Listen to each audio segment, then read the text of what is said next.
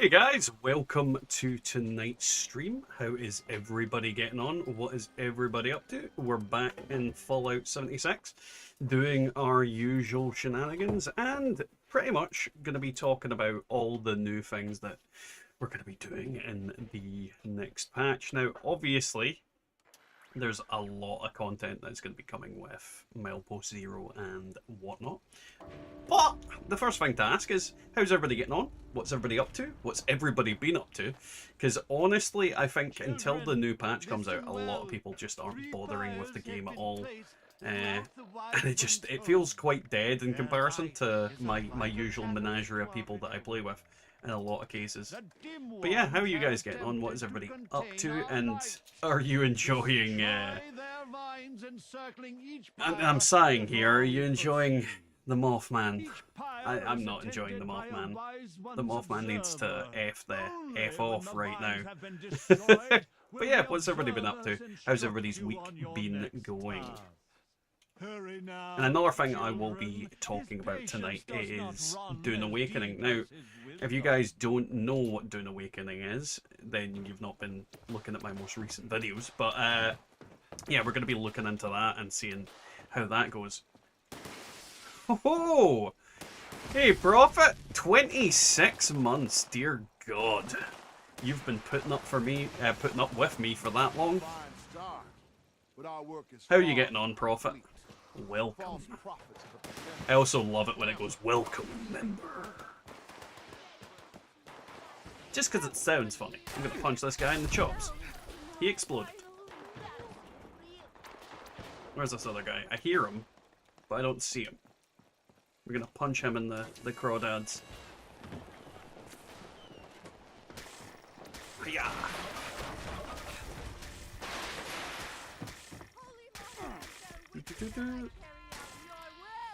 Die, you Mothman cultist! I'm just gonna test something just to rule out my own paranoia. Oh, never mind. Been playing Starfield again. How are you enjoying that, Prophet? I mean, I'm gonna be honest, Starfield started off strong for me, and then just my interest in it died pretty damn quick.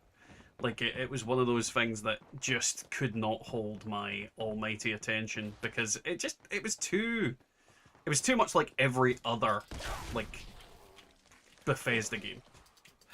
It was just so samey. So samey. And it didn't even have the nostalgia and the cool aesthetic to hold my attention. Hey, Bubba, how are you getting on? Been good overall? Nice. Very nice. Light the pyres. Time to punch people in the chops.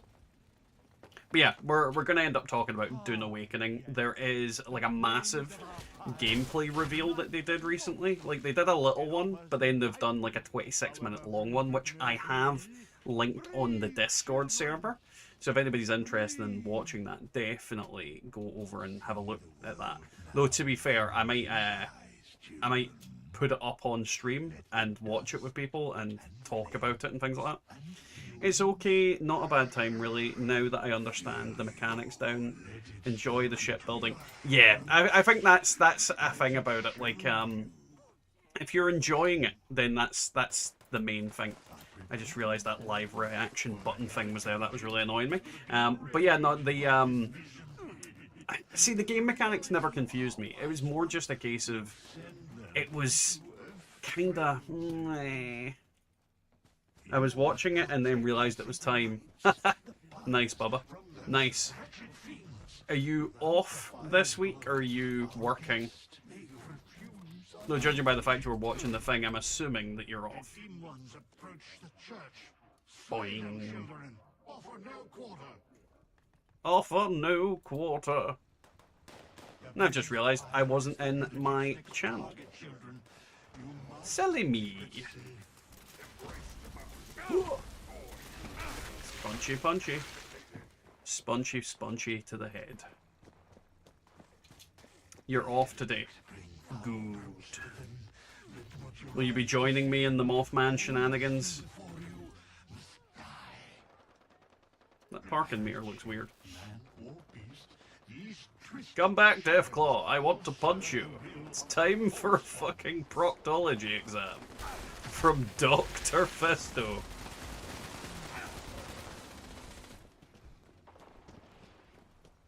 Boing. But yeah, no, for anybody that didn't watch the Dune Awakening gameplay so far, we got some pretty cool mechanics that they are going through with it. The whole building system looks really interesting because you can do it like a blueprint. So you just plonk a blueprint down and then you can like complete it at your leisure. You don't need to like have the whole thing built up right away, which means you can fuck around with it, adjust it, and then build it. And obviously you can build it as a group, you can build it on your own, it really depends on what way you want to play it, but I heavily hope that we get enough people playing it so that I can fuck about and do loads of shenanigans with people, because I think I'm going to spend a lot of time in that game. Like a huge amount of time in that game. I may die in that game. No, to be fair, I may die in this game, which is a depressing thought. 10 out of 10. I died in Fallout 76, and it was a waste of time. Hey Sean, how are you getting on? How are you doing this fine week? And I saw your comment where you're like, I made the list. Like, you made the list. It's just the video. I had like too many videos already scheduled, already edited, so you weren't actually on the graphic at that point. Die, you vengeful bastard. Oh. Though, because of the fact that, you know, it's just... How many days have we got? Like, pretty much, like, bang on 2 weeks almost? Like, when is the 3rd? 12 days. Yeah, 12 days. So we've got 12 days till the update. And, like, my thought process in regards to that was, like, there's no point in me having all these videos sitting about ready when it's just not gonna help me in the slightest. Like, it's a case that half the videos I make now will be obsolete by the time the doodah comes out. So when it comes to videos in the next 2 weeks, I'm gonna be honest, they're gonna be very loosey-goosey and very kind of random and minimum effort, because there's nothing to really talk about in Fallout 76 other than the new patch coming, and that everything that we do right now is fucking meaningless. The wise Mothman. I hate him. He can eat shit and die. Right, kill a red stag, scrap a pipe gun, murder the president. I've completely forgot what I was doing. Yeah. Well, I'm looking forward to the caravan shenanigans. I definitely am looking forward to the caravan shenanigans as well. I'm hoping it lives up to the expectation, but you never know with these kind of things. It's very much a case of, like, it could be absolute garbage. It could be literal hot garbage, but we'll see. We'll see. Hey, Bubba. Hi. How goes it? Good. Did you eat the flesh of a cultist? I touched the Mothman in his places. I don't know if that's worse or not. Did the Mothman at least consent? He gave me a buff, so I'm assuming so. Buff equals consent. Yeah. But yeah, no, like, Dune looks so good. It looks so good. I want to punch people in the dick in that game.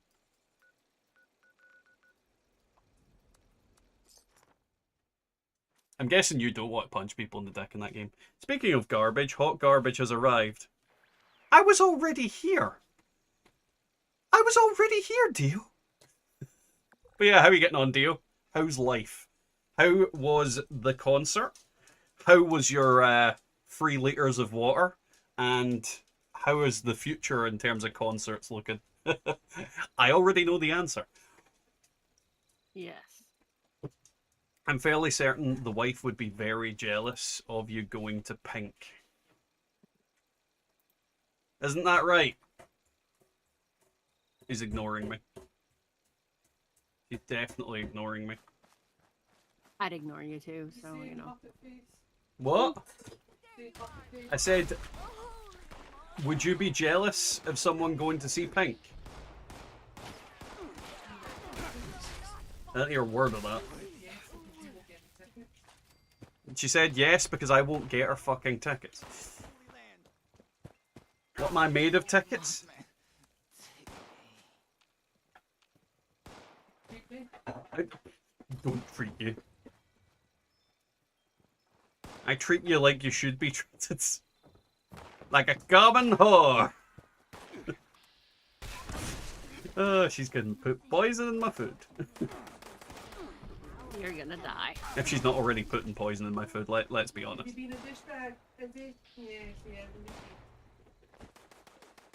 Let's see. Right, now I've got my doodly-doos. I might be made of tickets. I don't think you're made of tickets, Dio.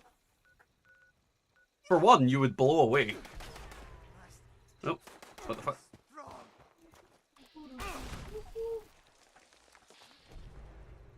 God damn cultists.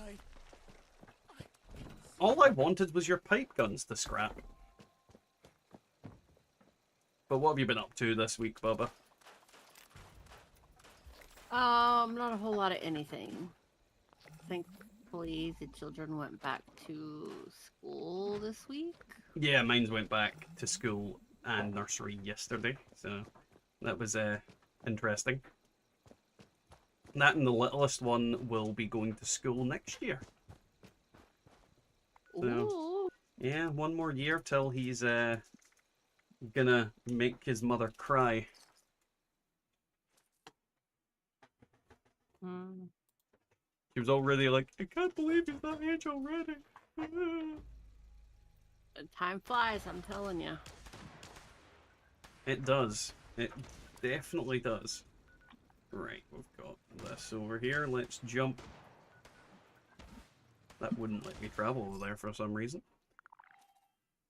That definitely would not let me travel over there. But no, yeah, the thing I'm looking forward to is the base building and seeing if we can make something fucking awesome and then have an ornithopter flying around it. I want an ornithopter that drops tanks. I want tanks.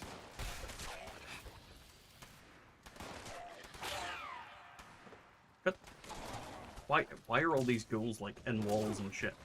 Oh, there's the level 3. There's a bear. Kill the bear. Die, you motherfucking bear. Bear! It's a scare bear.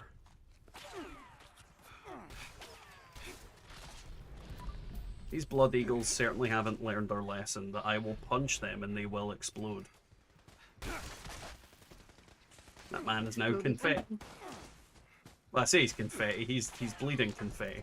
Not quite regular confetti. Well, that's a cool. Beating on that man, and both of them are now dead. Right, where is the thing? I'm gonna kill you. I've also got a video coming out on Saturday about my suggestions on what people should be doing to prepare for the next patch over the coming week and a bit. Which should be interesting, see how that goes. I know exactly what I've got on it, and pretty much the last point I make in it is that people should just chill out and relax. Fucking hell, 37 months, Dio. Fucking hell. That is a long time. Why is it saying you just became a sponsor? You did not just become a sponsor. 3 years of my pish, Dio. How does it feel?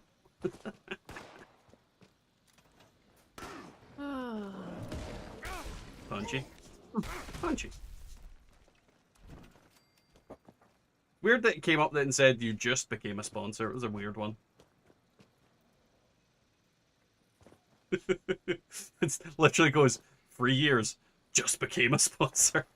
Like, what? Stream Elements is certainly drunk as usual. I don't think Stream Elements has ever done what it's meant to. That is a lot of bears coming after my gonads. You better run away. Oh, there's freaking legendary 1-star in amongst them. What the fuck? I shall steal their meat. Won't let me put... Ah, there we go. Let me put down my tent. Do do do do do do do do do do do do do do do. Yeah, I keep going to talk about Dune and then things interrupt me. But no, yeah, I'm really looking forward to it. And then luckily we managed to get into the Funcom Creator Program today as well, which is like I basically I can request keys from them for like their games and DLC and things like that. And hopefully when Dune's beta is available to me, I'll be able to sneak into that. Though I expect I won't be able to publicly talk about it when I do, but at the same time, it gives me a little looky-loo and a sneak peek into the game, which would be really interesting. Because it's honestly the game I've been anticipating the most for... How long has it been since they announced it? Like 2 years? I think so. That sounds about right. It feels like 2 years. It's genuinely been my most anticipated game. And there's not been a lot of information kicking around. I think this is the most information we've had since its announcement. And I'm just kind of... I'm all about that. I'm all about the... this game when it comes out. Like, it's everything I want in the game. Like, fucking Dune and an MMO. It's going to be so good. And if Funcom smashes it out of the park, I said to Matasmo in a comment earlier, I will literally sell them my soul. And judging by how well they've done with Conan Exiles, I don't think that'll be difficult for them to do. Turtle! Time to beat it to death. Is it angry? No, I mean, it's not trying to kiss me, it's trying to kill me. Thinking about getting Black Myth Wukong while I'm waiting for the update on Fallout. I would heavily recommend getting something, Sean. Definitely would recommend getting something. I've not got Wukong. I was tempted, but, you know, I can't buy every game under the sun. But I was tempted to get it and do some stuff on that as well. But I've heard good things about it, but I've also heard bad things about it. Pretty much the bad things I've heard about it have revolved around the whole rhetoric of China bad. Whereas like the good things I've heard about it is like it's a good game, but China bad. So I don't really have an opinion on it. Like obviously there's a load of political stuff around China. I'm not going to talk about that. It's not the channel, but that's pretty much the main discourse I've seen about the game is China bad. Which, if all you can say about a game is China bad, then the game must be pretty decent. I'm trying to get a girlfriend while I'm waiting for the next patch. Wait, what?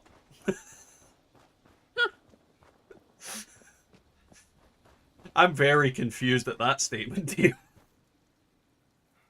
And how does your wife think of this? Or is she trying to get a girlfriend too?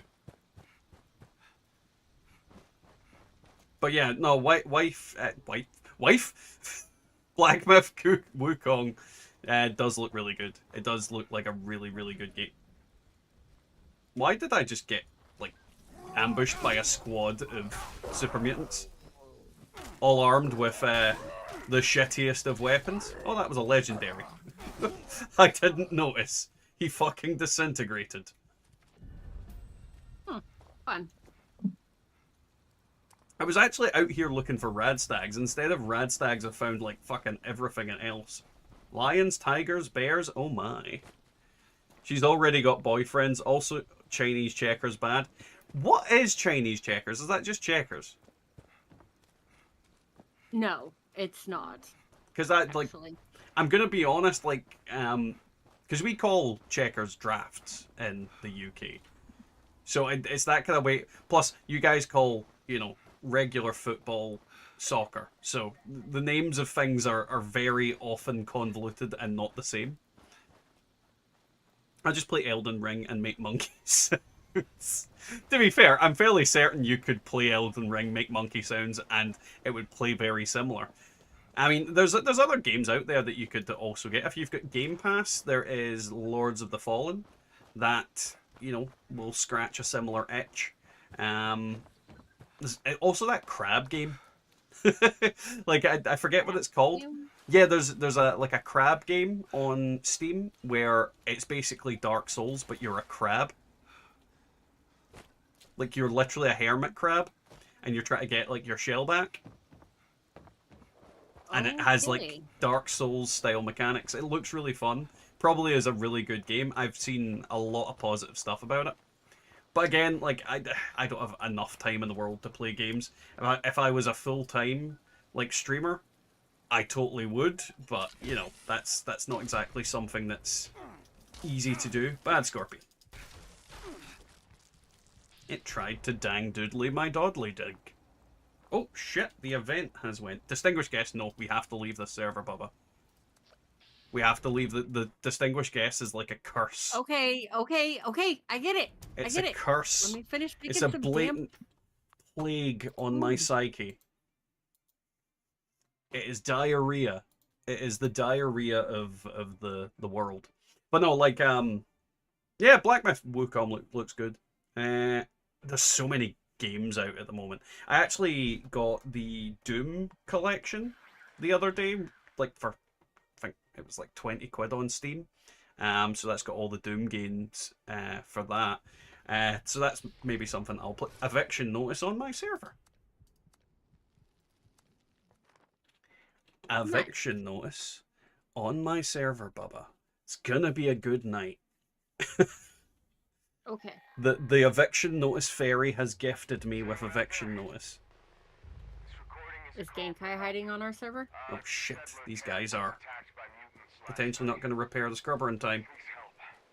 Oh no! Please be repairing the scrubber, please be repairing the scrubber. Oh, thank God, he's repairing the scrubber. Right.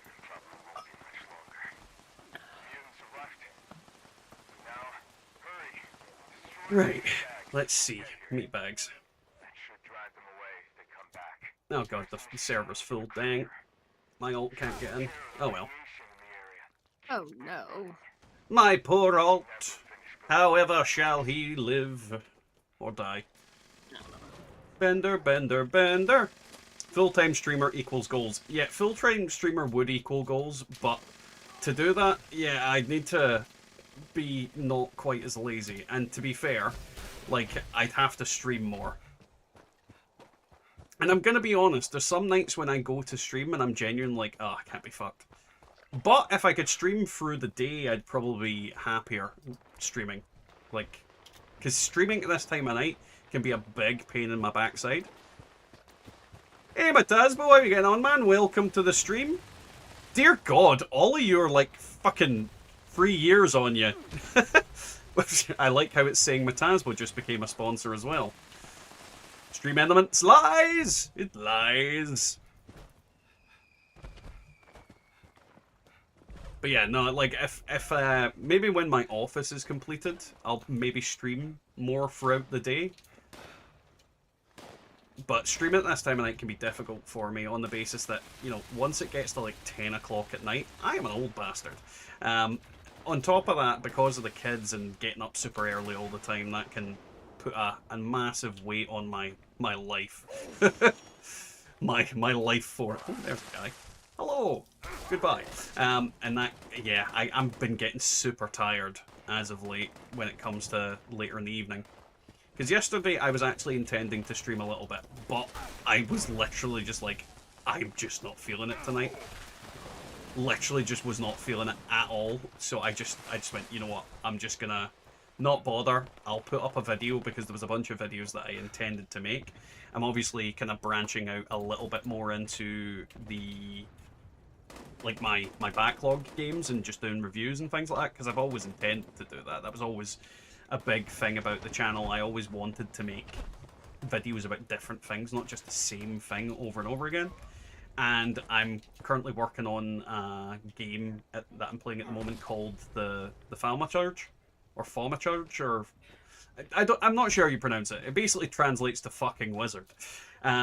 It's a little Polish indie style game that is like, it kind of reminds me of original Fallout in the way that you move around, but it's got like murder mystery slash supernatural vibes, and then you have turn-based combat in it as well.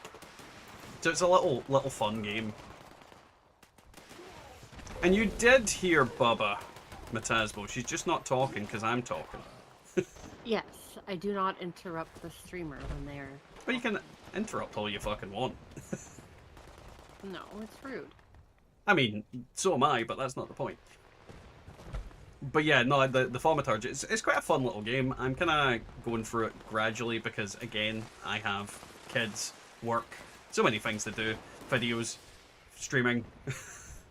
So there's lots of different things that's going on, and we're kind of planning. But yeah, I'll probably put a review out about the Thaumaturge once I complete it.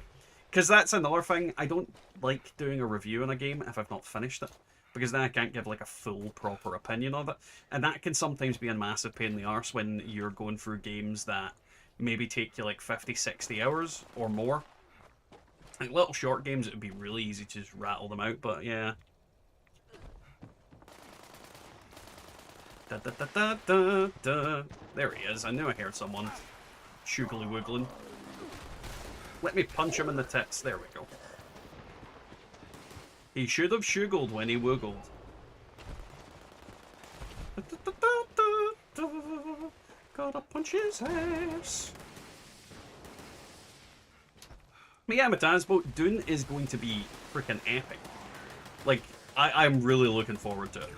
I love the different styles of gameplay and things you can do as well. And I love like the oh god, I forget what they call them. It's like a jetpack belt thing where you can just float to the ground. That's gonna just change how you move in combat and things like that. The PvP side of it's gonna be really fun. It'll be like, Bubba, get in the tank. I am the tank. Oh my god! I smelled you. Punchy punchy, right in the crunchy. One of the YouTubers I watch does around 3 videos per game, first impressions completion and 100% completion. See, 100% completion is not me. And it literally is. Unless you mean just completing the game 100%. Well, actually, I don't know what I'm meaning by that. My brain's not going. I don't complete games 100%. Like, I literally don't... Suspensors. Yes, those. When it comes to terminology and things like that, I really struggle with, even with franchises I know. Which is why I constantly say, like, thingamabobs and doodads. Hey, Inez, how you getting on, man? Welcome to the stream. But yeah, no, that the like I like completing games, but the problem is like 100% completion is just not. Yeah, no, that I kind of assumed that's what what it would have meant, Dio. Like I don't have the patience to 100% complete a lot of games. Yeah, Bubba. You broke my armor.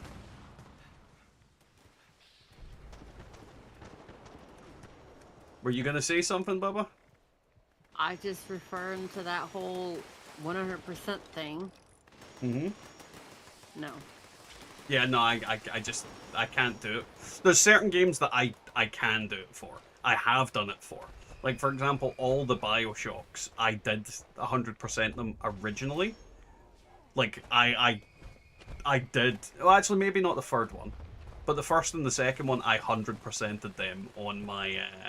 I want to see Xbox or Xbox 360, whatever they fucking came out on. Or Xbox One. I really can't remember, but I did 100% them on that. I'm never doing it again. It's just way too much effort. See, I think I played, it was the third one. He's trying to find some chick up in a city or some crap. I don't know. Right, I'm just gonna put this out there. That is the plot for all of them, basically. Bioshock 1, you're trying to find several little chicks in the city. Bioshock 2, you're trying to find a specific chick in a city. Bioshock 3, you're trying to find a chick in a city. Like, pretty much. I got this really cool little hook It's thing to yeah, like, that's use. Bioshock 3. Like, it even makes a reference to that in all of the Bioshock games. There is always a girl and there's always a city. that is the thing. I just checked the Steam profile. 191 games. I've got 4. His Steam profile. Christ. Fucking Christ. I mean, that's a lot of Wow. variety in terms of games. But no, I think that might actually be a good idea. At least what you're saying, Dio. I do like a first impression of a game, and then we do the actual like how I feel after I've completed it. I think that's actually like a more manageable way of doing videos. And I've got a lot of games I want to play, especially since I'm intending to play through my backlog properly. Like, I'm not even joking when I say that this is kind of another primary reason I got the Steam Deck, is so that I can play through my backlog of games. And the great thing is, I can record the video from the other room, like on my Steam Deck, because I can just connect my PC to streaming the screen. So I can record it. Because like that Tales of Arise video that I put out last week was entirely played on the Steam Deck, but I recorded it from the other room. And I think the fancy. But this is the thing. I think the quality of the video was actually quite good. Like, I don't think, unless you deliberately were paying attention to it, you wouldn't have noticed in a lot of cases. There are kids calling me that, and then I punch them in the face.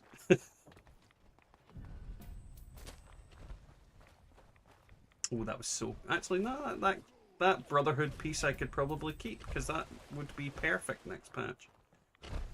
I mean, I can't trade it anyway, so why not keep it? Why shouldn't I keep it? I don't have a lot of perfect games anymore, Mataz, but on Steam I certainly don't. Like, I was very tempted to do more achievements in Tales of Arise, but I looked at them and I was like, it wants me to get to level 100, and I just can't. I literally just can't. I don't have that in me to play that. Like, don't get me wrong, I enjoyed the game, but you know that way where it just wants me to do way too much grinding in it, and I can't be bothered with that.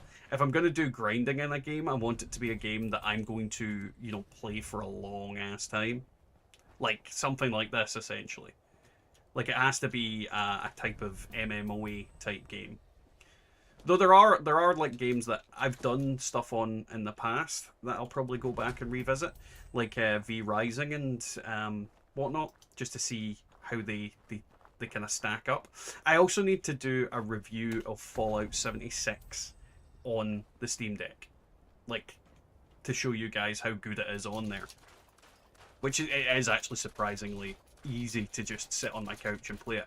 And I think when the new patch comes out, I'm more likely to be sitting on my couch playing on the times when I'm not streaming rather than in front of the PC.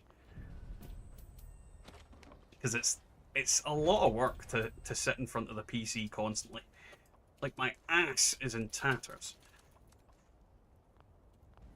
And you even have a new chair. Well, I do have a new chair. The chair is comfy. The chair is lovely. But, you know, if you're sitting at it at like 8 hours a day, like, no chair is that comfy. Yeah. Well, maybe certain chairs, but not this one. Chairs that I don't have the money to buy are maybe that comfy.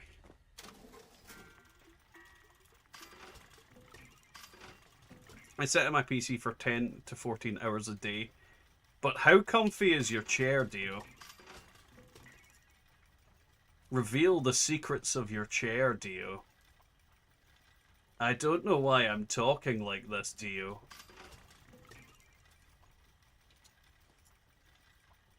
There's a lot of pepper shakers coming at me today.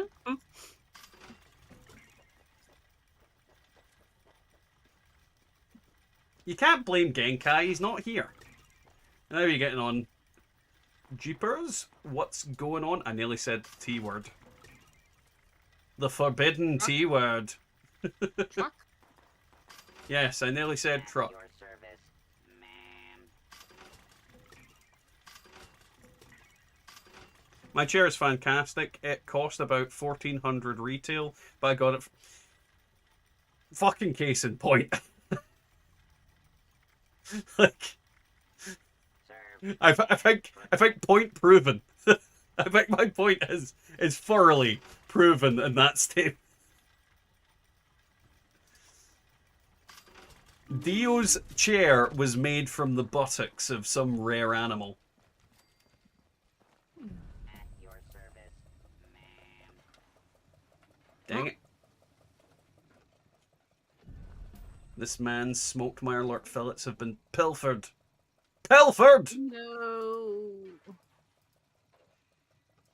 I was gonna pilfer those. Serve and protect. Wait, what the fuck? Fire? What? Why is that being charged for that much? Like my ass world is full. Well, we did just finish an eviction notice. What we can do is, since we're not going to get another eviction notice on this server, Bubba, it might be an idea to just jump quickly. And that way people can get in. So we will jump on over. But no. Again, we keep moving back and forth from different points. No, I'm looking forward to the kind of PvP mechanics in Dune and doing a bunch of different things there, like building ornithopters and all manner of weird and wacky shit. Because it's going to be cool if you can have like multi-people ornithopters. Like, for example, I get into the cockpit and fly around, whereas Bubba's on like the gun and shooting things. Yeah, you probably got in because I left. Just pointing that out. That's probably why you got in.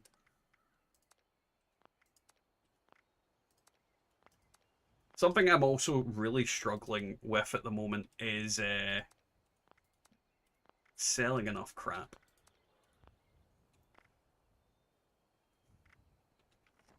Like, I literally have too much money at the moment, and no one's selling legendaries anymore because of the obvious thing of, well, they're valuable in comparison to what they were now. So everybody charges like an absolute fuck ton for them in their vendors.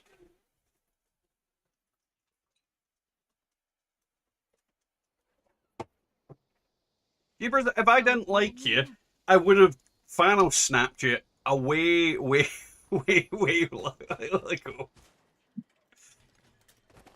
I'm fucking stuck with you at this point. Yeah, that whole situation was weird.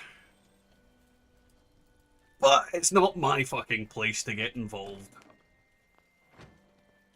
Right, let's check the food vendor. Hi there.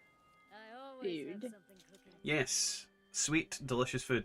Hey, I sell god rolls. My prices are normal. When you say your prices are normal, Of course. like, by logic's sake, that means you're charging 10,000 for like a suppressor's swing speed brake slower mop. Like, that's the normal prices for these things. Reasonable prices are a different thing. But that's like the normal prices. Like, everybody seems to sell those things for like stupid prices. It's very, very confusing why people think that they're going to sell. It's like, I'm going to put this absolute shit weapon for 10k. I wonder why it's not selling. Right, we'll wait and see what event we get before doing anything else. I'm falling off my roof. I'm waiting for that Blood Eagle, you know the Blood Eagle thing that's actually like a big eagle that breathes fire? I'm waiting for that to come back into the shop because I'm going to put it on top of here. And it's going to look fucking bananas.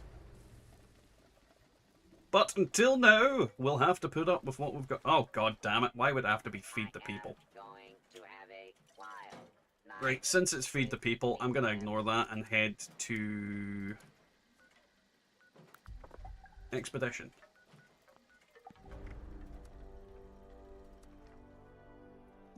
Expedition? Ugh. I stopped selling stuff way back because on Xbox it took 5 minutes to set prices. That's not fun, Tazbo. That is definitely not fun. I saw regular fixers selling for 4 to 5k. Yeah, I've seen some pretty fucking dumb prices as of late. Like, I think people are now more aware that legendary items are now, to an extent, valuable. And they're just doing really, really dumb shit with it. Don't get me wrong, if you've got a god roll of a specific item, don't give it a low price just because it's a shit weapon. Because, like, for example, pipe weapons. Like, I genuinely think people underestimate them all the time and should sell them for more because they're worth more. But people just sell them for absolutely nothing, which is so dumb. Whereas then they sell, like, the shittest fixer for the most money ever. It's like, well, you're not going to get anything for that because it's garbage. Like, don't sell hot garbage for good prices. Like, if it's debatable garbage, then that's a different thing. Where did this keeper's corpse go? It exploded and I can't find its body.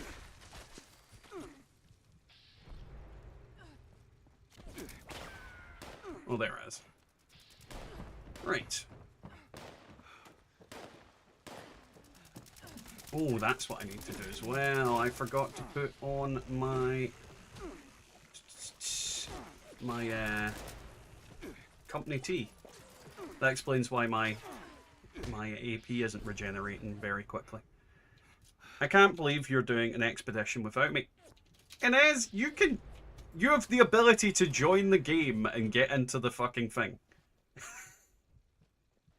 There is a space still here. You have time.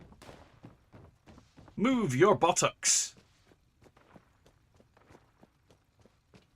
Get your posterior in gear. Shimmy that ass. Act 1 draws the curtain. Do-do-do. Awaits. Beneath the depths, dear mother will direct the show. Right. Da-da-da. Be defined or disappointed. Ah, It's our turn to face each other. Teddy Fear. We have a game Where to play.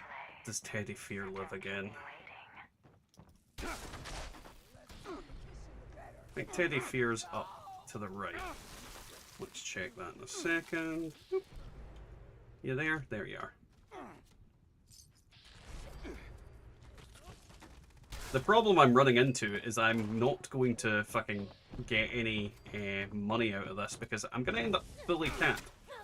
Though, to be fair, if Inez is still selling shit for cheap, I can always run over there. Jesus Christ, did I just punch her in the face for 4,251? I think I did. I think I punched her in the face for 4,000 fucking damage. I like it. Though I'm actually thinking I'm going to swap out the electric thing for this, for the fire one, so that I can use it with friendly fire. Gotta love Bethesda. Seems overgrowns count as super mutants for the daily cripple arm challenge. That is interesting, Jeepers. That is very interesting. I'd like for our brave contestants to enter the shock step and prove their I've dominance. completely Lay lost. claim to your territory. I don't know. I don't know why I said I've completely lost. I am completely lost. Remain until That's the end, direction I should be going. and you shall perform for me personally in the Blah, blah, grand blah, blah. finale. Are modules still going to be a non-drop item? I'm fairly certain that modules will be undroppable still, Goose, but they are going to be scrap. But it's going to be like scrap as in like vault steel is scrap. So you can't drop it, but you can you can put it in your Fallout First storage if you have that. So, you know, it's not ideal for everybody, but it's better than what it currently is set to. Which is the unfortunate thing. Like, it is like a major kind of buff for people that have Fallout First. Everybody else, it's a kind of little bit of a fuck you. Yeah.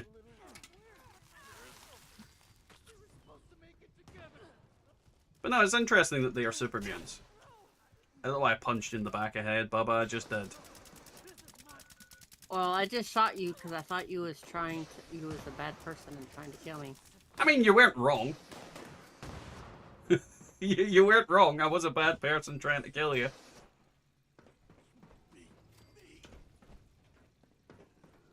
But yeah, like, modules are not going to be worth all too much in the next patch, if I'm honest. Because you can get 2 of them from this, so, and you can do that like multiple times in an hour, you can also get 8 from Encrypted, Earl, from the Free Range, from Project Paradise, and yeah, people are just going to spam nukes and Encrypted. And if you can get like 3 nukes done in an hour and an Encrypted, that's basically, what, 16, 24, 32? So if you're literally doing encrypteds, you could, in theory, get 32 every hour.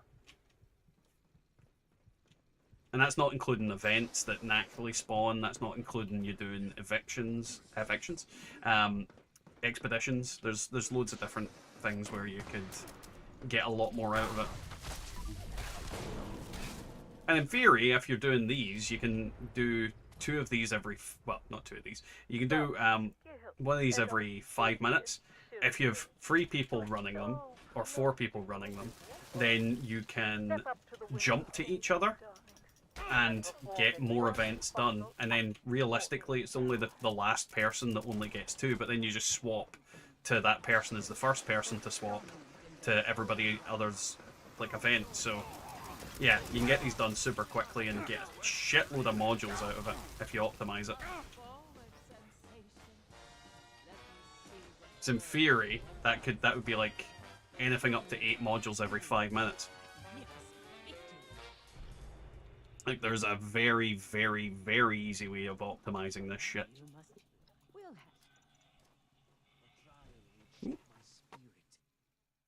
No, I do think that... I thought they were changing how many modules were going to drop. Well, they've not confirmed that, and I've not seen anybody talk about it or say for certain. Like, I've not seen anybody say that the amount of modules you get is different from the amount of cores. Like, literally. But even then, in expeditions, that will remain the same. They're not changing that. You ready to get Yeah.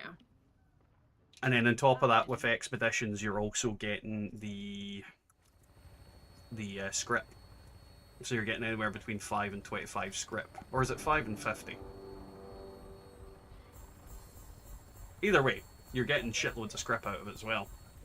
So you have lots of opportunities to get a lot of different things.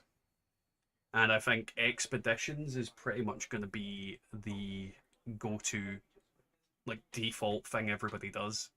Because you're getting legendaries, which you can then scrap. And then you're getting script, which you can then convert to modules, and then you're getting modules. But then there's also the factor that you can also use the script to roll random weapons. Like, there's just no downside to doing expeditions over everything else in the next patch. That is, of course, outside of the story-based content and the random different things like the caravan stuff, which I've still not looked into on the basis that I don't want to spoil that gameplay loop for me, because I'm going to play it to death. Why the fuck would I want to play it to death on the PTS before it comes out? Like, but that's just my opinion on that, you know, everybody's going to have a different point of view when it comes to shit like that. Right, let's start up another one because we're waiting till. Oh god, I know what event it's going to be as well because it's the freaking. Oh Top god. of the hour. Yeah. Yeah, this is the biggest problem with the events like Mothman. Like it happens on the hour every hour, but fundamentally the thing that happens on the hour every hour is shitter than almost every other event that happens at the same time. Like I would take Test Your Metal, I would take Eviction Notice, I would take freaking things like Uranium Fever, I would take any event other than that one. Like the only reason it's worth going to is for the plans, and once you've got the plans from it, then why the hell would you need to go again? It's so bad. It's such a bad event. It doesn't even give you a free star from completing it. It doesn't even give you many like legendary items during the event itself. It's just a very bad event. This is something that I think they need to focus on fixing in future patches. Is the seasonal events need some sort of major like fix to them to make them viable in comparison to just regular events, because they are just bad. Like Meat Week, like all those types of events, they're just ugh. They can nerf it after I get all my modules and god rolls. I mean, we're gonna get the modules and god rolls pretty damn fucking quickly anyway. Like, I think people underestimate how easy it is going to be to grind the modules out. I also think people underestimate or overestimate how many, like, modules and shit they're actually gonna use.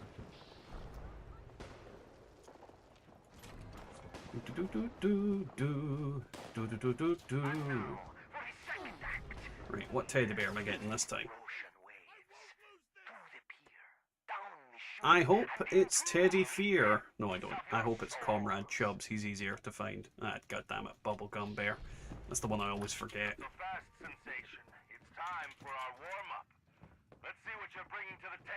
I'm gonna punch this man in the head. See? Yeah. How did you survive 2,000 damage to the fucking skull?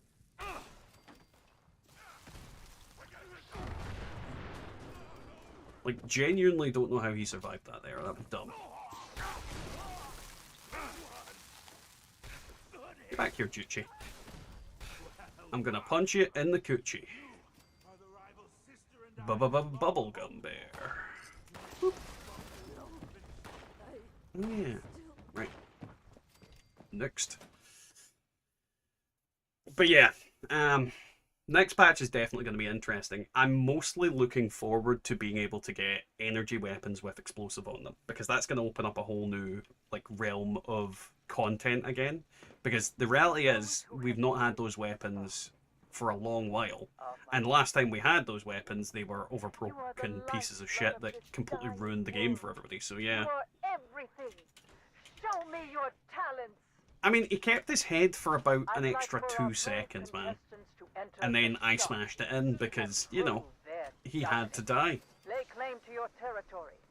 He definitely had to die. Boing. Whee. And you shall perform. That guy shout that he's warning me. What was he warning me of? I'm about to shove a foot right up his ass? Dude. Like, it really would be terrifying if a guy came up, punched your friend's face right off, and then heart emoted at you. Like, I can't think of anything more terrifying. Just absolute fucking degenerate comes up, punches your friend into confetti, and then heart emotes. Explosive Crusader will be great. I mean, Sean, Explosive Crusader's already great. I've got very, very many versions of it, and yeah, they all absolutely slap. Inez, don't forget to emote. We need to emote.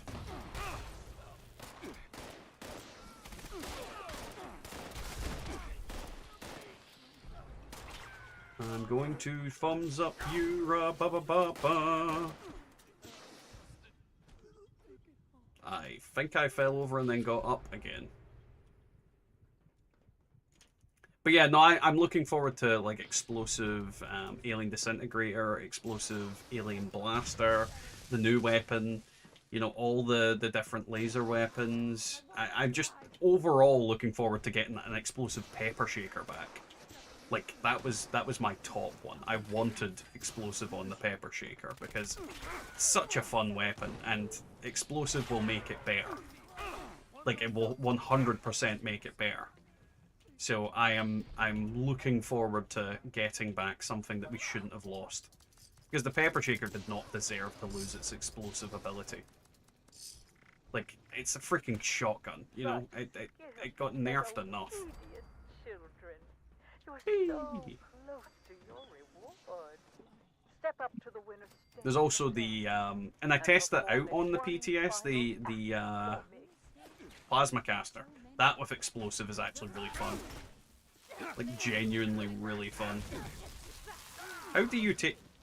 Why do I keep falling over against these guys? What the fuck is going on? Thank you, Inez. I keep falling and can't get up. Join me and tell me your inspiration. Only the disintegrator is going to be able to be explosive, I think. No, Goose! I've already tested it on the PTS. A lot of energy weapons are capable of being explosive. Just not all of them. Like the Flamer is one that's getting it removed. But yeah, most of the energy weapons they put explosive on. Like most of it doesn't break them. The ones they took it off of, to my recollection, unless that obviously changed a little bit, were the Flamer and the Flamer mod for the well, not the Enclave, for the God, what are they called? Plasma rifles. You owe me one stem pack. I'll send me the bill.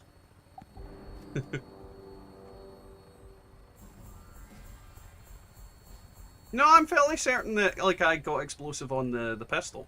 Like, there's no reason why you'd be able to get it on the pistol. I'd need to check that, but I'm fairly certain it did. I'm sure I checked that on the PTS and it did have explosive. But then again, I maybe checked that at the first iteration of it. But we'll see. We will definitely see.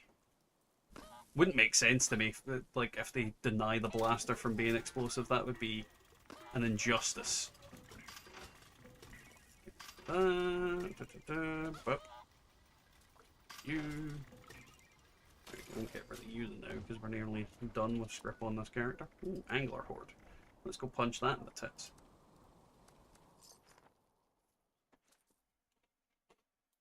Punch it right in its big angler dangler ball sack.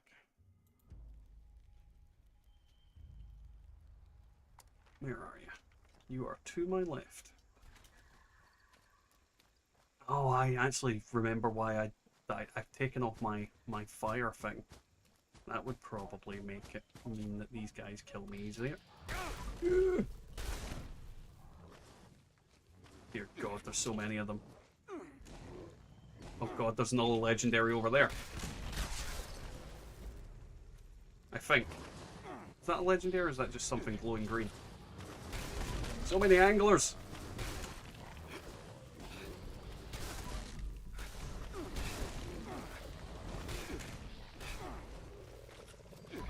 Die, you giant bastards. Right, something was definitely glowing green over here. Oh, it was a legendary, nice. Right, let's see what we get. That just... Where's my legendaries? This just, like, fucking gypped me out of my legendaries. Right, there's one.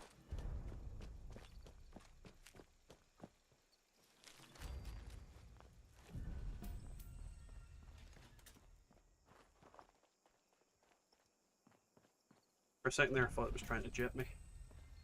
And there we go. I decided that I'll let Bethesda convert my legendary cores to script. I can't spend them all either way. Yeah, I don't think that would be a wise thing to try anyway, Inez. Like, genuinely, I think it'd be a wasted, futile effort. I think the best thing to do, if you're gonna, like, craft any legendary items, is you know, Secret Service armor the night before. But even then, I think it's probably worth any armor set that you want to make a complete set of, to just craft like a set of it the night before and make it legendary, because to make it legendary in the next patch is going to cost you like 4 times the amount, and you're going to get the same level of absolute nothing. So why not, you know, do it now.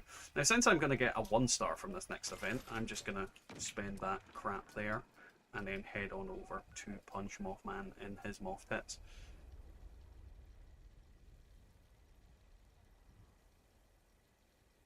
So the blaster does have it, you just can't use the cryo and poison mag with the effect, only regular mag or fusion cell mag. Interesting.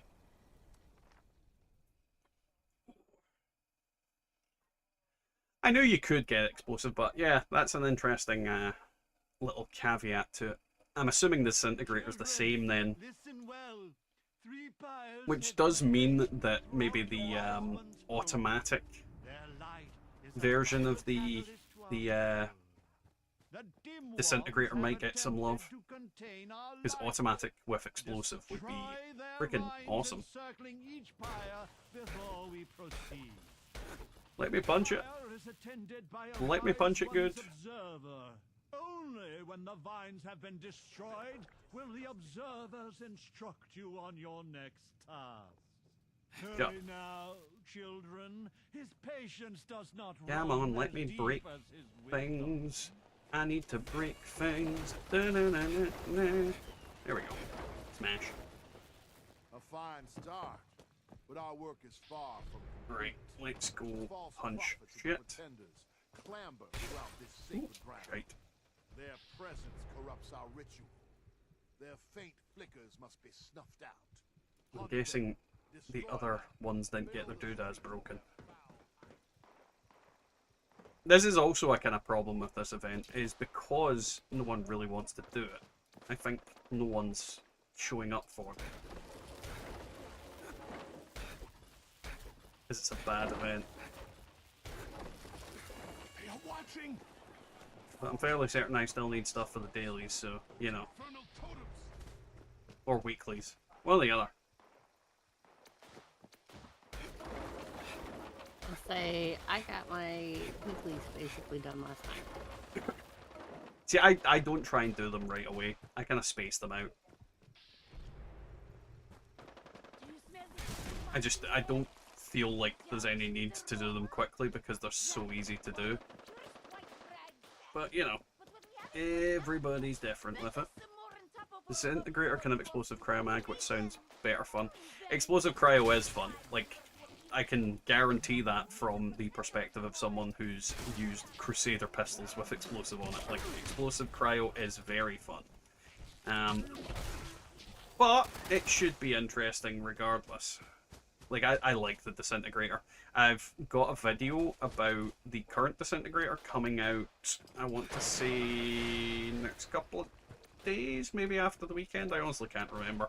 I've got stuff scheduled up until next week.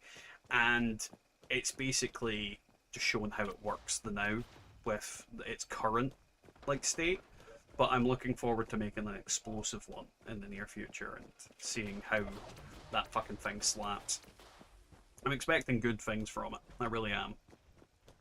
But then, like, anybody that's watched me and the channel for a while knows I love random shit, so, you know, alien weapons were very, very fun. I mean, I was testing out the alien blaster when it was the worst weapon in the game. Like, bar none. It had such low damage. Right. Totems of wording. Ooh, jump, you douche canoe. Do we have any up?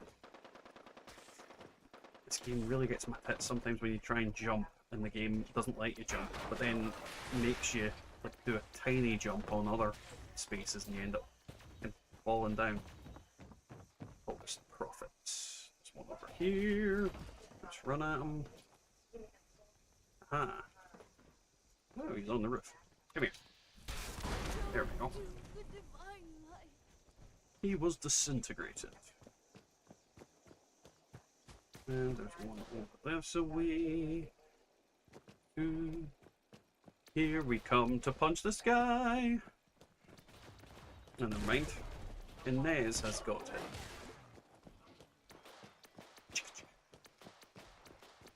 The ritual site has Boom, been boom. prepared. The summoning shall commence. That is a box. Once each of the pyres has been lit. Go, ignite the Wonder how many of flames these books as I can actually release the open on this guy. dust of our wise Right, so I one can read that into one. the air. Ah, yes. The flames of our pyres ignite Can the read that rock one. dust. It offers enlightenment. Well, I can't even read the last one. Yeah, the random weapons you test are different, differently fun to watch. Keep up the content. Well, thank you very much, Goose. Thank you very much. I mean, I don't see the point in just using the same weapons all the time. It's fun to play with weird crap. And the more weird stuff they add to the game, the better. And don't get me wrong, I would like for them to make more viable weapons in the game. But I'm absolutely fine with, you know, some things not being good, because not everything needs to be the world-destroying punching weapon.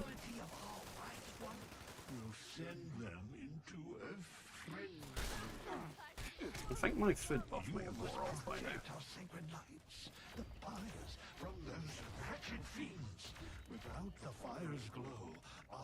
Almost certain it's probably wore off. Yeah, I'll need to go get more offer. The dim ones approach your mother. Punchy punchy. Their head goes crunchy. Ooh, there's a legendary. Ooh, a piece of candy.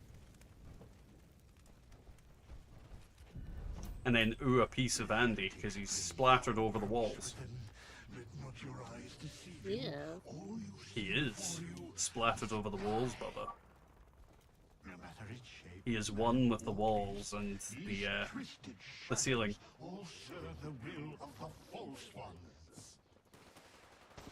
Punch, punch. I like how I punched him in the head. His head moved up like 4 inches, and then his entire body disintegrated. You know, as nature intended.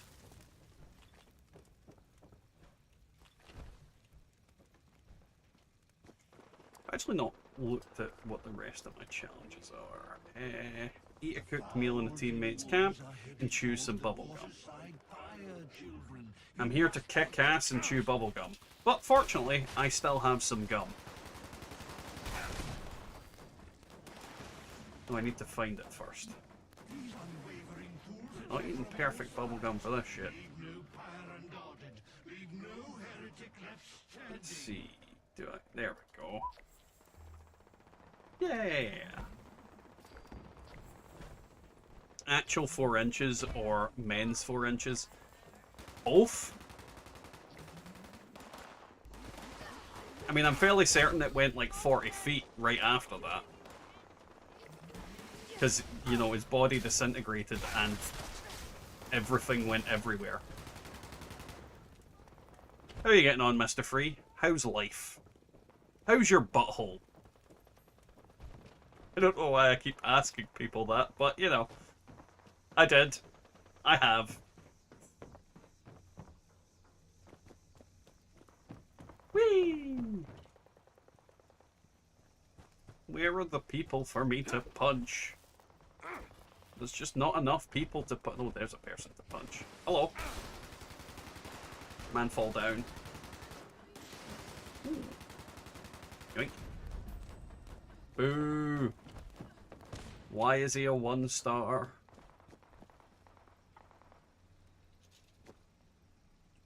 Boing. Boing. Gaboing. Gaboing. Is it sacrilegious to boing through a graveyard?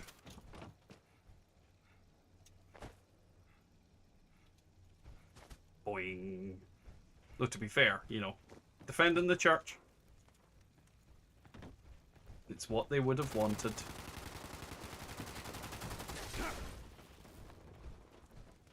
He didn't explode.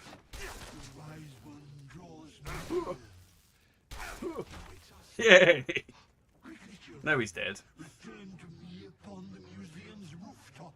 Return to me upon the museum's rooftop. Show him our love. I'm going to show you my asshole. Mwahaha. Sing, shout, expel bile from your gut. They're already dead. I mean, they're only dead when I say they're dead. Come unto us. That Oh, wise Mothman, what are you doing, step bro? Wise Mothman. You have accepted our invitation. Oh God, Vincent Price, what are you doing? Insects before your intellect. But yeah, they really need to fix this event and do something about it. It's just so direly crap. I mean, what's the point? And yes, product placement. Cool. For people who hate themselves. Attention, citizens. Hello. Nuclear strike Wait, what? Hello. Please Hello. area at your Hello. It's a wiggle. convenience. It's a waggle. Thank you. Just in time for a nuke. Question is, who launched it? 'Cause I didn't see.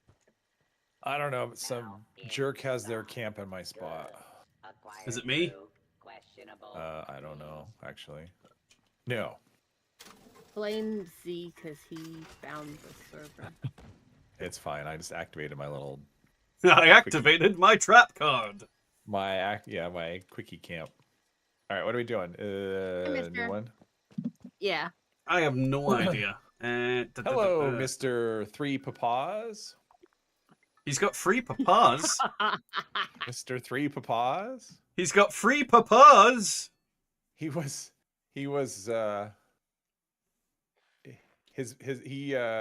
build was featured in a video. What's that channel? Anyway, so his build was featured in a video, and they that's how they said his name, Mr. Three Papas. Like, well, the problem is when you said his build was a beaver in my camp. When you said his build was featured in the video, I was like, I just had an image of Mr. Free just posing in front of a camera, just for a random video. I was like, why was that there? Paul's Hardware. That was the channel. Yeah, Paul's Hardware video. It was actually, that, because it was basically a video where people would like send in an email or whatever asking for advice on a build, and he was talking about an upgrade path, and they actually took his was one of them, and they said Mr. Three Papas. Free papas. Yeah, it's great. He's greedy now. He's greedy. He's got free papas. Free Papas. He wasn't happy with just one. Right. No. How many mamas do you have? Sadly, he has no mamas. No mamas, but Three Papas. Sounds like a TV show. No, that sounds like a movie. Three Men and a Baby. Well, there was My Two Dads. That was a show. There was literally three men and a baby.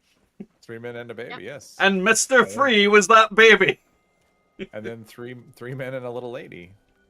Yes. All good films.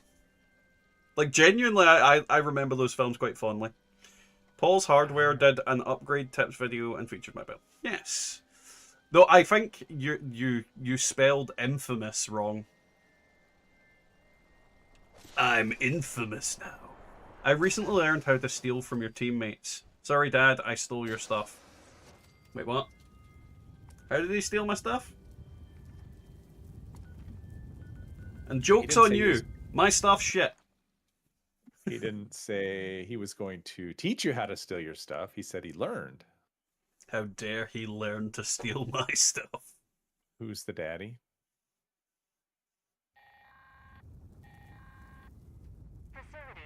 Let's see if we can do a little... Welcome back, Matasbo. I never went working. God, I wish I never had to go working.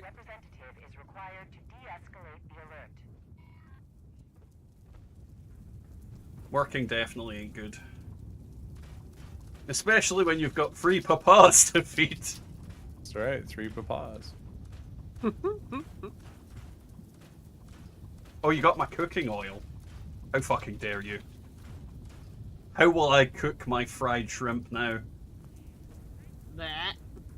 You don't cook it, you throw it back in the ocean. That's a waste of fried shrimp. No. I know, but I like don't cook tacos, it. so I had to make the monies thing. Well, I mean, you can make your own tacos. Or you could steal your own tacos. Oh god, the unicorn hat's here. Don't look at it directly in the eye or it'll turn you, I don't know, something. Awesome. It'll turn you awesome? No, it won't. It'll give you diabetes. You won't be able to eat sugar. Oh, that wouldn't be good. Without sugar, I don't know. I think the fabric of reality would just crumble. My one vice! I don't know about that, but one of my vices, yes. I think a stolen taco would be delicious. I mean, stolen food is the most delicious food, which is why the wife quite often tries to steal mine. Especially my goddamn Skittles. The motto of the raccoon? But I mean, I don't think it's really stolen food if it's in the bin. You can't steal something that someone's already thrown away. Trust me, it ain't as peachy as it sounds. Dear God. Wait for the fabricator. It's coming up with more lies. What, that it's fabricating? It's fabricating, yeah. It's actually making Donald lots of Trump stuff up. that's in there. It's going to be huge. Fake news. I have no comment. Political. It just has tiny hands. I don't have political comments. I just mocked Donald Trump for being a freak. Let's be honest. He is a weird-looking, dumpy man. Yeah, I honestly don't have anything that nice to say, so that's way nicer than anything I've got. And Joe Biden is just old as fuck.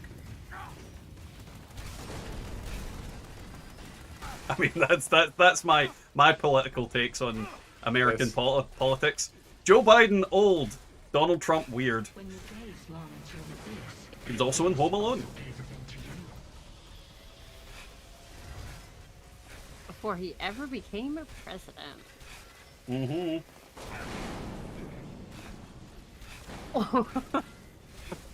Hoagie, I meant the never working part. I mean,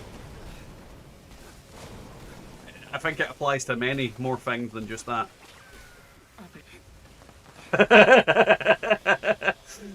I never said mentioning clowns was banned. Bubba just doesn't like mentioning clowns.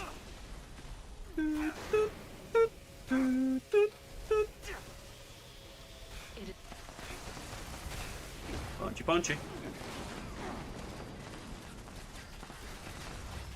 Also, I don't know what it is, but I'm noticing a lot more clowns in game recently.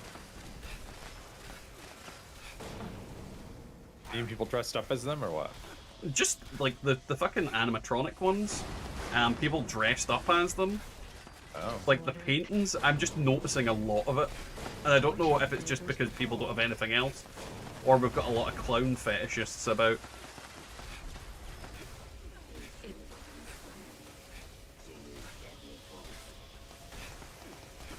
It always surprises me that I punch this fucking thing for more damage than some of my best weapons do. Like ridiculous fucking amounts. 1242. 1345. Chainsaw's so buggy.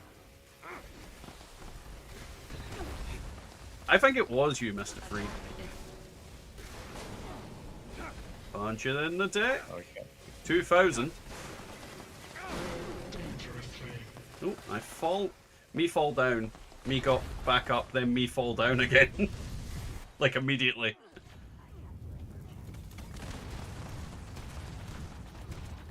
Why isn't there like electric resistance armor? Well, I think it's all energy damage now, so there's energy resistance. Yeah, but does that apply to electrical stuff? For definite. Because by that logic, then why have electrical damage at all? I don't know. Actually, no, that's true. Yeah, because the auto axe, that was one of the things that made the auto axe previously, the electrified mod made it so strong was because it was like pure electric.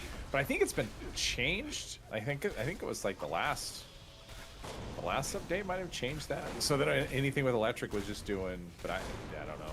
It's hard to keep track because yeah, there was a thing where electric, there was nothing had immunity to it. So It is with Well, they need to do something about that. Like, what's the point in having electric damage if it's not its own separate thing? It doesn't make sense. It's like plasma and fusion. Like, they should be different damages. They should be like under the same archetype, and energy resistance should give you like some sort of resistance to it. But there should be some other shit. Nice, Goose. Enjoy your eviction. I fucking love eviction notice. Oh shit, I'm about to die. I looked away from the screen. What event did we get? Spin the wheel. We were all too busy punching robots in the shins.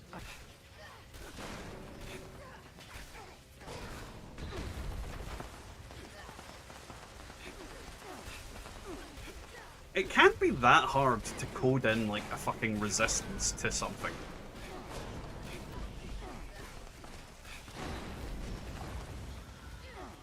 I mean, granted, that no, he's not dead. I thought that robot was dead and standing.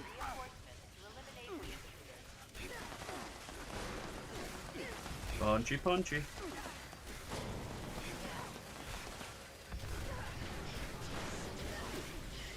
God damn it, Nona.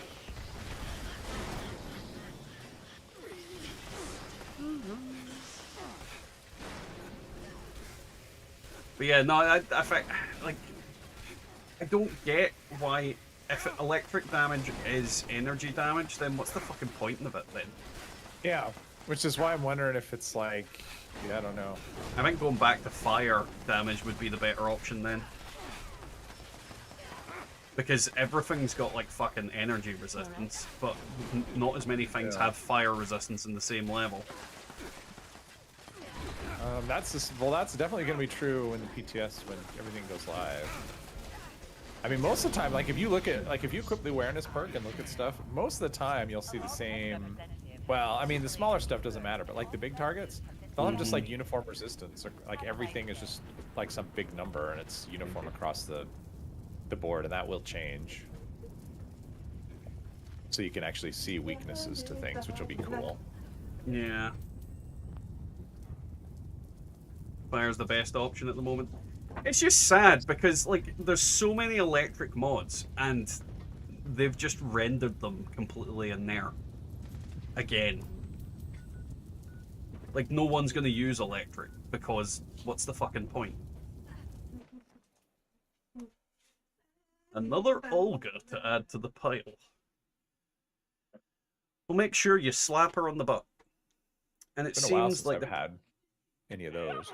I got one of the, like, well, it was last week, wasn't it, that Sani got incensed when I scrapped the fucking, what's it called, the stealth one.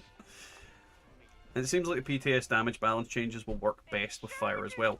See, yeah, this is the problem. Like, fire is just like fire supremacy because you can use For friendly fire. especially. Well, yeah, and friendly fire with it. Like, so it's just very silly. Well, and the bad thing is, like, because some of that poison, like, especially on bows, like, poison is going to do a lot of damage over time. The problem is then like, it does nothing on robots. So it's like, okay, I have this class of enemy, and you could argue it's the most dangerous enemy, you know, kind of as a class, and I can't do any of dot against them. So, yeah, I think fire is going to definitely be the way to go on most things. Well, on things that have big damage over time. So, like, for bows and crossbows, yes. I think fire will be like the way.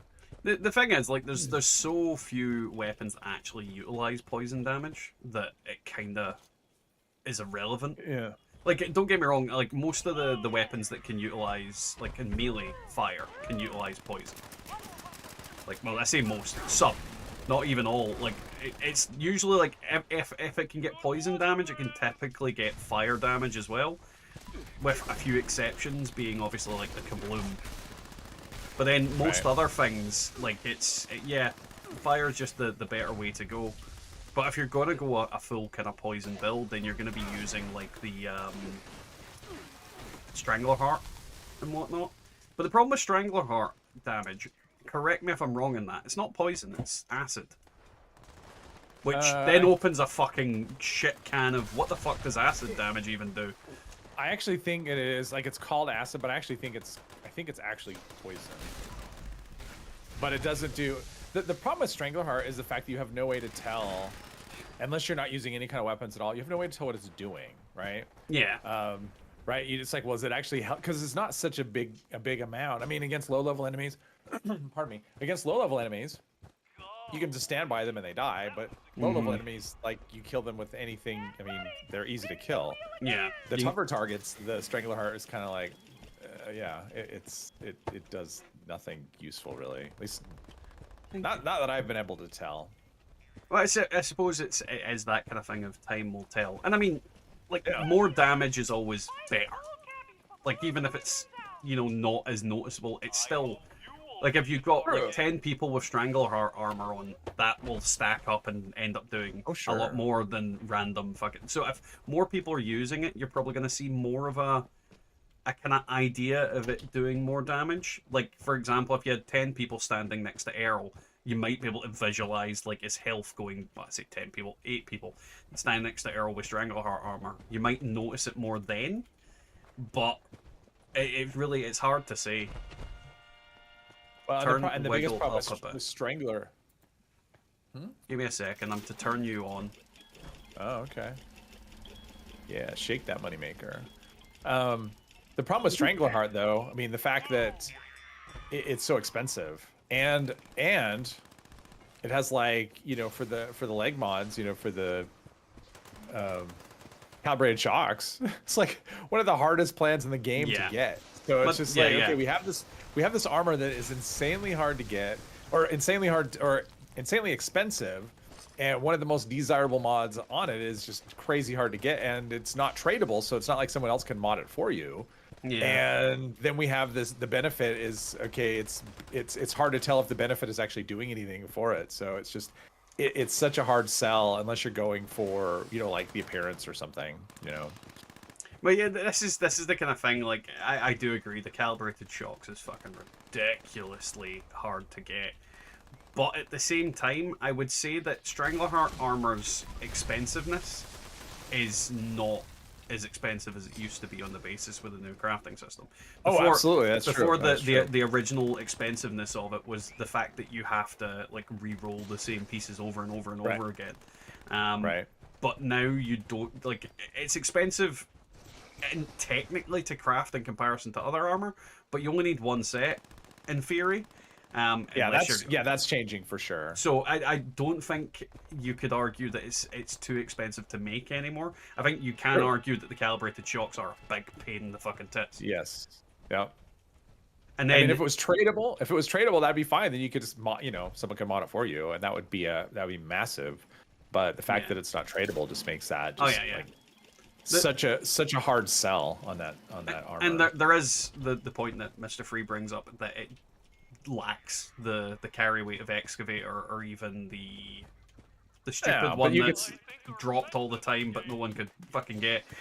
Union, yeah. Well, I mean, but you could say that about any armors that's not Union or Excavator. You could say that about, you know, they're all kind of in that same boat where they lack the carry weight bonus. But the problem is they are. That is the problem with it. The only one that you can even justify, like, a lot of the time is the one that gives the ballistic damage resistance. Yeah, the Hellcat, which is, but it's such a, I mean, yeah, 10% or 12%, I guess, because the helmet counts, I think, as well. But I mean, even then, I mean, you're already getting massive resist. I mean, I guarantee that most of the time you would never notice the difference between that set bonus and no set bonus. Oh, 100%. Getting such a massive, massive reduction for power armor anyway. So it's just, I mean, it's a set bonus. Yes, it's a set bonus, but it's like, it's not going to make the same difference in your life as you would get with either Union or Excavator. One thing I think this patch is going to encourage a lot of people to do is just to carry a power armor set with them.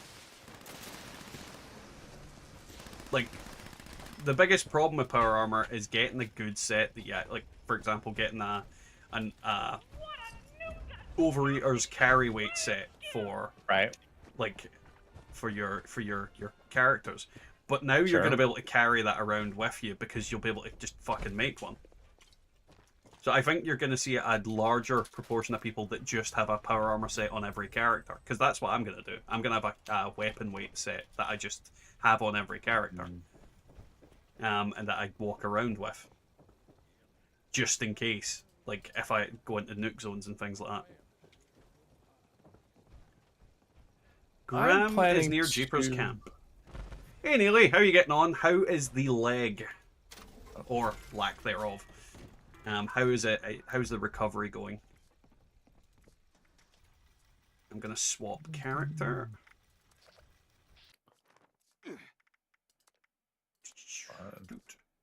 Hopefully I can get in. Can I jump? Yes. I have 0 characters that do not have power armor on them. Yeah, but that's you, Mr. Free. You're all about carry weight. I have one character that wears power armor, and the other one, if I'm not wearing it, I'm not carrying it. Well, see, I will carry it on the basis that I like eviction notice. Yeah. So far, I can use. I'm okay. Okay, come on. There we go. Angler meat. Back in the team. All right. Let's see. What weapon am I using? Nope, that's not the one I want. Oh, I'll eat that. All right, that'll help. Where are you? There it is.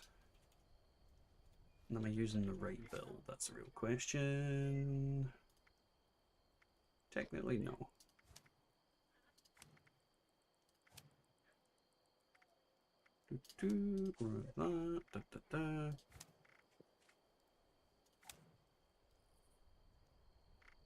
Where are you, bastard? There he is.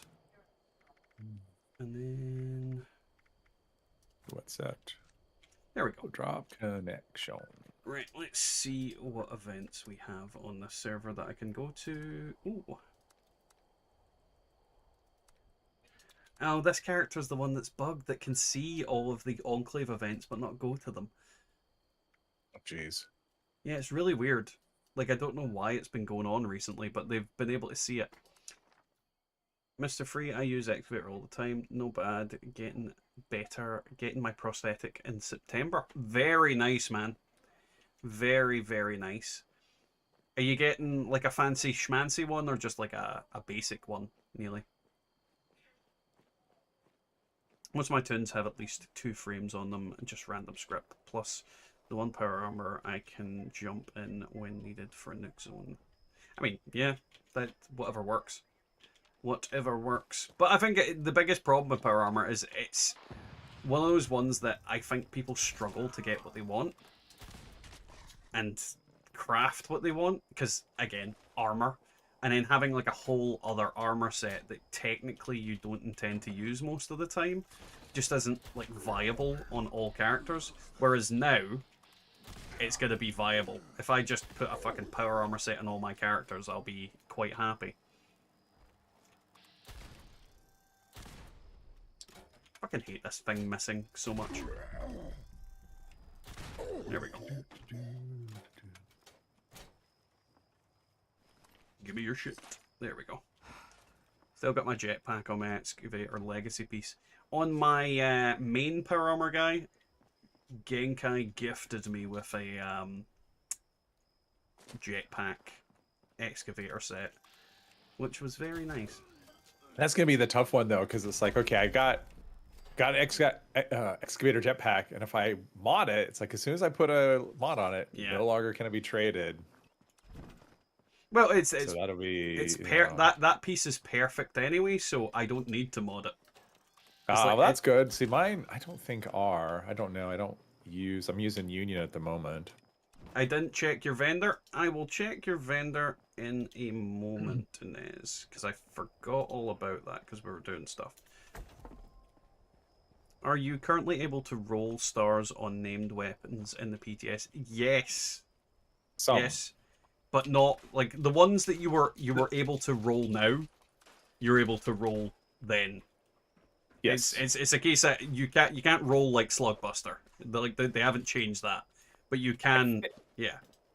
And I think they've got them all. For some reason, I'm thinking they had one that they missed when they re-enabled it. But I mean, it was like I don't remember. And I could be wrong, but it seemed like they had one that they missed, but it was going to be corrected. But as long as they get the ones that they, that people actually want to re-roll, because there's a few of them that aren't really that worth re-rolling. Actually, let's put this in the thing. I have like 6 jetpack excavators and only 1 to actually use it as a daily driver. Quad version. No, you can't re-roll Anchorage Ace. Trust me, like I think everybody would want to re-roll Anchorage Ace. I'm fairly certain everybody would re-roll that motherfucking railway rifle. Oh, so speaking of rolling, so did you hear about Gamescom today? No. Okay, so John Rush, the lead dev or the whatever team leader, whatever behind 76. So he did the presentation. They talked about milepost 0, blah blah blah. Nothing new there. And so the next update in December, the whatever depths, I don't remember what it's called. Anyway, he actually said the word raids, so it's actually going to be raids, which everyone kind of assumed. Also, from the raids will come 4-star legendary items, armor, power armor, weapons. So he actually did say that 4-star legendaries. So that's coming in December. Nice. I'll need to do something on that. That's all we know. That's all the information that we have. The real question is, because before like the 4-star, there was a lot of speculation at the time. A couple of them did leak, didn't they? And yeah, but I think those have been retired. I think those were just they decided they just weren't kind of interesting enough. So I would say anything that was known before, as far as those, throw it out. Mm-hmm. And the new 4-stars, there's nothing in the files yet, so there's nothing has been data mined. So if anyone does put out a video saying, "Hey, we've got these 4-stars," and they actually talk about specific ones, they're making it up. So let's see. Zweihander. Oh, I love the Zweihander. Even as is, even without any additional rolls or whatever, I like Zweihander. Okay, but Mr. Handy Horde, what would it be? I'm apparently right beside it, I think. Oh no, Striker's that's something else that's there. Well, I don't have Striker's Row on this character. I'm gonna wait until you travel to it. Tell me when you're there. Fast travel to me. Let's see. Where am I looking? Yeah, Mr. Free got to toughen up my stump, looking for a cool metal leg. Pretend I'm a cyborg. Just what the fuck? That did not send me to you for some reason. It sent me to where I currently am. Oh, here we go. It's this one right here. I'm trying to travel to you again. Hopefully it'll actually do it. And your stuff was like properly priced, but unfortunately none of it was stuff I need. So I just want to say that wasn't me. I mean, I'm here anyway, so. Were you here? Okay, good. All right. Where'd it go? Oh, endurance weapon weight. Nice.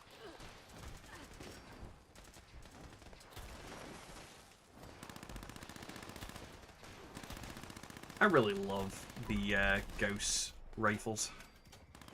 Yes. I always forget how much I actually like their damage. I wish they would change them to auto charging. So just have it so instead of having to hold down to charge, I wish it would just auto charge. Or at least have a mod on it so it does that. Yeah. Where's the head? There's the head.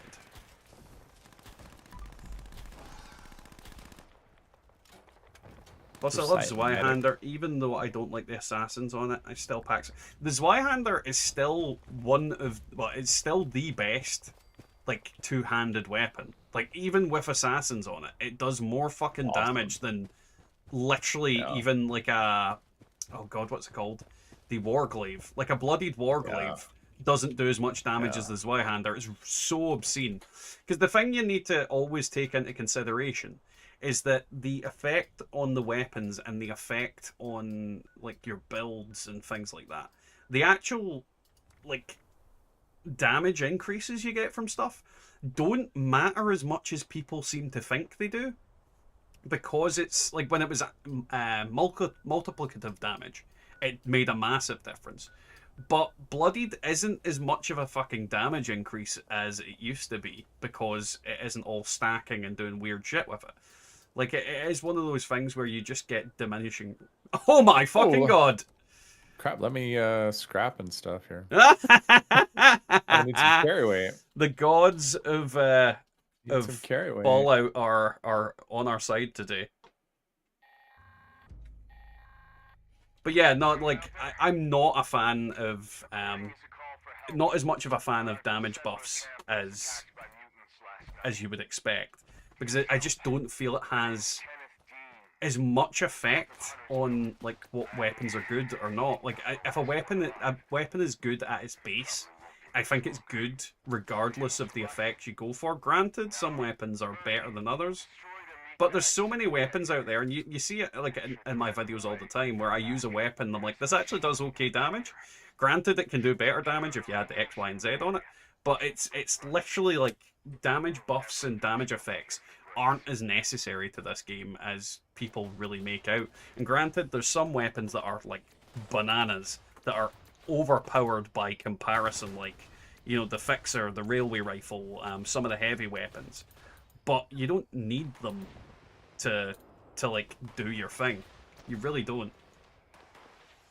And Zweihander does so much damage that it's already overpowering the any kind of resistance enemy's gonna have. So and then if extra you use power damage attacks, is gonna give you and if you use the power attack and stuff, it's like extra damage is gonna have on a weapon like that kind of minimal impact. I'm looking for the other meat bag. Is it up here?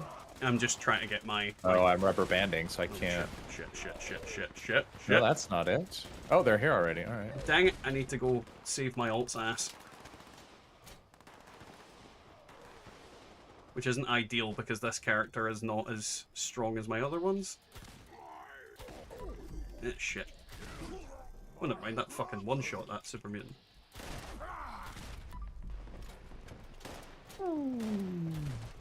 Zweihander's a vampire. Like, if you could, like, don't get me wrong, if you could re-roll the Zweihander, it would be fucking ridiculous. But the problem is, if you could re-roll the Zweihander, you would not have any other viable weapons to most people. Like, they'd be like, oh, I can't use any other two-handed melee weapon because the Zweihander's just too good. And that's the kind of problem. And that's also the problem with the Anchorage Ace. Like, if you have that re-rollable, then a lot of weapons become completely unviable. Because if you could have that, like, at its most ridiculous, like the best rolls you could possibly get on it, it just becomes so good a weapon because it is truly silent.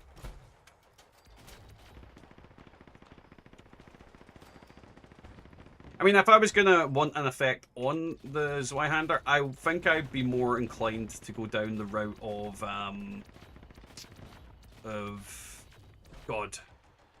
Bloodied Anti-Armor, Aristocrats. Also, isn't it Executioners that's on it, not Assassins?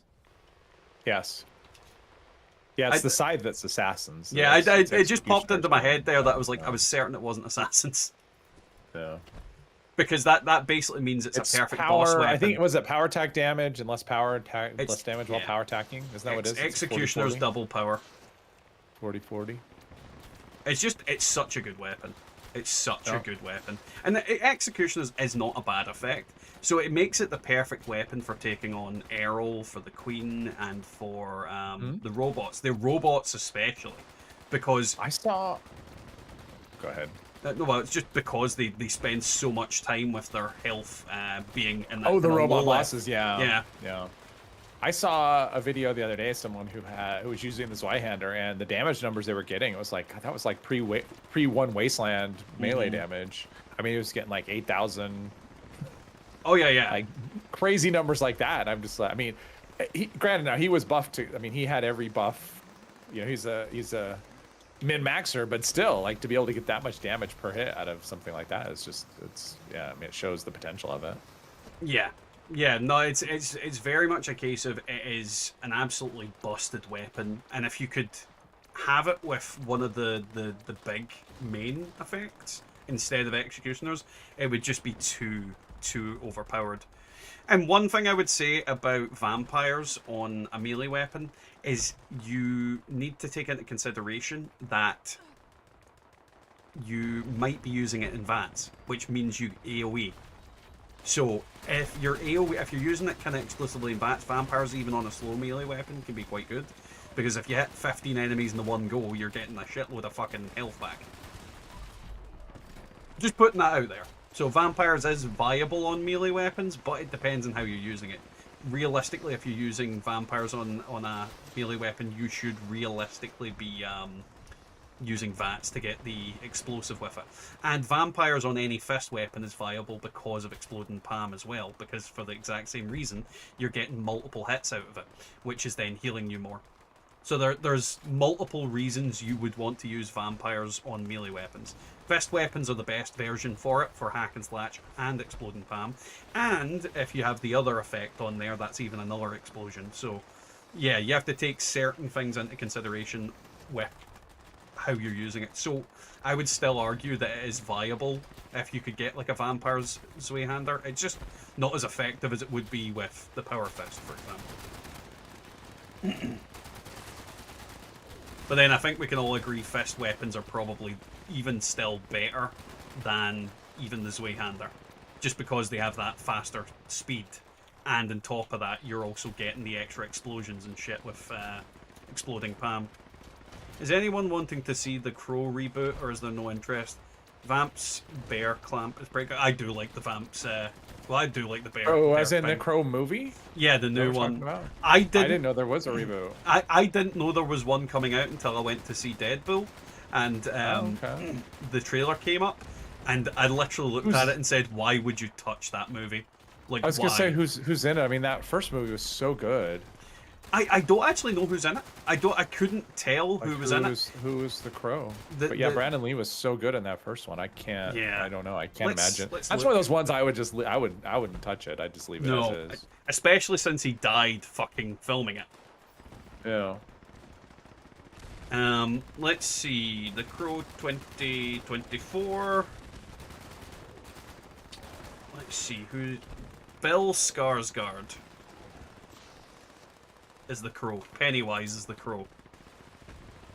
I don't know him. He's you know Stellan Skarsgård? Yeah. Is that like his son or something? It's one of his sons. He's actually like Bill Skarsgård's actually a really good actor. But he's not like, I don't fucking picture him as the Crow. Don't get me wrong, he could actually do really well because he is. You just never know. He's like one of those actors that, see, when he plays a character, you fucking believe it. But I just, you know, that kind of way where I don't think he can save bad writing, and I expect this to be bad writing. Yeah, I never, like, as far as a casting choices, like, I learned in, was it 86? When they cast Michael Keaton as Batman, never judge a casting choice until you actually see the results. Oh, Michael Keaton's just fucking great. He was. But I mean, when he was cast, it was like, are you kidding me? Like, it just sounded so weird. And then when he came out, it's like, oh god, he was awesome. He was perfect. In fact, the other Batman one, you know, the Batman with, you know, that Twilight kid. Yeah. I'm just like, really? That kid? I love that movie. I thought he was so good in it. So. I've still not seen it. I've still not seen it. I mean, there's also like Batflick and George Clooney. Like, I think most and Val Kilmer. But this is the thing. Most Batmans, everybody has that reaction of, really? Like Christian Bale, I'm fairly certain got a lot of people going, what the fuck? Yeah, but George Clooney, he wasn't a good Batman. No, sorry. No, he wasn't. I agree. I agree. He was the worst. It was like the worst. Part of it was it was the worst movie. It was like the worst Batman movie. So it's kind of you can't be good. I mean, as soon as they give you nipples, it doesn't matter who you are. You're done. That's exactly why I said I don't even think Stellan's could save the bad Bill writing. Skarsgård can save bad writing. Yeah. So that's the problem. The thing is, they keep rebooting things, and when you start rebooting things, that's where problems come in, because if you fuck with people's nostalgia, especially in a movie where the guy actually fucking died for filming it, like, it's one of those situations where... Okay, this is, we're gonna fail here, trying to This thing keeps taking damage, so it's hard to repair it because it's taking damage constantly. The Twilight actors now I aren't gotta repair bad. The going. movie, you know them for. This is it's gonna just badly fail. written. To be fair, we were only gonna get like one more doodad. Yeah, but that's it, like so. that's like a 3rd star at the end. I know, but at the same time, it's like I don't It's mind just if like it everyone's fails just that so way. focused on nothing. Well, the thing is, I would have came in and done something, but I couldn't. I'm on a character with no nothing I can go down and pick up stuff with. I could only watch from afar and not die.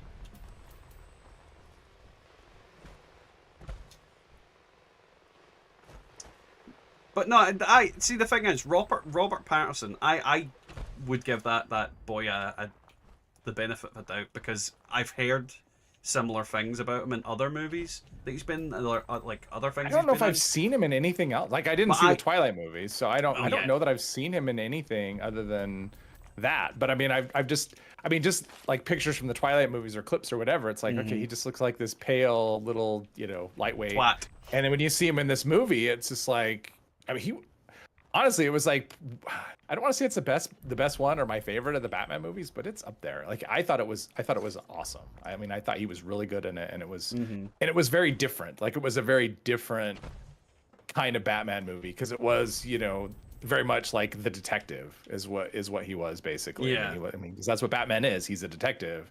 At least like the classic kind of thing, and they very much did that, and I thought it was excellent. I thought it was a really good. Well, the crybaby.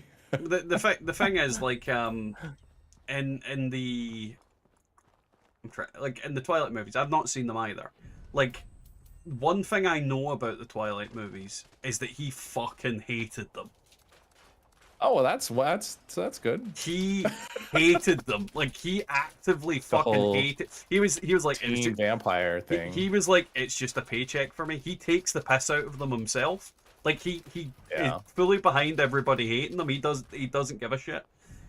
So I can get behind that. Like him being like, I don't like it either. Like I can respect somebody who's just like it was a paycheck.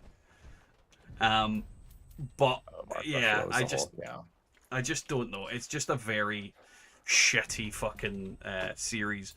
But the fact is, I've been told by people that he is actually a good actor in other things. I've heard that the lassie that's in it is a decent actor, albeit a bit emotionless. But I saw her. What did I see? Well, I saw her in the Charlie's Angels remake, and she was awful in that. So, but the movie was just kind of awful. I mean, so. I was gonna say if you say to me Charlie's Angel remake, what was so bad. How long ago did they remake Charlie's Angels? I mean, I know the one from like the early 2000s or 90s. This one was I don't know, when was it? Like 3 years ago, maybe 2, 3. Really? I mean, it wasn't that long ago. Yeah, it wasn't that long ago. Jesus Christ! With like Elizabeth Banks and because she was like the producer, I think, on it. That shows how out of the fucking loop I am with. Yeah, with movies I saw it times. I saw it not that long ago because it was probably on Amazon or something, and 2000? Was that far? Was that a lot far back? No, that wouldn't have been her. Like the Charlie's Angel film, that's the one with like Lucy Liu and 2000. Yeah, my head was 2020 when I saw that. This is 2019. Maybe that was it. Yeah, 2019. Yeah, it was so bad. Like just the worst. it was the worst. It was so bad. Right. Let's see. But yeah, I was not impressed. I mean, so I hadn't ever seen Kristen Stewart, right? That was yes. her name. I hadn't seen her. I don't think I'd seen her in anything else. But based on the role in that movie, I wasn't impressed. Yeah, Avalas. Also, Underwater scratched a nice cosmic horror-ish vibe. I don't think I've seen that, Avalas. I definitely don't think I've seen that. But this is the thing. I've been told that she is actually a decent actress. It's just a case of she's been in some shit movies, and I think a lot of actors suffer from that. Look at Nicolas Cage. Now, no one can deny Nicolas Cage is a decent actor. He is a fucking psychopath, but he just doesn't turn anything down. So yeah, exactly. So he's in a lot. He's in. I mean, I could. I think Gene Hackman was another one, right? Like there was a time when Gene Hackman was in like everything, but Oh, you know, yeah, obviously every movie isn't good. But he was, you know, he was a good actor. Well, I shouldn't say was. I mean, he's not dead. So, but yeah, I mean, he's a good actor, and yet, when you have high volume, that's what's going to happen. If you're doing a lot of things, they're not all going to be good. So. Oh yeah, 100%. And Nicolas Cage has been in some really bad. But the things. But the problem is Nicolas Cage being in them quite often makes the movies good. I heard the other day he's being cast as. Oh, it wouldn't mean anything to you anyway. John Madden. I guess they're gonna make a Madden. Oh yeah, movie. I know who John Madden is. He's the NFL guy. Yeah, like yeah. So apparently he was cast as John Madden. So I'm like, right. Okay, I guess I'll have to see how that looks, because he doesn't. I don't see the similarities. Quad weapon speed, reload speed, flamer. There you go. For when I want to burn someone to death. Forever. Cage makes it worth. He's an actor. He wouldn't say good. I mean, the thing is, like, some of the things it just depends. Like, I think Nicolas Cage is generally as good as the material. You know, like he makes, if it's good material, he'll make it good. If it's bad material, you can't save it. So. But this is the thing. Like, everybody can argue on whether they think he's a good actor, but it's kind of like a B movie. Now, you would never go outright and say like a B movie is a good, well-written movie, but you would say it's your favorite movie. Sure. Because it's about how it is. And that's the thing about Nicolas Cage. He doesn't take himself seriously. He doesn't take the movies seriously. And he just does his best. And quite often, his best is fucking hilarious. And that's the thing. That is the thing about it, is that if you make something fun to watch, then I don't give a shit. Like, as long as it's fun to watch. And that's my main thing for a movie. It can be a bad movie, but did I enjoy it? Great. Because there's most of my favorite movies have been absolute shit. Yeah, that's what matters. Is if you had fun watching it. I mean, that's the thing. Did you like the movie? Whether it was good or not isn't really, like, I don't even worry about that. I mean, sometimes movies are just terrible. I mean, sometimes you could just make that it was bad, but generally it's just like, I mean, one of my favorite movies, Commando. Oh yeah. There's no way you can look at that movie and go, that is a quality, it's like a well-written, you know, whatever. But it's awesome. Like, when I watch it, it's just amazing, because it's just, I love it. And I think it's because it is so over the top ridiculous, and it is the perfect example of action movie for the 80s. Oh yeah, yeah. Kind of like the heyday of action movies. So, and that's why I love it. It's just because it has all of the stereotypes in it. Well, I mean, in my opinion, Arnie can do no wrong when it comes to movies. Yeah, especially back then, you know, back in his heyday. I remember I saw him. It was on the Tonight Show way back when Johnny Carson was still hosting. This was in the 80s, and there was snakes on. There was snakes on play. There was another guest on the show. I don't remember who it was, but he was like a magician or something. And he wanted to do a trick, and he asked, and Arnold, you know, because back then it would be like you'd sit on the couch, and then when the next guy comes out, you'd slide over, and so you'd both be on the couch. Yeah. And so Arnold Schwarzenegger sit next to the guy, the magician or whatever, and the guy, oh shit, explosion's going off. And the guy, you know, is like, hey, do you have like $1? You know, asks Arnold for like $1 because he wants to do a trick. Arnold pulls out this wad, and it's all hundreds. And he hands it to the guy, and he says, be careful with that. I had to work a minute in a movie for it. But that is the thing as well. He is funny. Like, yes. He's one of this is the kind of problem with a lot of celebrities. Like, and he doesn't take himself seriously. If they're not, like, if they're too serious, or they're too in one way or the other, like, it just completely kills the vibe for them. Like, if they're funny, and they're not even like comedy actors, they're not comedians. Like, if they can just be funny, they not take themselves too seriously and just do their thing. There's so many great actors that are that way, and there's less actors these days that are that way. Most of them are like so up their own arse and just complete assholes. But I've never heard a single person have anything to say about Arnold Schwarzenegger and a kind of negative light, other than, you know, he likes Mexican maids. Right. Well, who doesn't? Like, Well, I mean, think of it this way: if he took himself too seriously, he never would have played a pregnant man in a movie, right? I mean, well, there's yeah. no way you're going to play that part Or- and take yourself seriously, Or right? or twins with Danny DeVito. Twins with Danny DeVito, yes. Or his best movie ever, which was Kindergarten Cop. See, I love Tremors as well. Tremors is a very fucking good movie series. Tremors. I know it's like the highly loved series though. Oh yeah, I've never yeah. seen a Tremor movie though. Is it Kevin Bacon that's in Tremors? Yes. Yes. Yeah, I was trying to remember. I was like, there's somebody in it that's really famous, but I couldn't remember if it was. Yeah. There's a It's few. Kevin Bacon and I can't remember the other guy. We've got a 3-star on his wiggle. Because we do at the White Spring. No, we've got it's a horde. Oh, where are you? Oh, Super Mutant Horde. Yeah. I'm on my way. On my way. Kind of shot him a little bit, but Mr. Freeze is the dog's bullet. I've seen that movie once, and that's as many times I'll ever see that movie. It's a bad movie, but the thing is, Arnie was great in it. Yeah, like and that may be, but he the was movies, the best. for me, it's just unwatchable.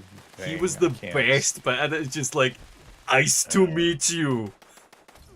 Okay, I'm in a. Okay, am I close to Steve Buscemi? What do you mean? No, that's not it's who I not was Steve. thinking of. No, not Steve Buscemi. Are we still talking about No, that's Tremors? actually that's who it is. Steve Buscemi. That's actually the name. That But sounds right. I don't see. I was thinking of a different. Let's see here. Right. So someone's shooting me. in the original Tremors movie, you've Kevin Bacon, 1990. Fred Ward. Fred Ward. That's what I was trying to think of. Yes, Fred Ward. I mean, Like- Steve Buscemi might be in it, but I mean that's not who I was thinking of. Yeah, Fred Ward is who I was trying to think of. It was Fred Ward that I remembered, and then there's the other guy that I forget the fucking name of. That he's in like I think it might be Michael Gross. Michael Gross. He was Michael J. Fox's dad in Family Ties. Like I think that's who I was thinking of as well. But the problem is like all those kind of older actors I didn't really remember the names of. Right, but we're all everybody that's reacting to this is here. Right. So, Everyone that cares is here. And we got Mothman going. I think that's what's going on. Everyone's going there. why is this character so overweight? Fred Williamson. Yeah, Fred Williamson. Like it's probably because I've got a shitload of plans on me or something. Oh, I've got a vintage water cooler on this character. Probably learned that. Right.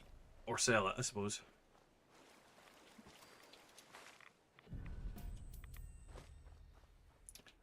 There was a Kasumi boop that just came on this server. A what? Huh? The fuck is a Kasumi boop? I don't know. You're the one that fucking said it. I know, but we play with Kasumi. And I just thought it was funny that there was a Kasumi boop. That's not our Kasumi. Because you carry too much crap. I am not taking that shit from you.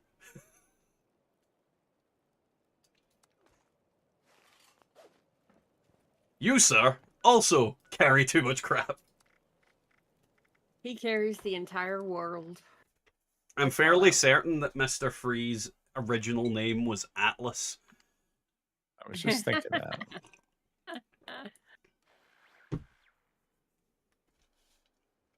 Fred Williamson, he was Remo in a Remo and Chun movie, great Pulp Fiction books. Don't think I'm familiar with that one, nearly. I do not. But yeah, I like how we've moved on to movies now. This has been a slightly wild ride so far. Let's see, profit. Oh, totems. We But need no, how many totems? I absolutely loved the Tremor movies when I was younger. But I loved all those like shitty, like horror-y B-movie kind of things. Like, do you guys remember Critters? Yes. Yeah. I mean, Never saw it, but yes. I fucking remember that. And yeah, that was such a great little movie. There was like Evil Dead. I mean, Evil Dead is one of my personal favorites. And Bruce Campbell. I mean, oh, I love that Bruce man. Campbell's great. He makes great soup. Because I'm always on the edge of yes or no over encumbered. sight have been prepared. Mr. Free, as your knees buckled. Yes. All the pyres has been lit. They're about a cop who's trained in martial arts by an ancient Korean guy. They were called the Destroyer books. Interesting. I shall maybe have to look it out someday. Kevin Bacon is terribly funny in Ripid. I thought it was a funny movie. What the fuck is Ripid? However brief it may be, breathe, children. Including the weird old Wild West dude. See, when you say weird old Wild West dude, I mean, there is so fucking many that could be. Right, what is that? Yeah, that could mean a lot of things. Could be Clint Eastwood. Could be fucking... It could be the guy from, is it Kung Fu? Where he's... David Carradine? Yes, because he's sort of like a Kung Fu guy, but also sort of like in the fucking middle of like Appalachia or some other random places as he wanders place to place like fucking the Incredible Hulk. I used to love that show when I was a kid. And then there's Chuck Norris. There's also, oh god, what's he called? He's like the most famous cowboy ever.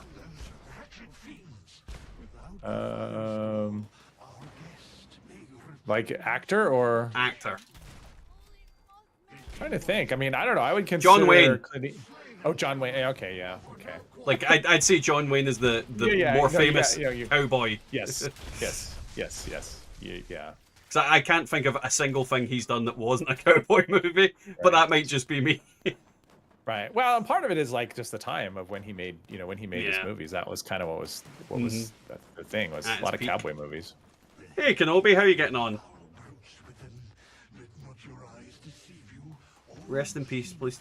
Jeff Bridges. Jeff fucking Bridges. Like, yes, sort of cowboy, but I wouldn't say like that. Yeah, it wouldn't have been my first guess. No. Because I've seen Jeff Bridges in more movies that don't involve him being a fucking cowboy. I was gonna say I would put Clint Eastwood above. Yeah. I mean, he's done some of the most iconic. Or actually, I'd probably put Kevin Costner over. I mean, he's done a lot of Western type movies as well. I mean, he's done a lot of things, but he's done. Yeah. Just popping that out there. Kevin Costner, great in The Postman. I like that too. I actually like that movie as well. Though, to be fair, I liked Waterworld, so... I did too. I didn't love it. I mean, I didn't think it was like the worst movie ever either. I liked it. I enjoyed it. What's that Wild West movie that's got Leonardo DiCaprio in it? It's like a Wild West shootout. What the fuck? Quick and the Dead? The Quick and the Dead. That's actually one of my favorite cowboy movies. All right. I was going to say that I think it was horrible, but okay. No, I liked it. I really liked that. I've seen it once. I saw it when it came out and it was like... And technically, Will Smith is a cowboy movie guy. Oh, yes. A remake that never should have happened. Wiki. The Wild Wild West movie was just... I mean, it was such a good TV show, and that movie was so bad. I didn't even know it was a TV show. Genuinely. Yeah, it was on in the 60s. I remember watching reruns when I was a kid. It's funny. I was thinking of that show the other day because I was trying to remember the name of the William Conrad. Robert Conrad was the name of the actor.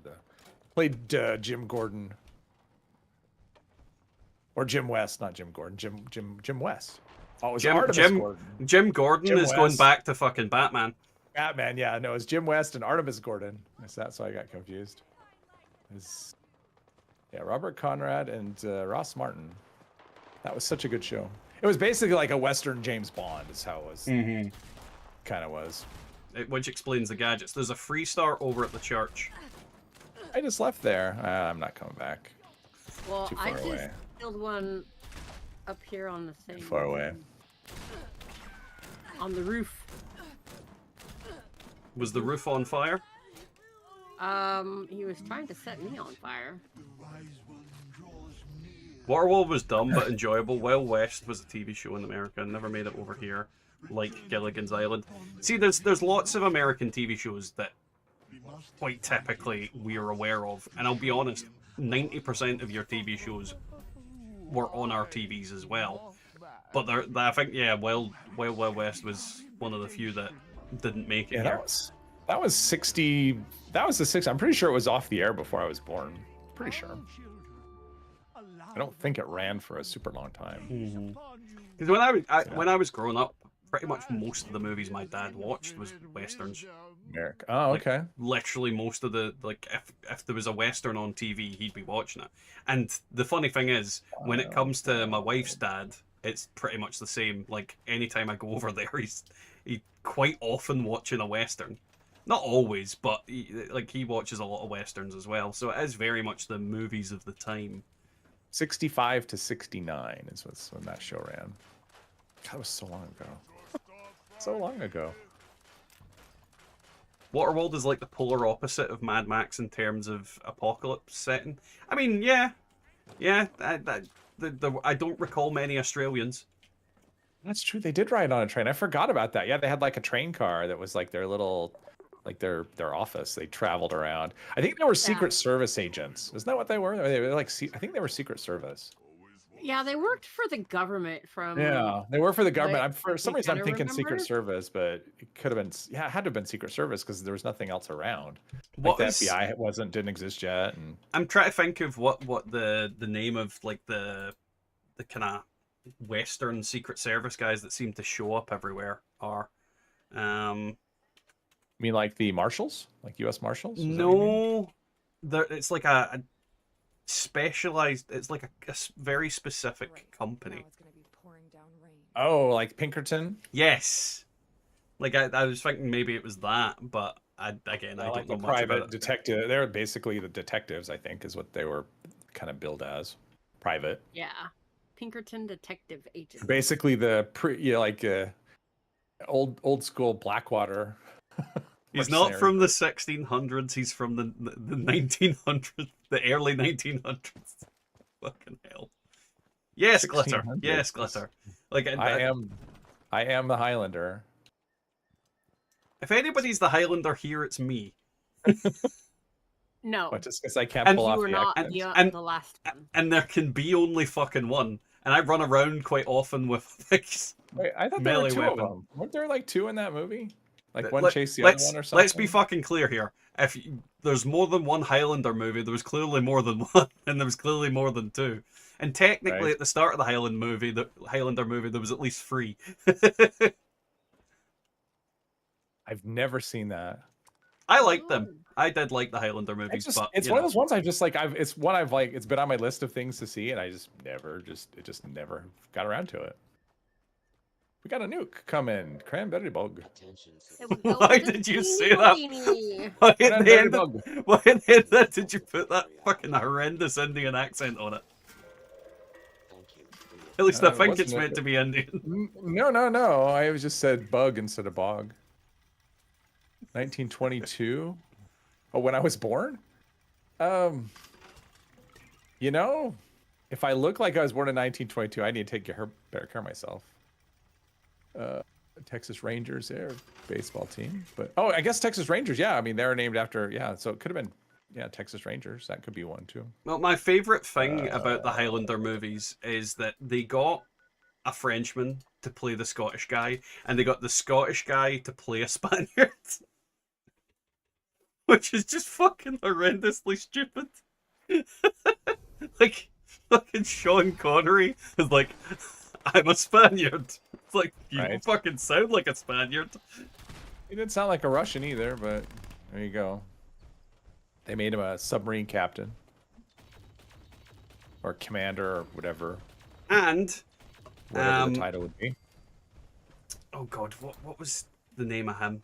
Like it was Clancy Brown that played the Kurgan as well, which brings us back to like last week when we were talking about Clancy Brown. Ooh, Like, Tesla rifle plan. Because Clancy Brown is in fucking so much stuff, and he's such a good actor. Clancy Brown. God, I know who that is, and I'm just blanking. He's in like the best way to he's in Shawshank. He's the prison guard. Nope. He's in oh god, what's it fucking called? Starship Troopers. He's the drill Oh, sergeant. him, yes.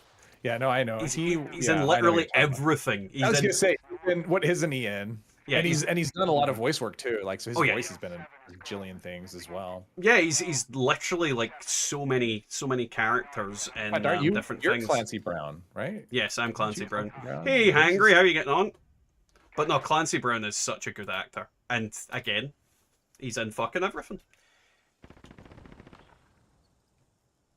Only Clancy I know is Tom Clancy. Well, it's definitely not Tom Clancy. Definitely not Tom Clancy. If any brothers pick this up, EL7 is gold. Repeat, Sergeant Zim, yeah. 7. I can never remember the character, but I know it's Clancy Brown. And I think that's more important. Hostiles in there. I think it's more important to know it's Clancy Brown. Because he's like, even today, my kids were watching Troll Hunters. And he's like the big bad guy in that.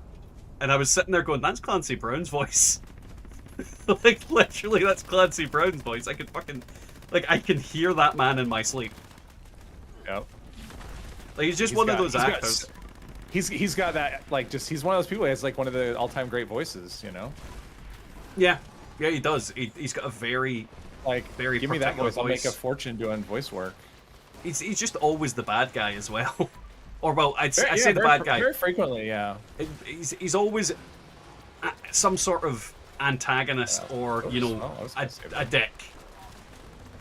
Yeah, he never plays like a background character. He always figures importantly into whatever's going on. Yeah, he's always, well, it's that kind of way where he's a character that is sort of in the background, but is always, to an extent, important to the plot. Lag bad.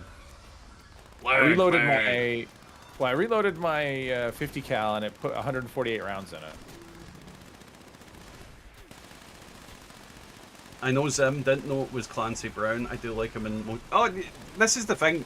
Clancy Brown is an insidious bastard. Half the time you don't realise he's there. Like, most video games, he is involved in some way. Like, I shit you not. I've looked for a list of a lot of video games I've played, and I was like, for fuck's sake. Yeah. Yeah, that guy, I don't think he has a lot of time off. Like, I just think he's always... There's like no way he could. He's just in too many things. But the thing is, and from what I googled this last time, just to ease my conscience on it, like, he's also well known to be a really nice guy. Like, one of the genuinely nice actors who, like, people ask for him to, like, pose with them or autographs and things like that, and he's just, like, he's very beloved.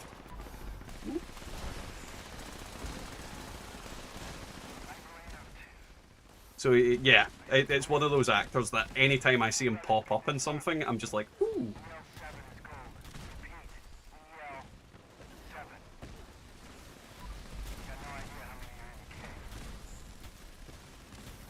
It wouldn't surprise me if it was, nearly. Super mutant, yeah, could be. The master. Well,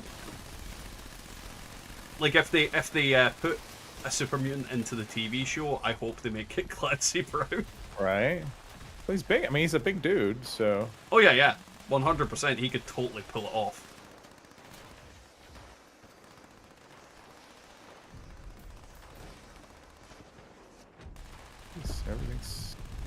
Everything's dead. Like, the queen died, you can No, stop it's not. spawning now.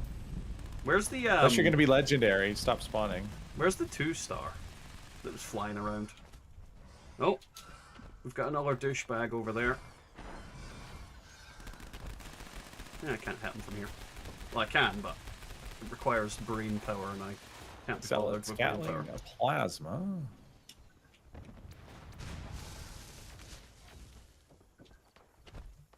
Oh, there is the 2-star. I see you now, you little bastard. Thank you. Someone is trying to make a Starship Troopers book. Accurate power armor. That would be cool. I mean, yeah. Clancy Brown and power armor. I can imagine him as like a paladin from some splinter. Like, he'd be the leader of the outcasts. The Brotherhood Outcasts. I can picture him as that. Yeah. I mean, Elder. the guy who played Knight Titus in the show. I think they picked the right person to play that particular character, but he's not who I would have picked to play a Brotherhood of Steel Paladin. Like, 100% not my first pick, because I wouldn't think of him being this big guy in a fucking power armor suit. But the fact that he was a weasel in it totally was the right fit. All right, I'm gonna be gone for a second. Where are we going?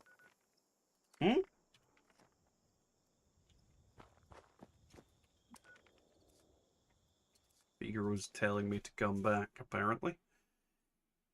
It is, look it up. He does most of the voices in Fallout. Are you... See, now I'm...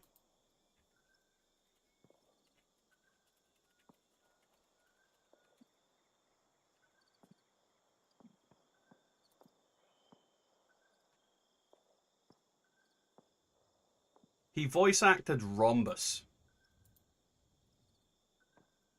He's actually a fucking the head paladin and brother in he's the head fucking paladin for the Brotherhood of Steel in Fallout 1.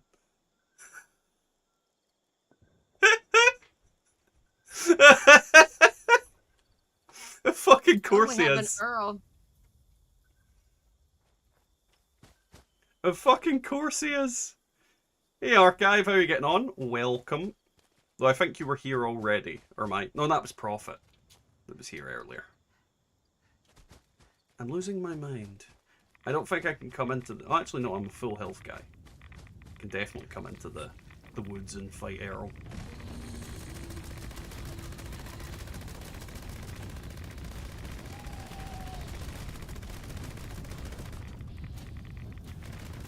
But yeah, not like... Yeah. Clancy Brown... Clancy Brown Appreciation Society. He's literally in everything. He really is. He's just one of those actors that sneaks into every fucking franchise. I was just in the forest there, and there was nothing. I mean... There's no Colossus. I was just there. I'm gonna be honest. I think you need your eyes checked. Because there's a big fucking screeching free-headed dipshit. I think he spawned after I left. That's a typical response. Oh, he spawned after. Well, I was standing right here before and he wasn't here, so... That's what they all say, Wiggle. He wasn't here. I'm telling the truth. Well, I think... Well, it's not like I'm sneaking. Like, I'm in here in full power armor. I think something probably would have attacked me. Between all the Wendigos and him. His big ass. God. I fucking love this thing. I always forget how much damage it does. I think you're right, Mr. Free. He's out of prescription.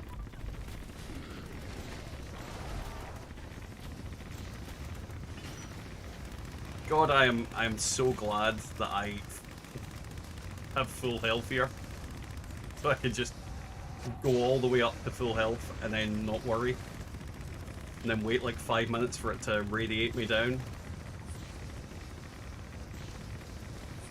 Right, back on.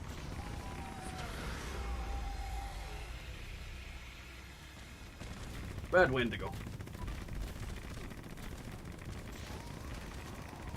But yeah, no, so since we have more people in the chat now, how is everybody doing this evening? How's everybody's week been going? And are you all prepared and ready for the next patch? And have you been doing anything in particular to prepare? What's everybody been up to?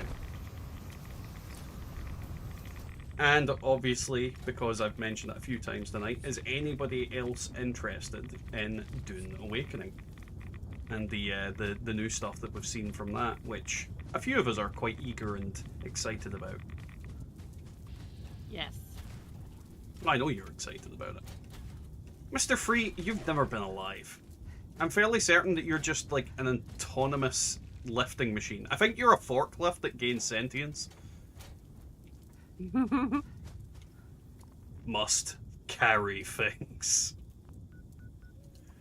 You're like that butter robot from Rick and Morty. What is my purpose? You carry things. Oh my god.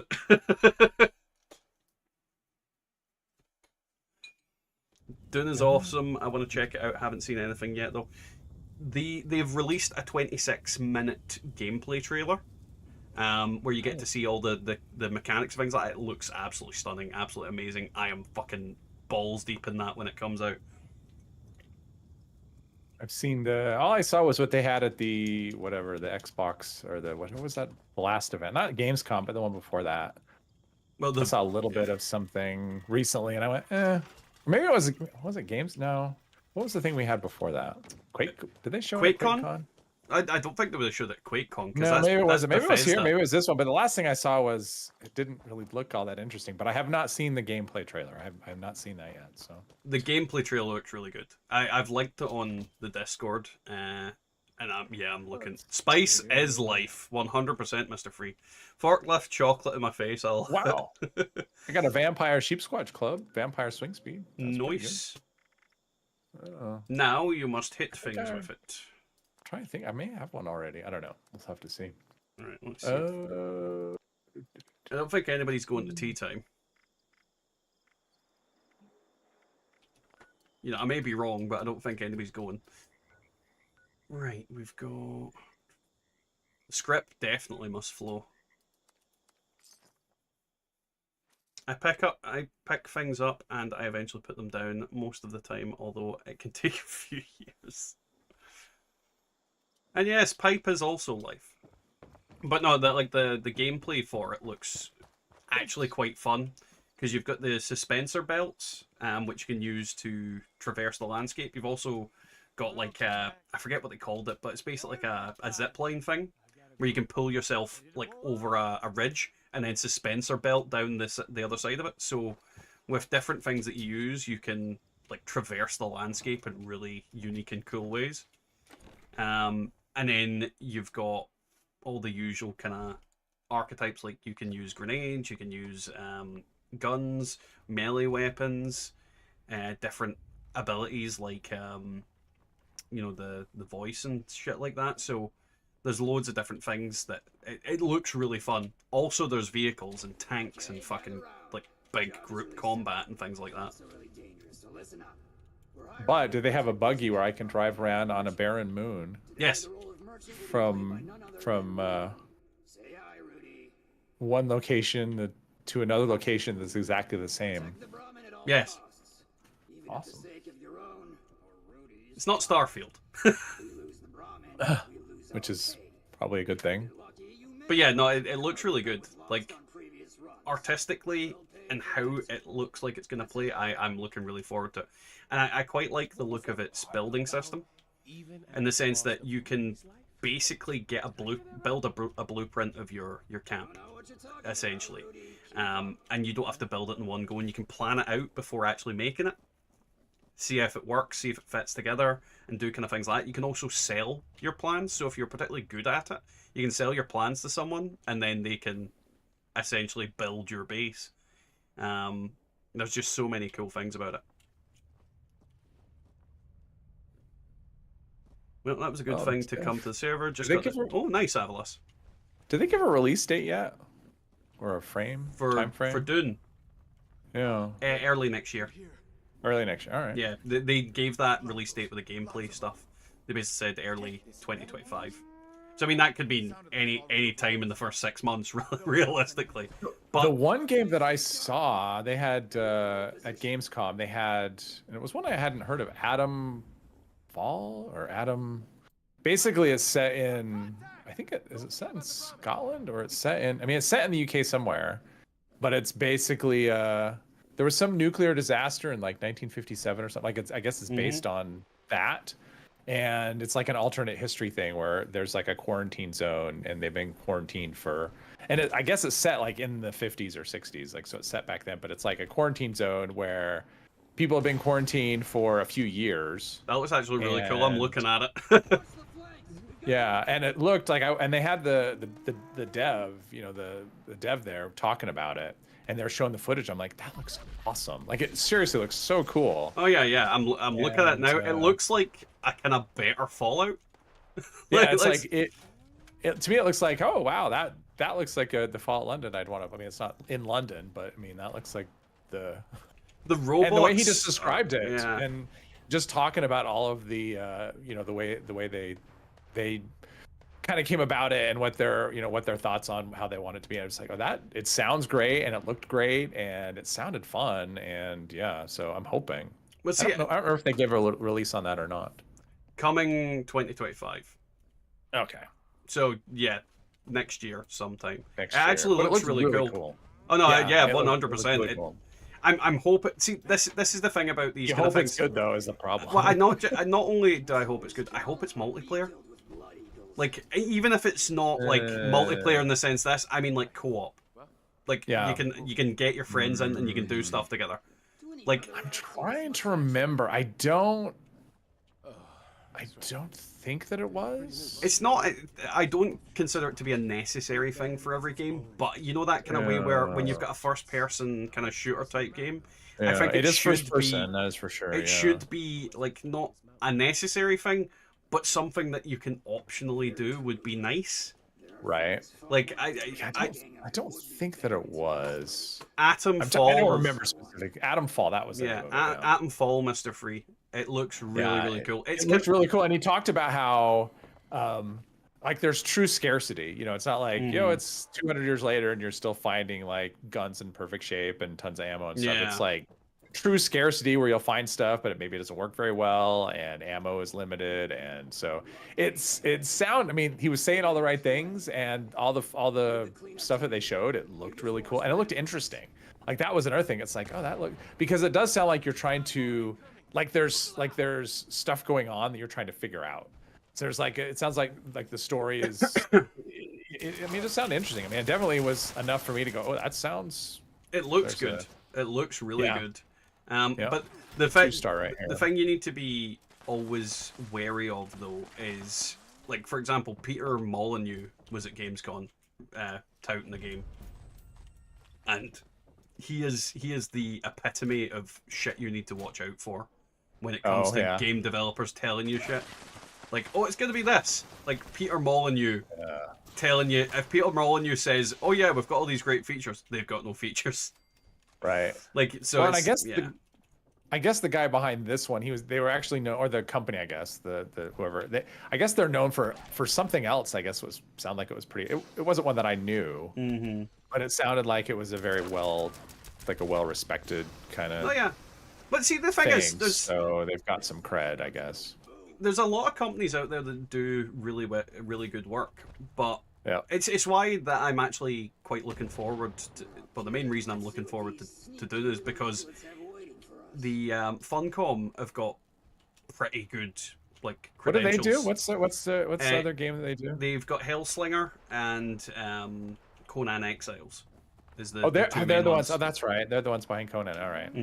And like as much as like. It's not like I've not played a huge amount of Conan Exiles. It is actually an enjoyable game. It's well put together. It is expensive to get into, but I can understand why people have devoted a lot of time to it. It's one of those games that you can devote, and they put a lot of effort into producing a well polished product that people love. So yeah, there's a lot of kind of things that I'm looking forward to what they make. And that's the same thing with a lot of games. There's a lot of game companies out there that have made incredibly well-polished experiences that are kicking about. And then there's times when they do that, when they make like really cool games that people love, and then they kind of live off that for a while. And Bethesda has been doing that for the past when did Skyrim come out? Yeah, I mean, I would say Skyrim. Although I don't know, a lot of people really like Fallout 4 as well. I mean, there's a lot of. I mean, because for a lot of people that was their first Fallout. So there's a lot. They sell a lot based on that as well. But yeah, I would say that. I don't know. Yeah, but they haven't released like 40 editions of Fallout 4. There's pretty much just been Fallout 4 and Fallout VR. The Skyrim company is what they are. Now, one thing I will say is what's Mr. F saying? Nobody ever listen to Peter. Only ever check out what he launches. He makes some good Yeah. stuff and lots of trash. But Peter Molyneux. Yeah. That it's the problem with Peter Molyneux is he does make good games. However, Yeah. he's also made a lot of fucking shit, and he's always promised the moon. Like basically, he is the epitome of over promise, under deliver, and but at the same time, even when he under delivers, quite often he's brought out some really good games, like the whole fucking Populous franchise, Fable. Like he's responsible for quite a lot of really good Fable. games. I played Fable 2. I never played the first one, but Fable 2 I really liked. But like never listen. Like the interview he had at Gamescom is fucking hilarious because he's got a fucking handler. He's literally got a handler that sits to the side. And you can't say that. Yeah, basically, say that. he turned to the handler a couple of times during the interview and he's like, "Can we say this?" And they're like shaking their head at him, and he's like, "All right." It's like fucking make sure someone's keeping Peter in check because he says a lot of stupid shit. Because what he's done during several of his interviews in the past is he has said there was going to be a feature. And then a dev is sat there going, "I'm going to have to make this feature now." You fucking dick. Oh yeah, Populous Free. Was Populous Free the beginning? I'm sure Populous Free was Populous Free the beginning, or am I thinking of... But either way, the one that was on the PS1, I fucking loved that game. I played that game to absolute fucking death as well. I loved firing bees at people. Bees and lightning. Also fireballs. And the Angel of Death. There's also... Black and White was Peter Molyneux as well, wasn't it? Black and White was a really good game. Like, most of his best games have been God Sims, and I'm fairly certain he was responsible for Spore, which... Granted, I love that game, but it did not deliver in the way she. It's one of the things that he overpromised the fucking moon and didn't work really well. Like I do like a lot of Peter Molyneux's games. I loved Bullfrog was one of my favorite studios. Like they had some absolute banger games because I'm fairly certain they were responsible for like the Theme franchise, like Theme Hospital and all that.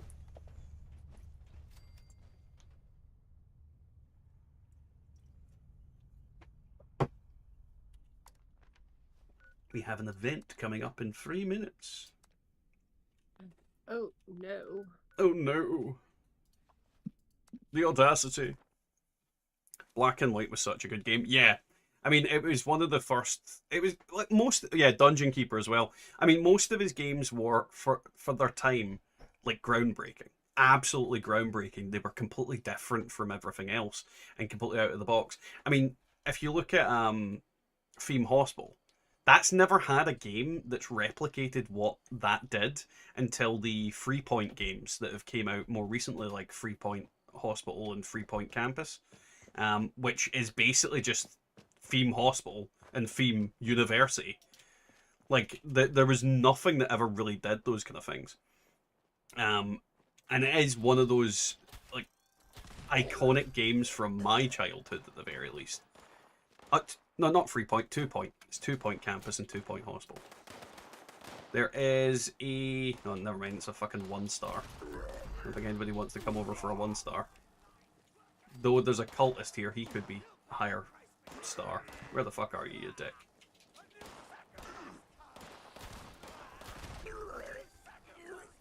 He's screaming some obscenities at super mutants in there. Kind of try to kill him.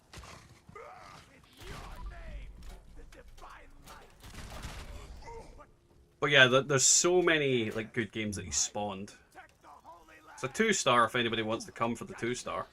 He's just yelling obscenities in the middle of here. Am I worthy? How will I know? Maybe I should just keep praying. Yeah, there are reimaginations of Theme Hospital and Theme Park Tycoon, which were hilarious. Oh yeah, 100%. I've got 2 Point Hospital, and I think I might have 2 Point Campus. I could be wrong, but I've definitely got 2 Point Hospital, and it's something I need to get round to playing because I loved the Theme Hospital games. I played those games to death when I was younger. Like, such a good set of games. Just the whole, like, stupid, weird illnesses that would come through the doors. I loved it. It is one of those things, like, I don't play many of them these days, but strategy and RTS games were my thing when I was younger. Like, that and JRPGs, that was my two, like, go-to games. Because I played, like, Command and Conquer, like, the Dune 2000 game was another one, which I think might have been how I got into Dune, was Dune 2000, because it was basically just Command and Conquer, and then, you know, the books and all that came into it after that. Hospital administrator is cheating. Yes. I did love, like, all the fucking voice lines. It was so stupid. It's just, like, a perfect game. Like, a perfect, just fun thing. Which is what a lot of games should be, and a lot of games kind of miss that point. Like, especially when it comes to games with a lot of story to them. Like, people try and go, oh, well, we want to give a message and, you know, get our kind of politics across. And it's like, yeah, but is your game fun? Like, is your game fun? That is the primary thing. It should be, is your game fun? I think I played Dune 1 and 2 as well, but Dune 2000 is the one that I remember the most.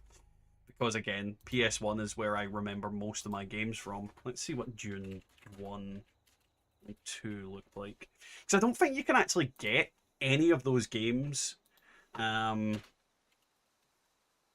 anything other than... Yeah, I definitely did play Dune 1 and 2 as well. I do recall playing those ones because they looked very, very simple. Yeah, no, I definitely played them. But I think Dune 2000 was my favourite out of them because it was basically just Command and Conquer. Not quite, but yeah. I wanted to play Hospital Simulator UK Edition, but there was a 3-year waiting list. Yeah, but that's better than the American version, which was, like, basically remortgaging your house. And, you know, cutting your arms and legs off. And your dick. Yeah.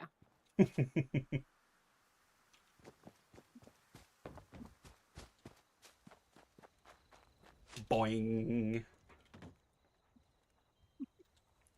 I don't know if anybody's going to come to Campfire Tales apart from me and Hangry Diner.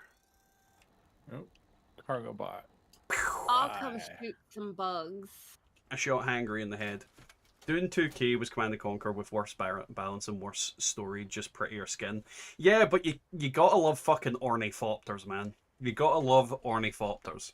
Like, ornithopters and Fremen, and then just a random fucking sandworm eating your harvester. Like, nothing was better than just like, yep, the sandworm ate my harvester again. I did like the Harkonnen heart plug thing as well. That was, like, those scenes were always really cool.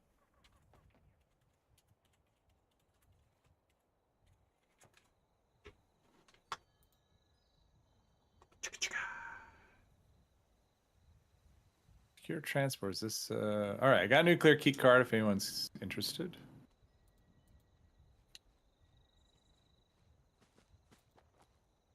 Even if they're not interested, I still have one. How dare you? It's over by Lewisburg.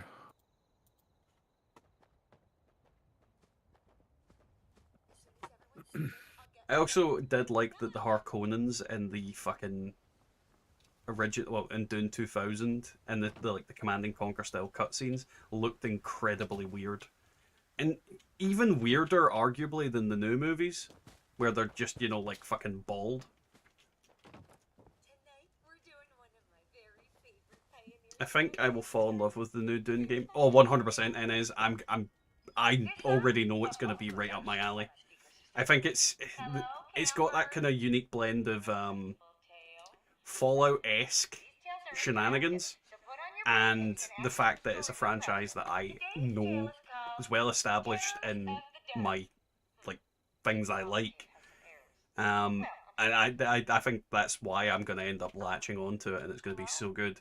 And I love the fact that it's a survival game as well. I mean, you need to manage your water, your health levels, your fucking sunburn level. It's going to be good. And I see that I'm alone. Everyone's beds are empty. My heart is pounding. Your Dune video was good. That story was fleshed out very well by Frank Herbert's son, Brian. Was it Brian Herbert that did the the story for Awakening? Please help me fend them off.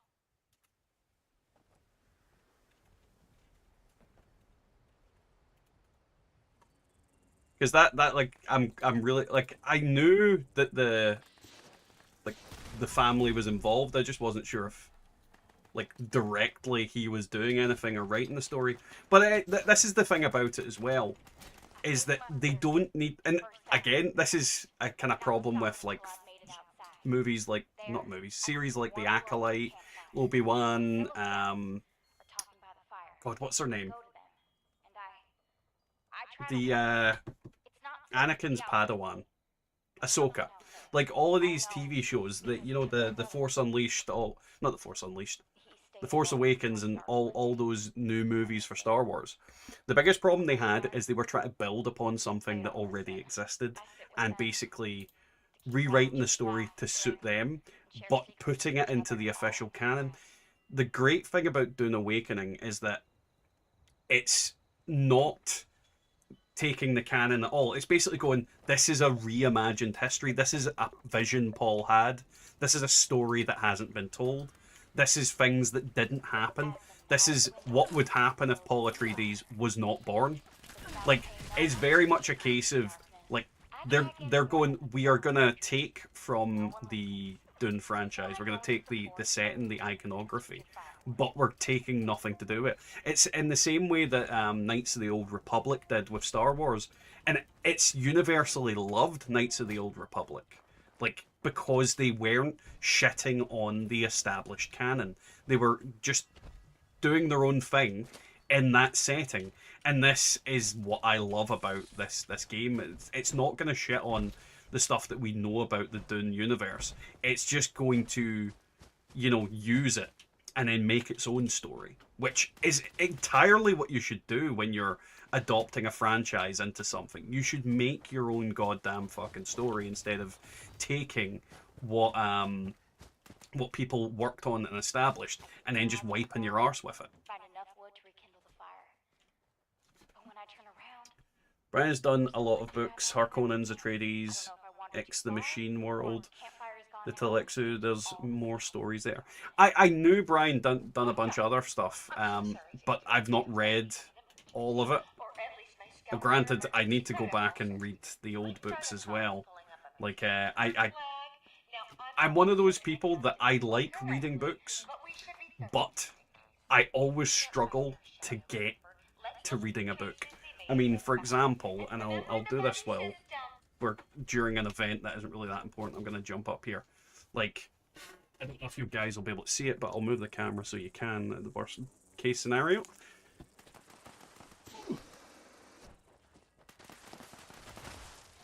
Like, I don't know, actually I should probably look at my camera to see it, because that'll probably make more sense. Like, you guys can see here, all of these are Terry Pratchett books. And granted, I've read a fair chunk of them. I don't think I've read all of them. But, you know that way where I need to get back into reading them? I've got shitloads of books on my shelf that I need to get into. And when I'm really passionate about a franchise, I really like getting a good copy of the book.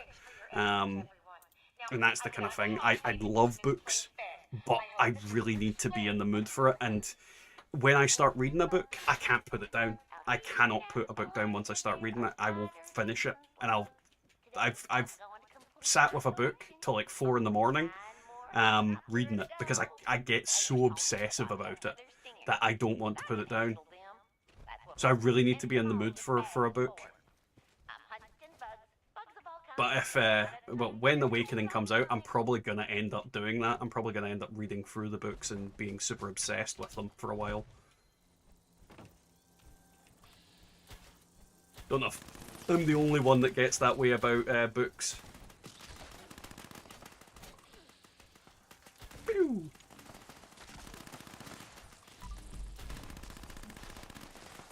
Goddamn bugs. What do they think we're in? Starship Troopers?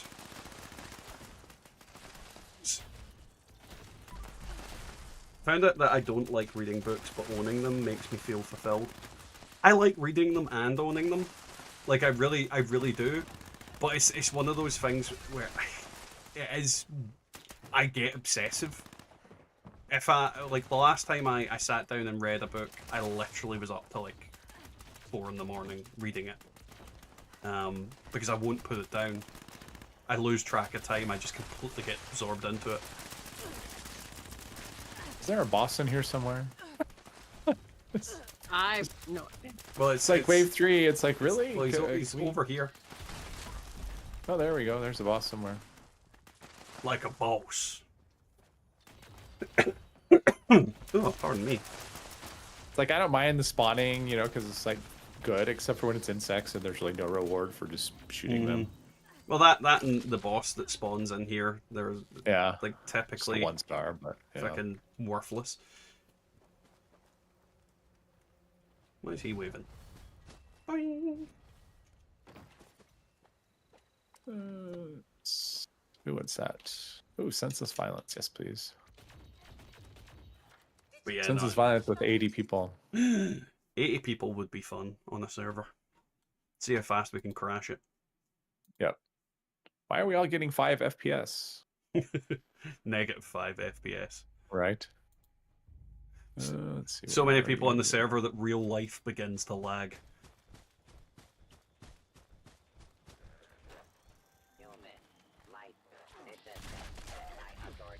Oh. I feel like I'm seeing more legendary enemies. I don't feel like I'm seeing more legendary enemies. No, I don't either. Must be nice.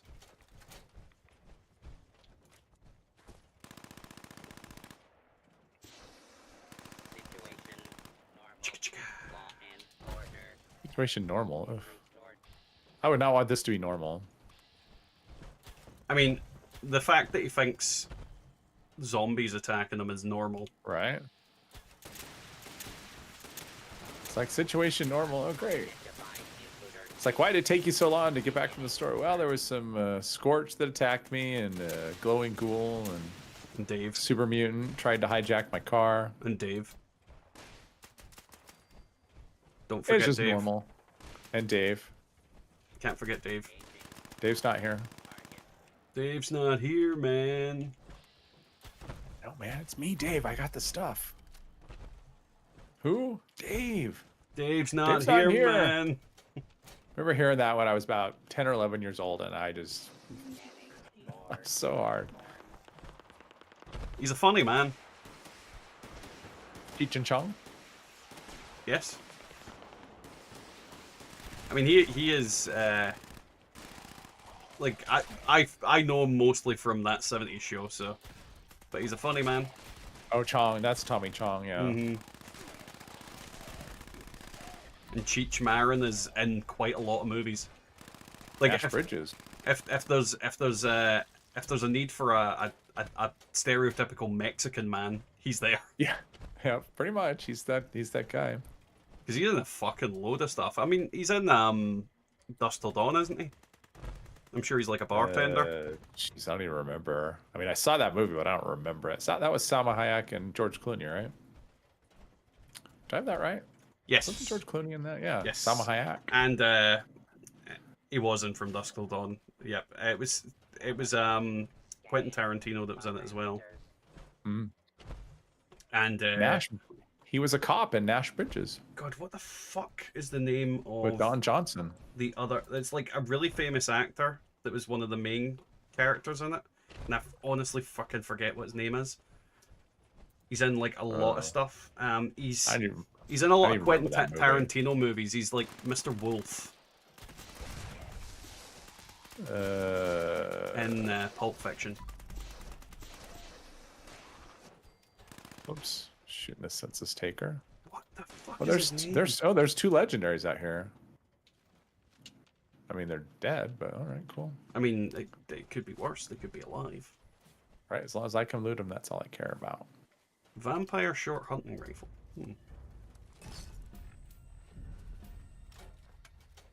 What we need to Not really that- watch out for is a Hannibal Lecter coming after him, because then we're fucked.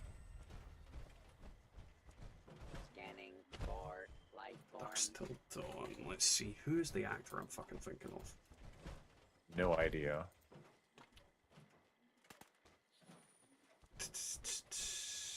Where the fuck is he?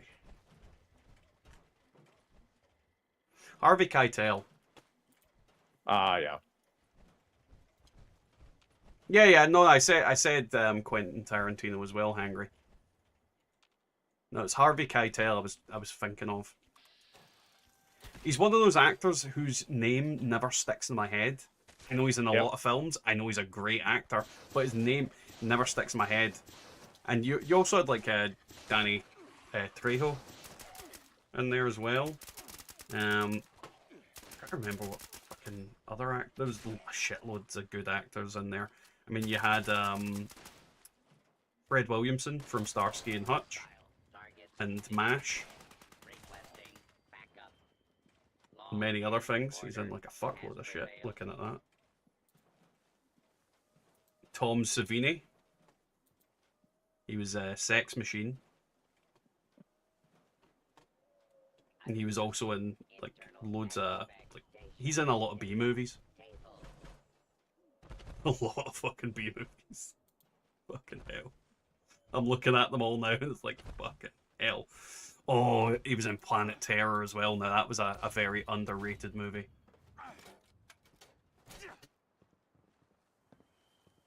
Oh, thank you, Inez. I am now overweight. I am now a fat bastard. And you weren't before? How fucking dare you?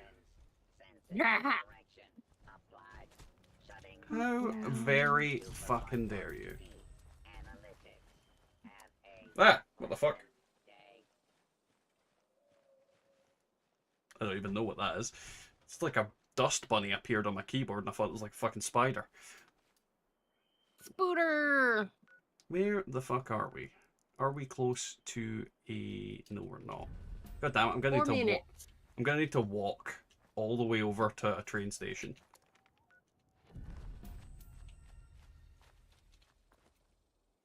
But yeah, no, there's so many. Like, yeah, this is the kind of problem I have with actors and with like bands. When it comes to like actor names, I cannot remember for the life of me 90% of their names. In the same way that I can't remember bands or song names. Like I might remember like how the song goes, and I could probably memorize the song pretty accurately. I know it really well, but I couldn't tell you who the band was or what the song name was, unless the song name is in the song.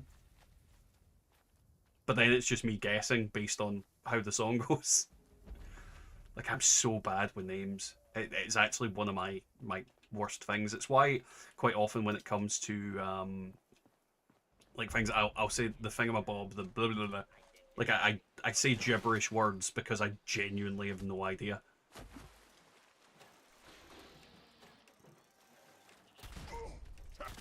However, there are some people that I just memorize immediately, like fucking Bruce Campbell and like Bruce Willis. All the Bruces. Arnold Schwarzenegger. You know, people that are larger than life. But names, I am so bad with names. It's ridiculous. Especially in real life. Like, it takes me so long to remember people's names. Like, one of the biggest problems I've got is, obviously my sons have got little friends and things like that. And my wife knows all their parents' names. I have fucking no idea. Like, I genuinely I've barely memorized any of their names. Like, I know, like, the extent of it is I know what my next door neighbors are called. So yeah, I'm so bad with it. I am genuinely so bad with it. Give me that. Then you go. Then you go. Ben. What's this one? Nah. Poopy. Poopy. Donkey poop. There we go. Bruce Forsyth. I mean, everybody remembers Bruce Forsyth. It was nice to see him nice. People not from the UK will not get that. I don't. I'm not sure who that is, so. Let me put it this way. He's like, you know the guy who did Price is Right for you guys? Yes? Oh, is he that kind of guy? He was that. He was basically that here. He's our Bob Barker. Okay. Like, that is the best way to describe it. Just synonymous with, like, game shows and shit like that. Back in that, very much in that day.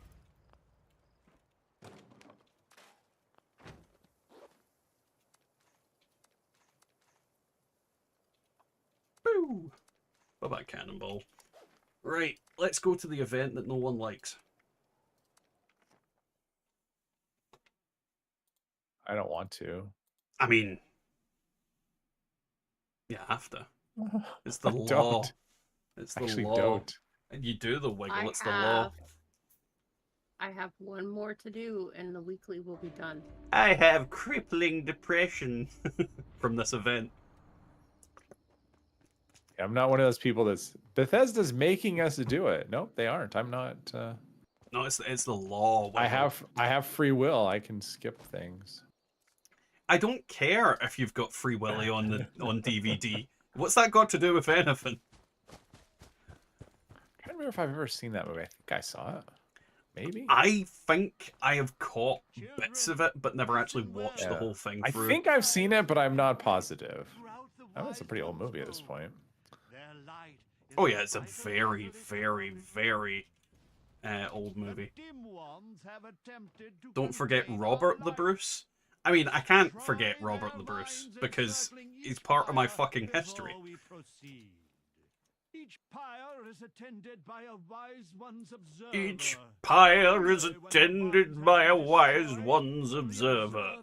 If you bribe them $50, they'll give you a blowjob in the local toilets. I'm sorry, I blanked out there. What? What the hell? They just talk so long.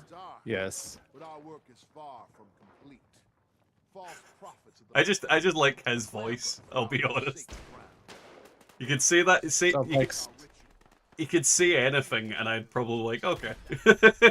Sounds like it's someone's, like drunk uncle or something. It feels telling like us tales of, It feels like that he's trying to do Vincent Price. Albeit a bad impersonation, but it feels like he's trying to have the same inflections of it to his voice. Yeah. Somebody needs to go. The vines, yeah. I didn't realize that was the one that still needed done. I can't find the vines. I'm having trouble finding where they are. Well, hell, I've got $50. Well, for $50, you'll get a blowjob from one of the Wise One observers. You get to pick between the guys or the gal. For $100, the other one will observe. And for $100, Vincent Price will come in from behind. Right. He'll come at you like the Crypt Keeper on meth. Like, literally, has no one found those vines yet? I don't know. It's the bridge one. I didn't find them where I was. There's two guys down here. The fuck are they doing? Is it broken? Oh no, it's not. They're probably not shooting. Okay, now that I'm at the event, I have to wait for it to actually tell me what to do. Because I'm not here. Also, that reminds me, Glitter, how's the Steam Deck going? How are you enjoying it still? What a Halloween that would be, sign me up. Okay, there we go. You'll feel the holy Mothman come for you. Alright, I got a bunch of wards. Yay! Are they all called Bert? No. You sure? Holy Mothman, Batman. Holy Mothman, Batman! Holy Mothman, Equinox, Batman. Holy Mothman, Equinox, grease up my pole, Batman. Okay, down. I do like the fucking dirty stories about fucking Burt Ward. Like that he was a proper little fucking pervert. The ritual site had been prepared. The Stalkers, compound bow. Once each of No. the pyres has Vincent be like $50. Come on. The Ignite price is right, flames Jesus as I Christ. release the dust of our wise one into the air. I can't imagine Vincent Price doing The Price is Right. The flames of our pyres No. ignite the moth dust. It offers Like, I can't do a Vincent Price voice. I really wish I could. But I'm saying, come on down, would be really creepy.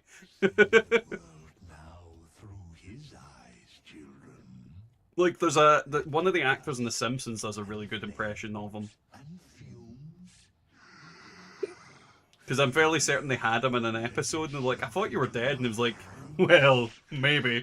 I was like, what? He died. I think he died in the 80s. So he's Oh, he been a did. minute. He did. Like, a long time ago.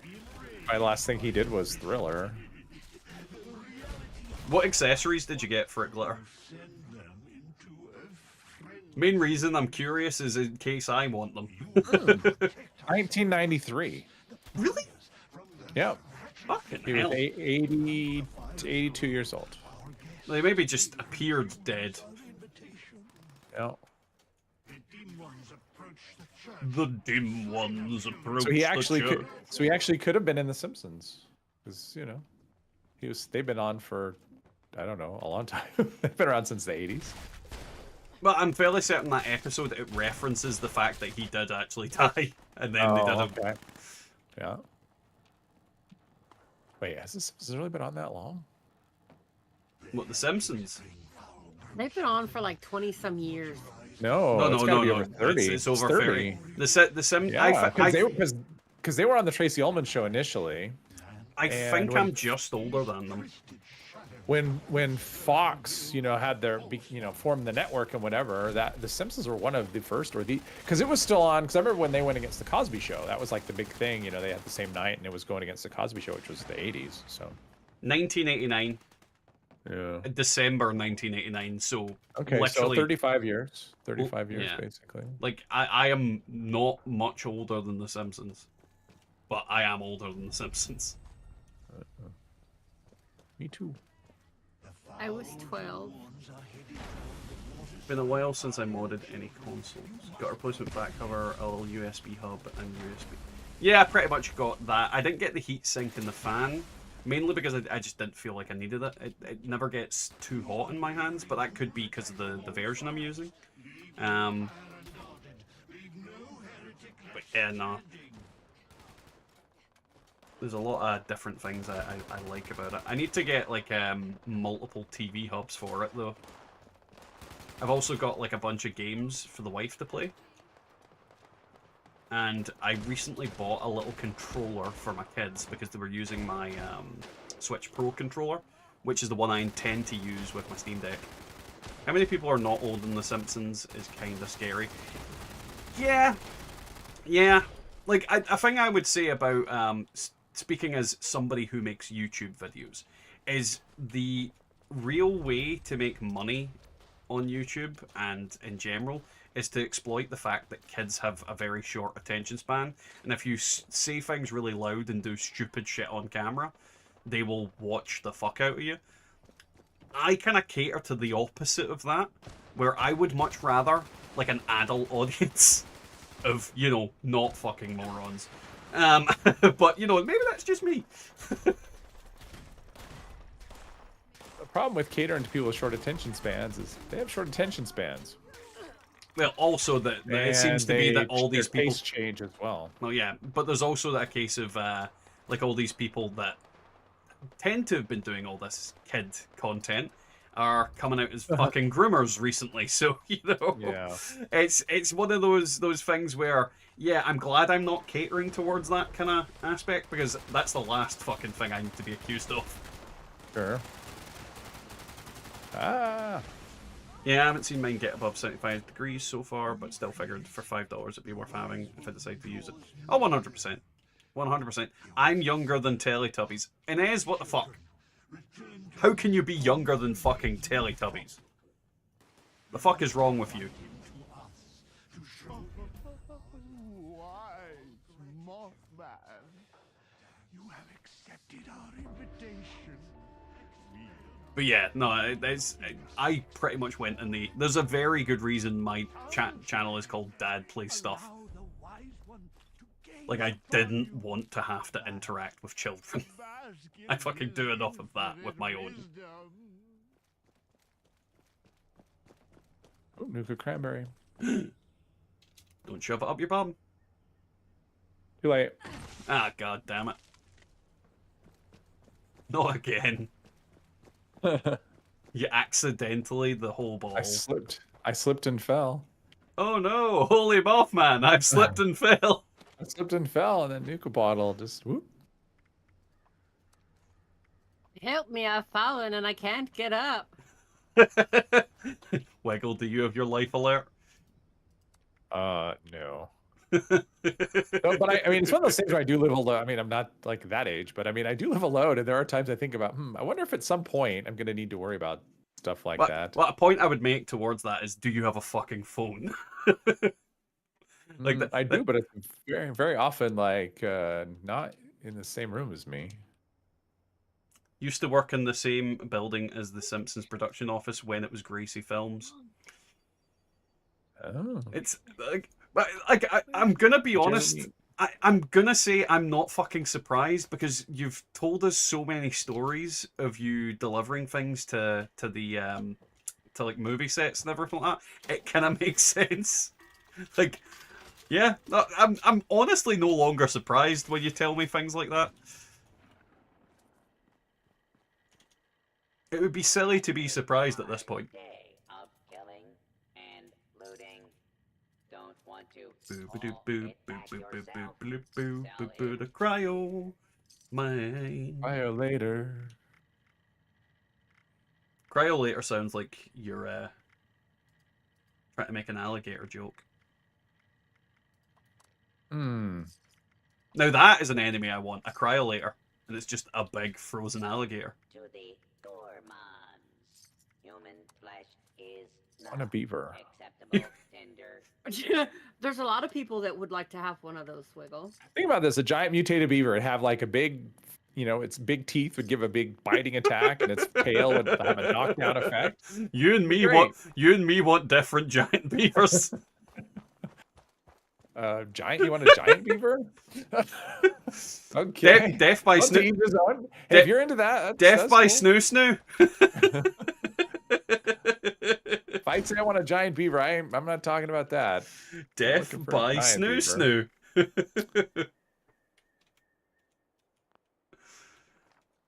Damn it, Glitter, I laughed at that way hard and I should have.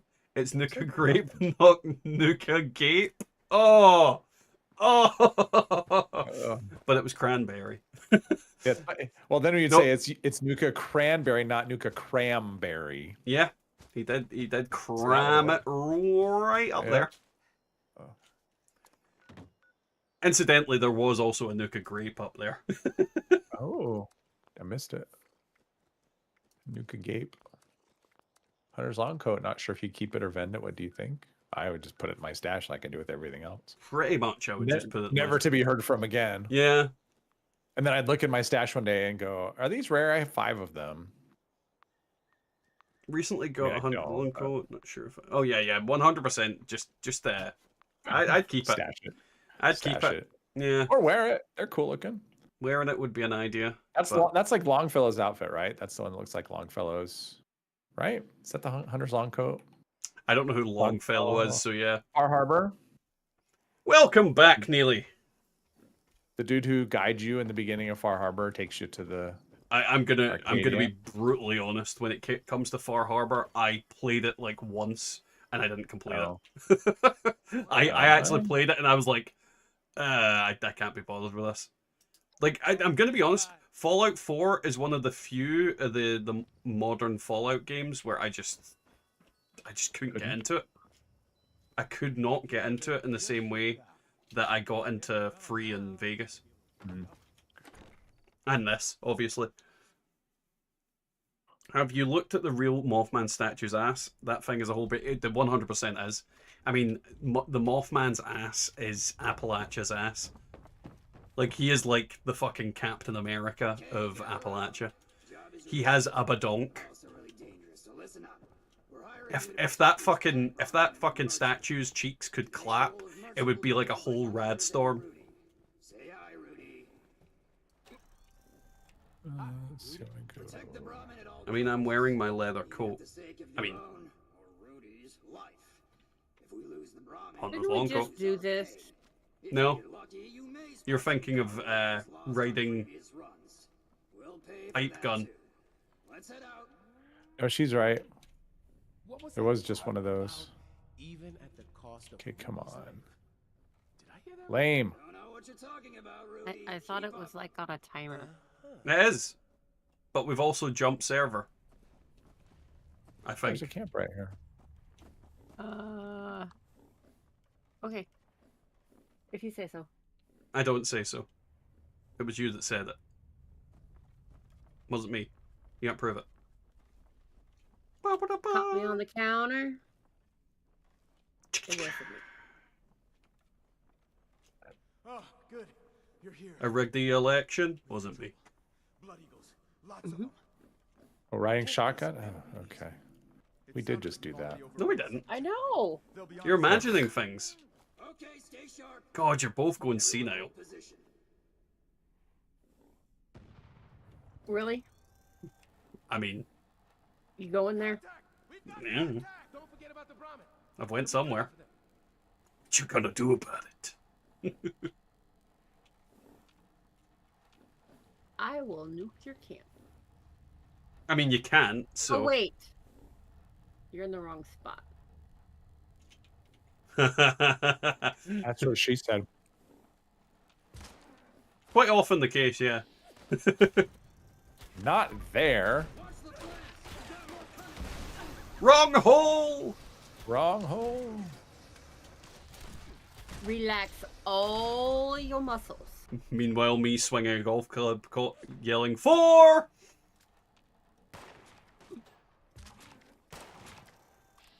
Little bastard, die. There we go.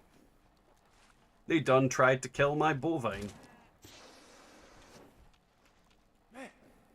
How are you, by the way? I'm laying in bed shivering like fuck.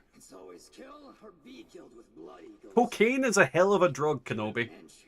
Hopefully you're okay, man. Like, why are you shivering like fuck? Are you ill? Are you suffering withdrawals? Is it from the horrible things we did? I'm wearing a compression stocking on my stump, kinky and practical. Not much choice in the matter, though. I mean, I can't really say much to that. Like, has the stump healed, or are you still, like, stitched up? I'll be back. I mean, I think it was a bad time to give up heroin.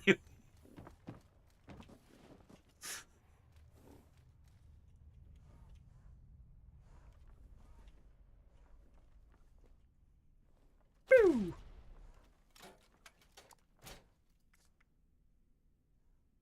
He has a severe case of nuka.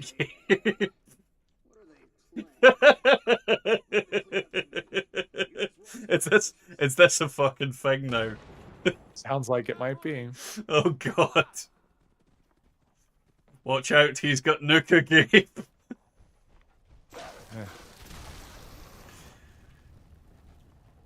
Nuka gape and nuka cranberry. And then, let's see, what have we got? Well, nuka twist just works as it is.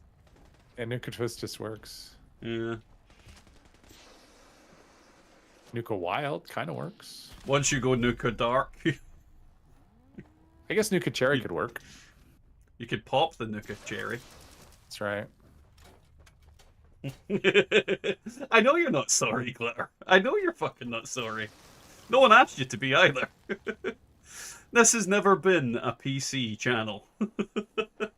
Especially on my streams. Hence why I say fuck a lot. Fuck, fuckity, fuck, fuck, fuck. And the weird thing is, I never get demonetized for me saying weird shit.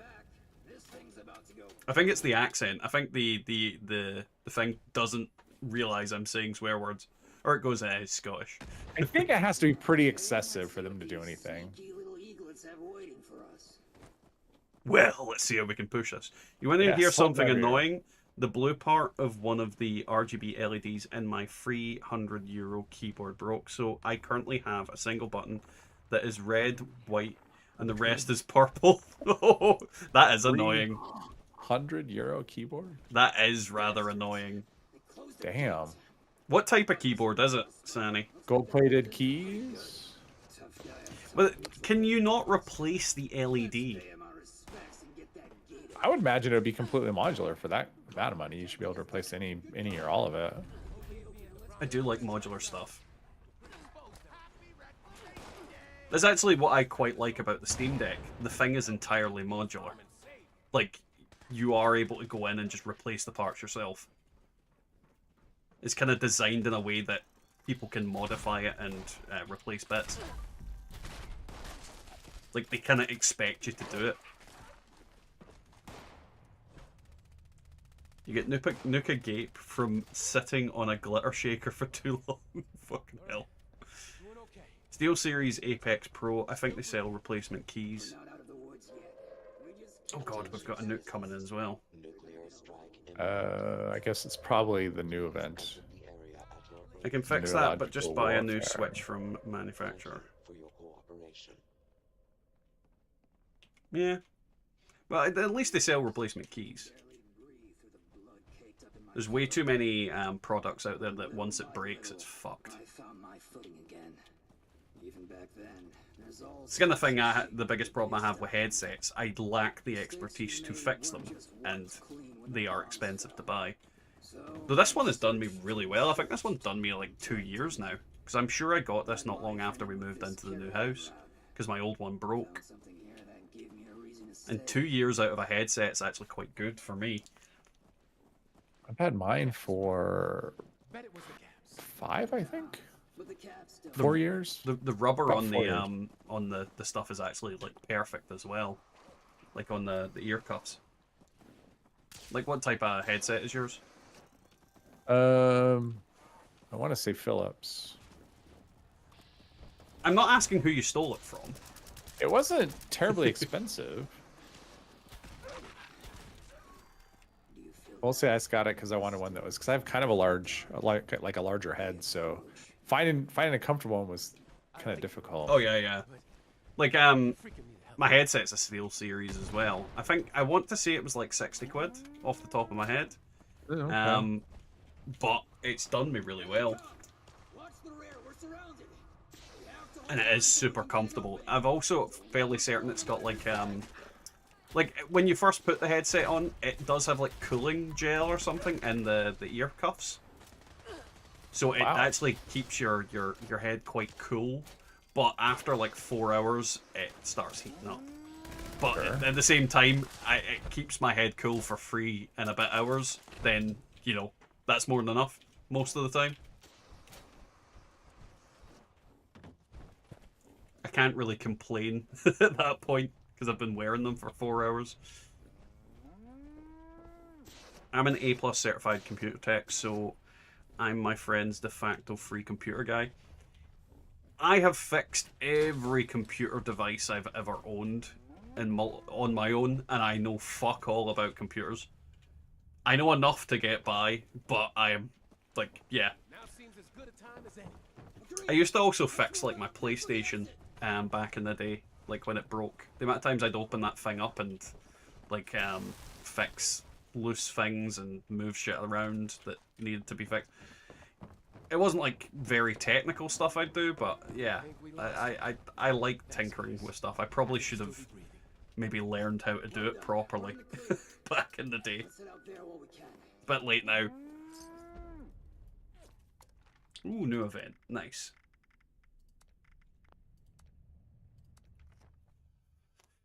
Ooh, that felt good. My knuckles cracked.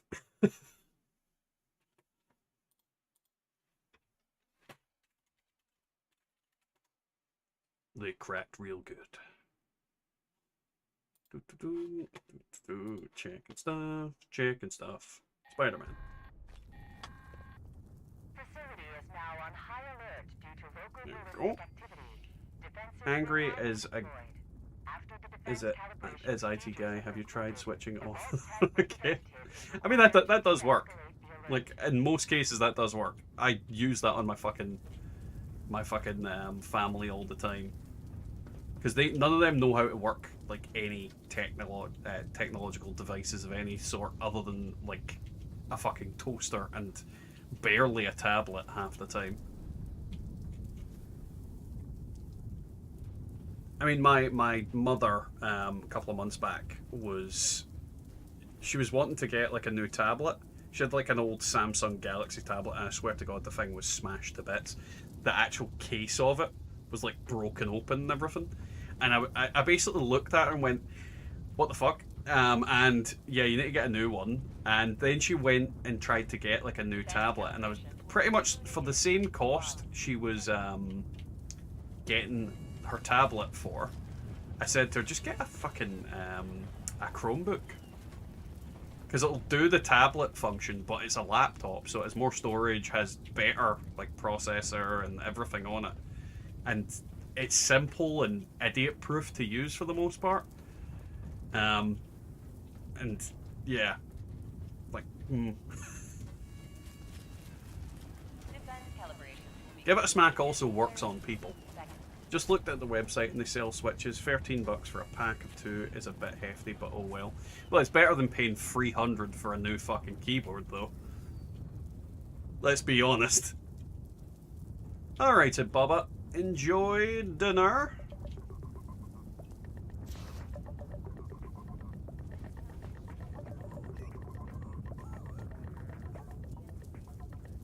Time for the fabricator.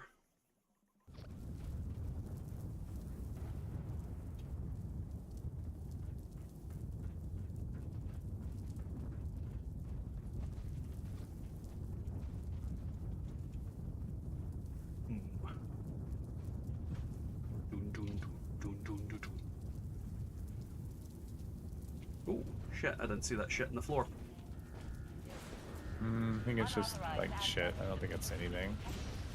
I'll pick up I didn't anything. get any legendary pop-up. I will fucking pick up anything. I'm now running round the rest of it to see if anything else was on the floor.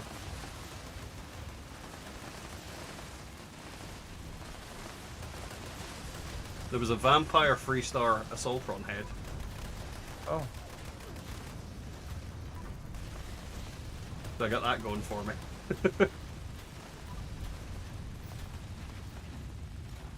Free shit!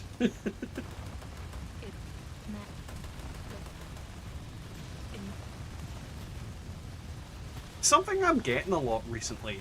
Are you getting any sound bugs with, like, sound cutting out? And I don't mean cutting out in the sense that it permanently cuts out. I mean, like, for example, I'm getting the voice lines for the robots, but they're going like, and I'm only getting like the start of the voice line. Oh. I'm not really even hearing any voice lines from them, actually.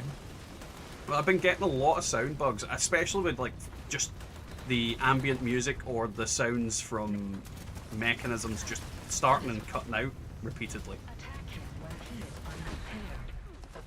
Oh, now they're talking fully.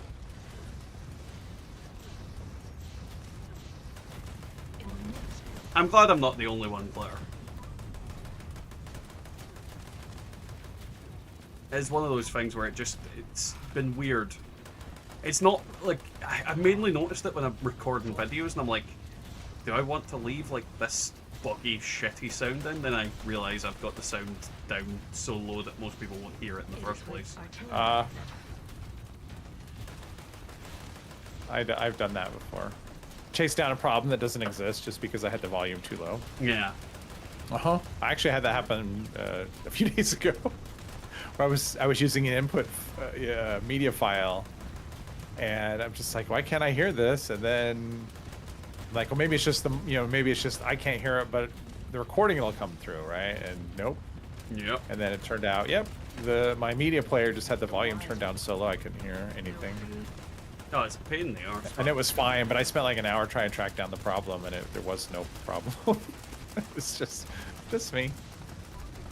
I have crashed a few times in fast traveling, nearly, but I've not been playing as much in the past 2 weeks with the fact that I don't want to get burnt out before the next patch, where I know I'm going to be spending a lot of time making funky weapons and testing them out. And grinding a shitload of modules to make funky weapons and test shit out.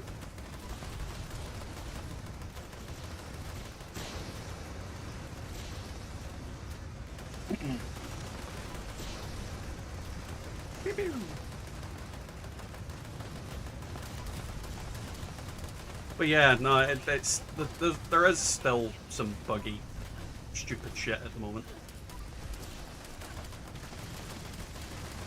But no, pardon me, a recent problem I had, I actually remade a video 3 times yesterday. Oh. And it was because one scene kept fucking up. And I recorded it 3 times, checked it like multiple times to see if it was working properly. And what was happening is, it was in West Tech, and I had an alien disintegrator. And for some reason, with the alien disintegrator, the filming started off fine to begin with. But then, like halfway through it, the game just started lagging out.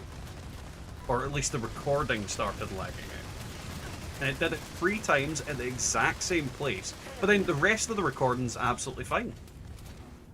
Like, I went to other places after. It was specifically the alien disintegrator in West Tech. Was it a specific part of West Tech? Or No, it was just like it. In one of the versions of the recording, it started right away, and other ones it started a little bit later. It was just West Tech in general, and I just don't know why it was doing it. It was a very like random problem to have. Weird. Where did the other robot go down? I don't see its corpse. A good question. Well, there's one here. And I've not looted it. One there, and then isn't the other one over there? No, I only see the 2, but I got 3 legendaries, so I did. I think it may have vanished. Like fallen through the floor or something. Maybe I did and I just didn't notice. Let's see, how many legendaries did I get? 1, 2. Oh, I did. It just, for some reason, didn't show me it right away. Yes. Yes, Nelly. September 3rd. Oh, no, and no, September 5th is a purveyor sale. I definitely didn't. What the fuck?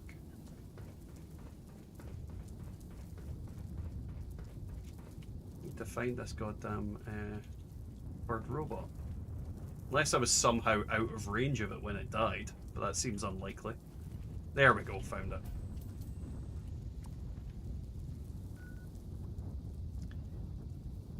And yes, definitely, like Wiggle said, 3rd of September is the new patch. So hopefully we'll be dealing with some crazy shenanigans. But I am looking forward to it. I'm mainly looking forward to the explosive energy weapons. Just testing them out and reusing them again. And obviously that new weapon that's coming. The caravan stuff, yeah. I'm kind of like... I'm reticent to say that I'm looking forward to like a new grind because of the obvious reason of sure. It's another grind in this game, and I mean we've been burned many times before by random weird shit that they add in. So I'm not gonna say I'm looking forward to it because I don't rightly know if it's gonna be good or not. I'm just hoping it's working.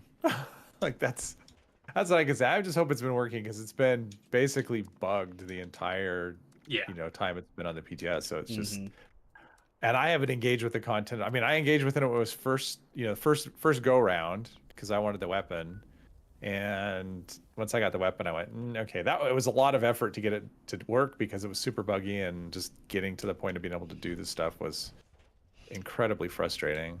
The new weapon is basically a energy rifle, akin to like the laser rifle, but not quite. Thank you. It's designed to be a hip fire weapon too. It's not designed to be a VATS weapon. It's designed for hip fire. Yeah, so I think it's really cool. So well, I think that's a good. Well, to be fair, most of the energy weapons are that way because they've got ridiculous AP costs. This one is like it's so stable. Like hip firing, it's really easy to hit things. Just hip firing. That's one thing I really liked about it. So, but it's another Vault 60 free weapon, but it can be like rolled. It isn't like Yeah, it's a non-legendary to start. Yeah, it's not like a fixed Vault 63 weapon. And the quest for it actually gives you the plan for the weapon, not the weapon, which is nice. That way you can just craft them, and they're tradable. Well, and from what I've seen, it's got decent damage. Yeah, it's got actually when it's fully heated, it does like really good damage. So. So I'm looking forward to testing that out and playing around with it, but we'll see how that works. And then there is obviously the crafting system. I mean, there's more to the caravan stuff than just that weapon, but that's the only thing I really give two shits about. And to be honest, I don't know enough about the caravan system to make any comments on it because I've deliberately avoided researching it, looking into it, because I am not interested in something until it's live. When it comes to like things they're fixing, new crafting systems, things that don't spoil my appreciation of it or my understanding of it, I have got no problem with that. But when it comes to like the actual game, like doing the story, doing like the fucking gameplay loop, I'm not going to a PTS to do that because that is just madness. That way lies utter madness. Yeah. I do it when there's basically anytime I've done it, it's always been because there's some new gear attached to that. And so I do it so I can get the gear so I can play around with it. But if there's no gear attached, like if it's just new story and there's nothing, then I ignore it because I do want to experience for the first time once it's actually in the game. And it shortens the lifespan of the game for you. Yeah, it does. It moves it, is what it does. It moves the lifespan of the game. So instead of experiencing when it comes out, I experience it early, but then when it comes out, it's kind of like... Yeah, but the problem is, on the PTS, you're not really experiencing it on the same... Because what you're experiencing on the PTS is potentially a broken, buggy mess. Granted, this is a Bethesda game, we can expect that, but you're experiencing the content at its worst, and therefore, you're not experiencing it in the way you should be experiencing it. It should be a seamless like transition and everything should work well. Granted, again, Bethesda game doesn't always work that way, but that's the way it should be. Yeah. And I feel like you end up cheating yourself by experiencing it on the PTS. And don't get me wrong. Yeah, no, you're right. When it comes to like, if, for example, I signed up for the God, I've forgotten the name of it. The Funcom's creator program. So there's a chance I might get a code for the Dune beta for Dune. Cool. But with that, I'm kind of looking at it as I really want to play that fucking game, and because that's like an MMO experience, and the whole idea is it's a constantly shifting kind of dynamic thing. If I do that early, then I'll be prepared for when the game comes out. Right. And I feel like in the case of that, if they're going to be... Well, it'll help you. I mean, actually, it'll give you a head start on content as well. But that's exactly a thing as well. It's going to help me film stuff and plan guides and do... But it's always that trade-off, right? It's like, okay, do I, how much of it am I willing to, look at early? Yeah. It's in the sake of... I mean, for me, whenever I look at it early, it's pretty much always for the sake of content. It's always like, okay... is this, and in the case of say the V63 carbine, the new weapon, I mean, I was getting a lot of questions on that on other videos, like before it was even out, and people are like, well, what about this weapon? What about this weapon? So I knew that there was a lot of interest in it. And it's just like, okay, well, if I can get my hands on it, I will, if obviously I can do it early. And the fact that it was hidden behind a quest and it wasn't announced, like that was the thing, like they didn't even say anything.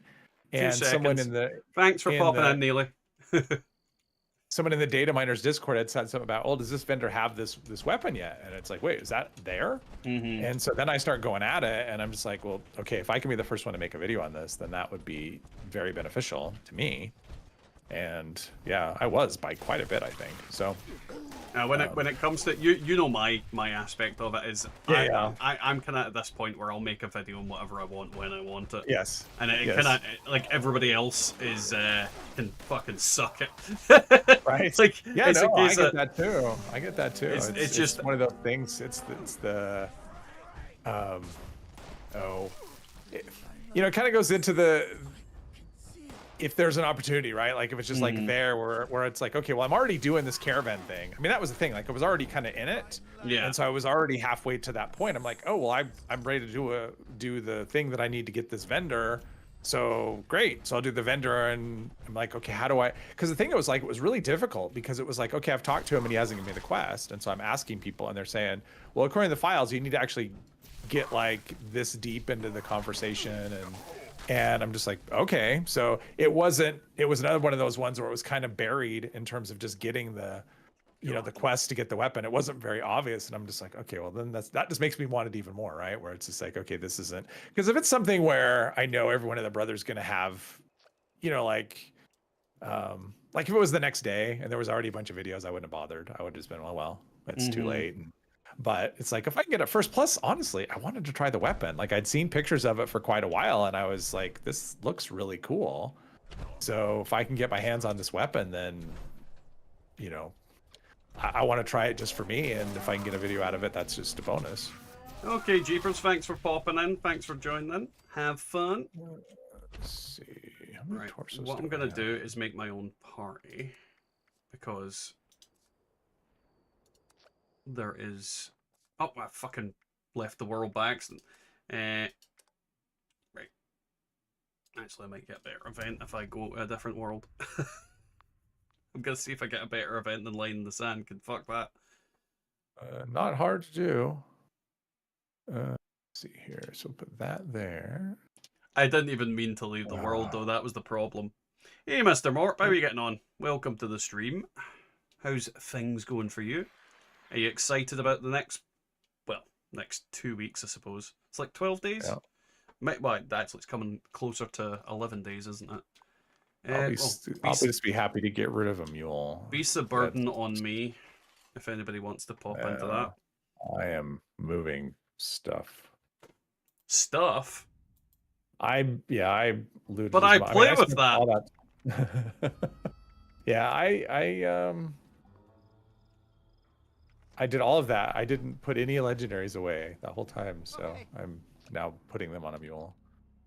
I've just been scrapping the ever-living shit out of them tonight. Yeah, I haven't been doing my script lately. Like honestly, the way I've been doing it is, if it's tradable. I mean, if it's not tradable, I script it. If it is tradable, it goes to the mule. Most of what I've been doing lately has been logging in to do my dailies and videos.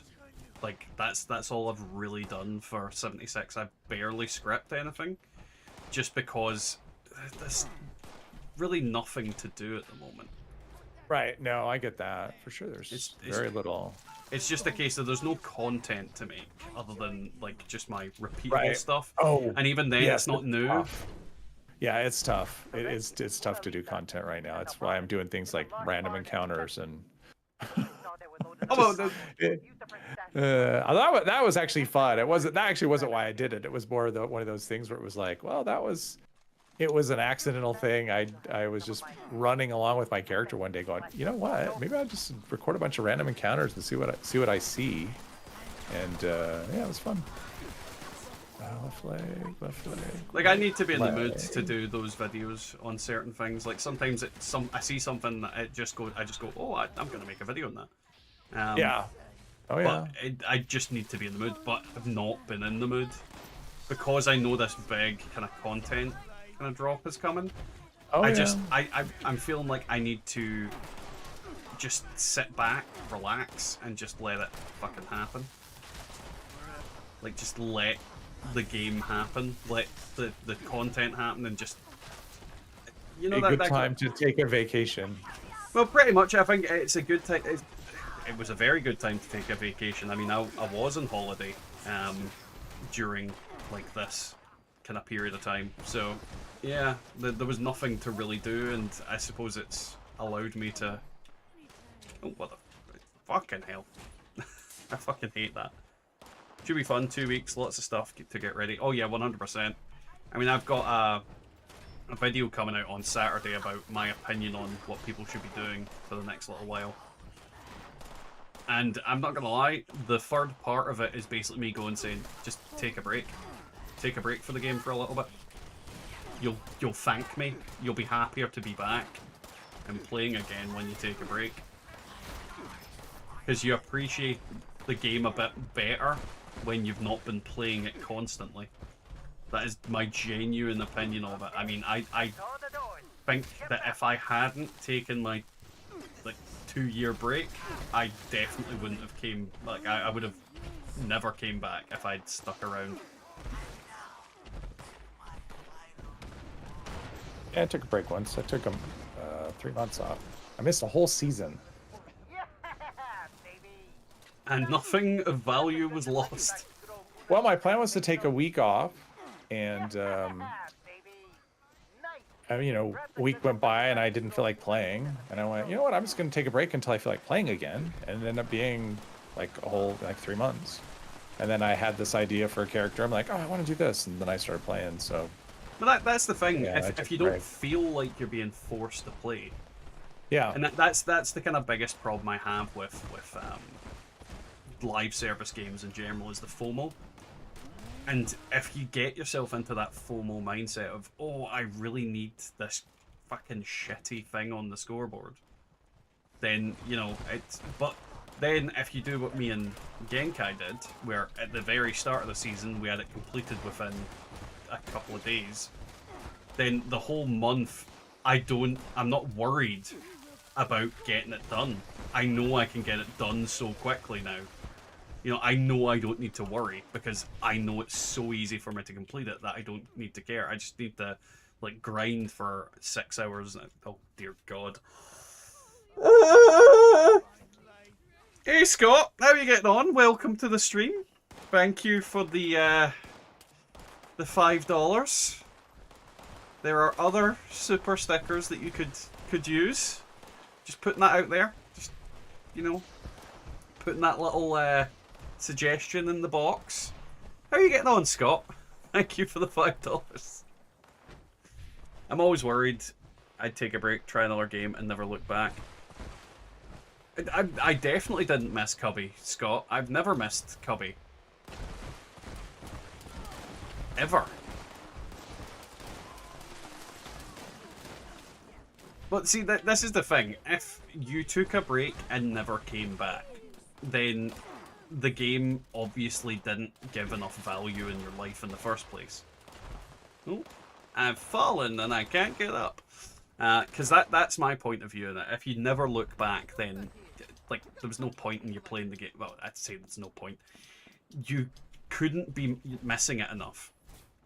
I mean, the reason I came back is because the game had some new kind of aspects of it that I felt like, you know what, I'm gonna try again. You know, there was new content coming. I felt in the mood for it, and I've enjoyed my time back. I am still enjoying it, but I am aware that I can walk away from it and not play it for a while. And I'm gonna say flat out to everybody that's here, there are probably gonna be periods where I maybe don't play for a couple of months. But at the same time, like, I've proven that I will I will come back when the content draws me back. And it is very easy for me to make, like, like the videos that I've been making, it's easy enough for me to make a bunch of them in advance and kind of plan them out and do kind of things. And it'll be even more so next time, but yeah. Doing okay, surgery next week. I'm just coming back from a break. Well, good luck with your surgery, man. Hopefully it goes incredibly well, and those boobs that you're getting added on will look amazing. What the hell is that thing? It's huge! I can see it from here. Kill it before it... He's getting the surgery to become the cubby monster.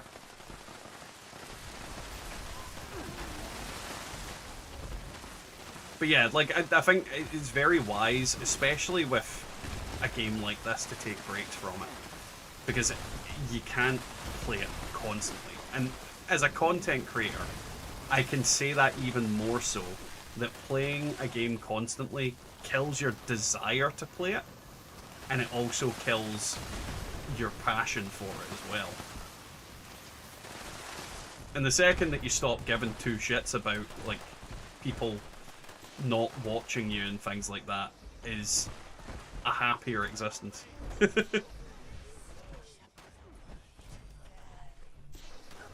I believe I can fly. Cultist piercer, but I don't want that. Or maybe I do. Maybe I want to pierce cultists. Come on, you goddamn tent, go down. I wish to eat the flesh of turtles.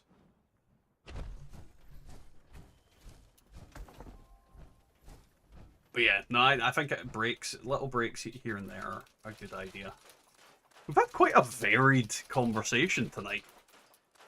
I mean, we went into the patch, bloody movies, Batman. We had a long conversation about Batman as well.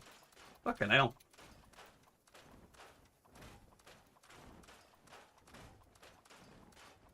God, that event gave me a lot of random shit.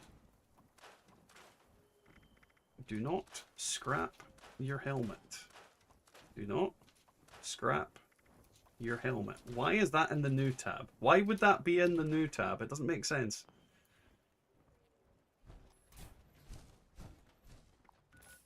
Right, where are we going? Da, da, da. You're not Batman, Scott.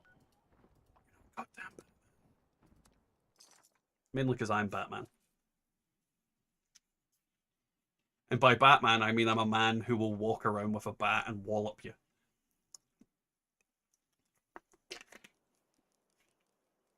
I'm fairly certain he is still there, but he likes to go quiet. He goes into the back and beats on his gimp. Teaches him a real good lesson.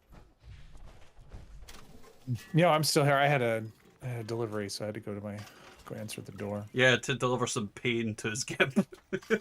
Nothing that exciting is socks, actually. What, you were delivering socks to your gimp? The plane... No. Nope, socks. But I did log out because I got to go do some things. So I am going to sign out now. Alrighty, man. Thank you for popping in. It is always appreciated. Have a good rest of your day. Whoop! Time to wake up the gimp. Yes, it was. I mean, that's the problem. He's woke him up now, so he needs to go feed him.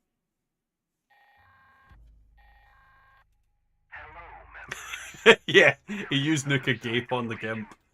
have a look at it. Please proceed to the transmitted location and complete the triangulation process.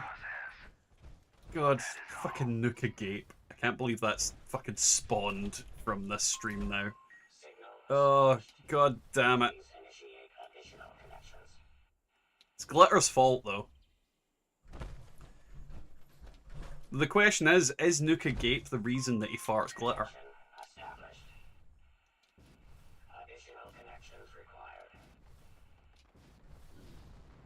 That's not gonna work. Come here, you little shit.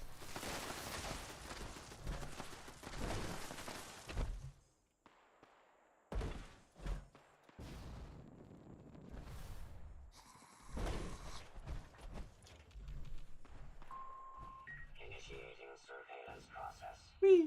Scanning. Survey complete. Resource drop. What is the helmet you used in the thumbnail? I thought it was a different game. The helmet I used in the thumbnail, that is the Sawtooth, outfit. Makes you look like a freaking knight. I'm certain that's the one I used in the thumbnail. Yeah, definitely the Sawtooth outfit. It's one of my favourite outfits in the game. It actually comes with a robot arm. Warning. Hostile forces detected. Resource drop locked. Immediate elimination required.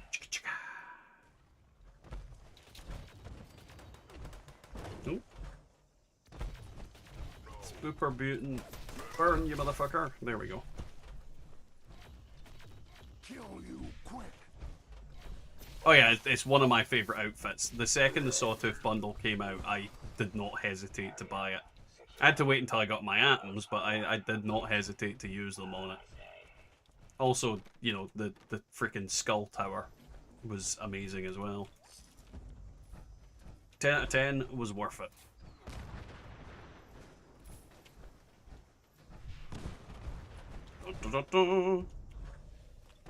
Did we get anything fun for that?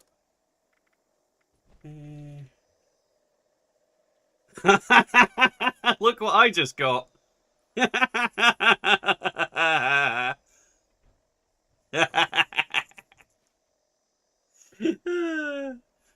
Funny. And it's the aligned barrel as well, with the stabilized stock. That's actually genuinely just funny.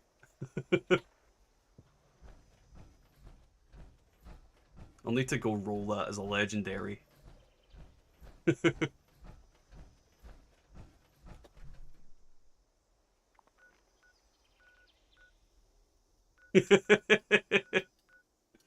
So I don't accidentally throw it away, I'm gonna go roll it as a legendary. I'm lucky with drops, I'm not lucky with rolls. But I'll roll it as a legendary and put it in storage so that I can redo it after the patch. Let's go mod that sucker.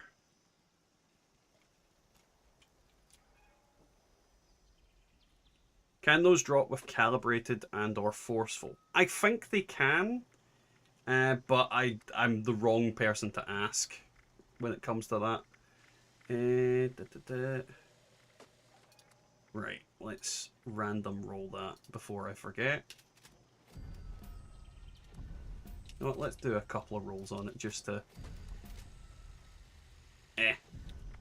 Ah well, I'll change it to something good when the patch hits. Even just a mist makes it harder to see.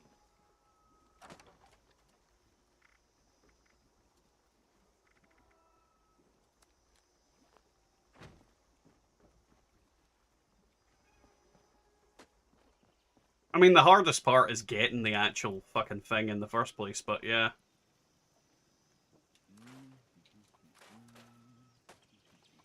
I didn't want to go and accidentally, like, scrap it like this. I would have laughed as well, Morp, but, you know, it's better that I get the actual item itself, so I'm quite happy with that. I can, because there's only 2 characters I have that run rifles, so those 2 characters will fight over who gets that. I hate this mist. Either way, it's a good little thing for me to have. And I can just put whatever mods I want on it. Definitely don't advertise my own YouTube channel. It is funny that it happened when Wiggle left, yeah. We really need to clean up around here. Boing. Boing. Boing. Right.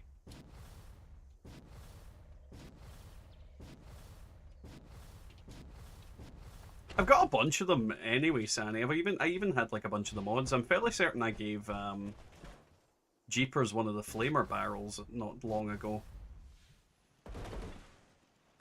Because I found like a bunch of them a while back.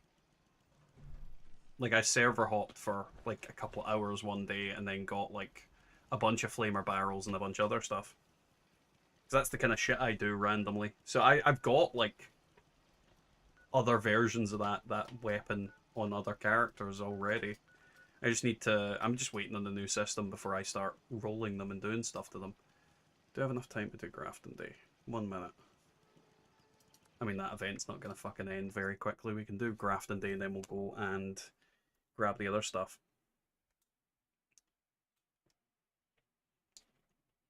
I can hear the wife moving about upstairs. See, I do things randomly when I'm bored. That's one of the things I've done randomly when I am bored. Watch the parade. I don't think I will. I think I'm going to burn the Grafton monster to death. Like that.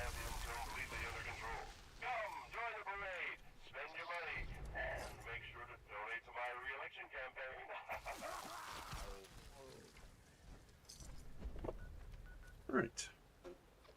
Well, that actually managed to complete that before the fucking event triggered. Jesus Christ. Bullfire is better than the Enclave Flamer? No. Nothing is better than the Enclave Flamer. The only problem with the Enclave Flamer is its durability is dog shit in comparison. Like, the Enclave Flamer is by far, like, the better weapon. It's ridiculous. The Enclave Flamer is honestly probably one of the best, if not the best, DPS weapon in the game. And the only reason it gets beat out by things like the Fixer is because obviously you can get the stealth damage bonus and it breaks a lot less quickly. Like the main reason, like if you could get all the same bonuses to the Enclave Flamer that you could to you could get the same bonuses on the Enclave Flamer that you could get to the Fixer, it would take a massive shit on the Fixer. Like, it would be so much better. Like, 100% is the best fucking weapon in the game. Like, for what it is. Have been placed throughout the wise one's home. Don't get me wrong, Holy Fire's good. Flamers are good, but they're not Enclave Flamer good. The best way to describe it is the Enclave, the Holy Fire is essentially what the Enclave Flamer is to the regular Plasma Flamer.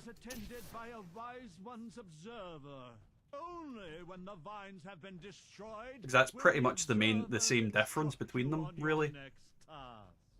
Hurry now, children. His patience does not run as deep as his wisdom. The ammo cost is ridiculous, Scott, 100%. Plasma snipers have excellent ammo return. Oh, they do. They do, Hangry. Though any single shot weapon tends to have a really good ammo return. Like, that's the best way to farm ammo for stuff. Like, for example, one of the better ways to farm ammo for the, like, 2mm ammo is to use the Gauss rifle rather than anything, or the Gauss pistol, because you're going to get your ammo back in droves. Whereas if you're using the Gauss minigun, you're barely ever going to get your ammo back when using that goddamn fucking thing.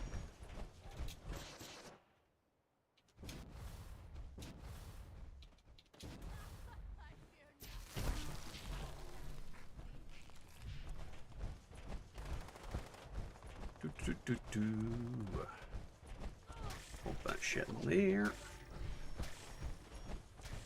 I hear don't. I believe I could. Need to stop singing that. Okay, what do people call you? I was about to say Dad. I'll see you later. Felt weird. Typically, people call me Zmore or Z or DPS. Whatever you feel comfortable with. Gauss shotgun is also good for ammo and is 100%.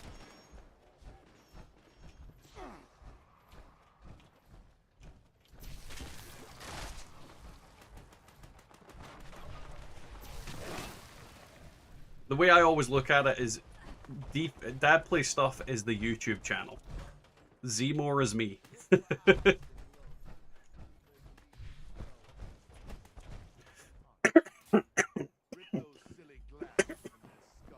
God, I'm choking out on everything. I believe I can fly. I just realised that my Steam account is about to be able to drink in the US only 3 more weeks. The fuck? I don't even know how old my Steam account is. That's something I might check after stream.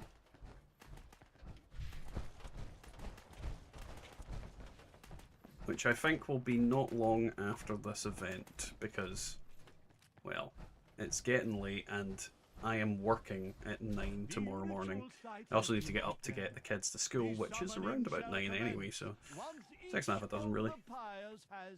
Let's double check. Is it 9 o'clock I'm working, or is it after 9? And this event is trying to do its fucking thing. Yeah, 9:30. Good.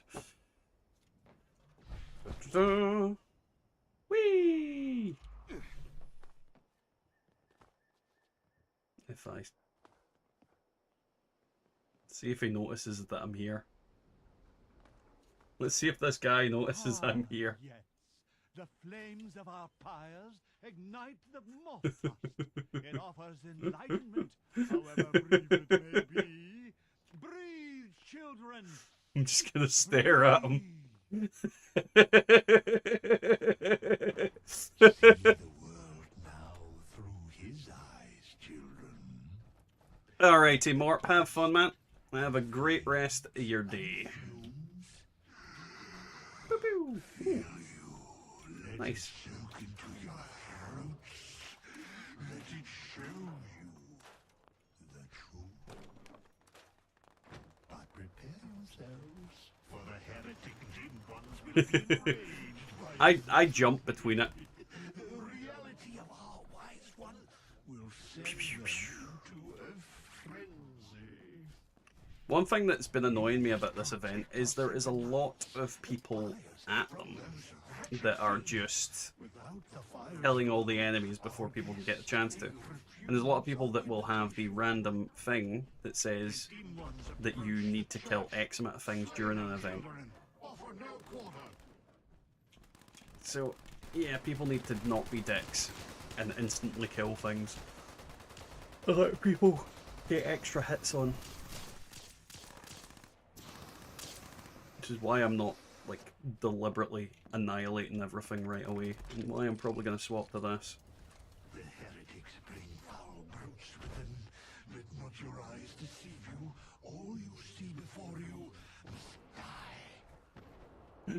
Everyone must die. Man or beast, these twisted shadows all serve the will of the false ones. Who the fuck are they?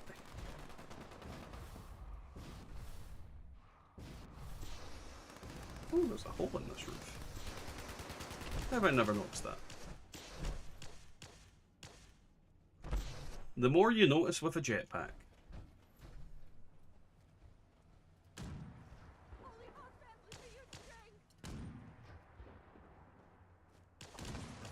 Foul ones are headed toward the waterside fire, children.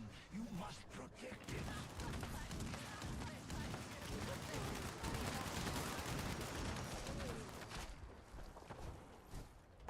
These unwavering fools attack from all sides. Leave no pyre unguarded. Oh, this event is nearly done. Yeah, been quite a successful night. We've got a bunch of script done. We have found a freaking... God, what's it called? An Enclave Flamer. All going rather well.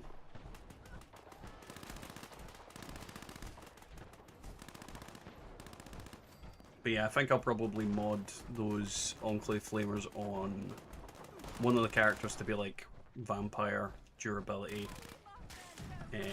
faster fire rate. It's a shame I can't make it like explosive, because that would be hilarious, but you know, I understand why they've removed that from the weapons that exist. Because it definitely would be way too overpowered.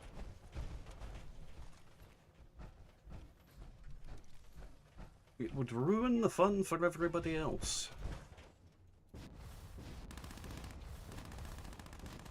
I believe I can fly.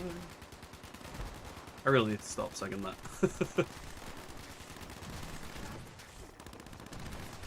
Bad cultist.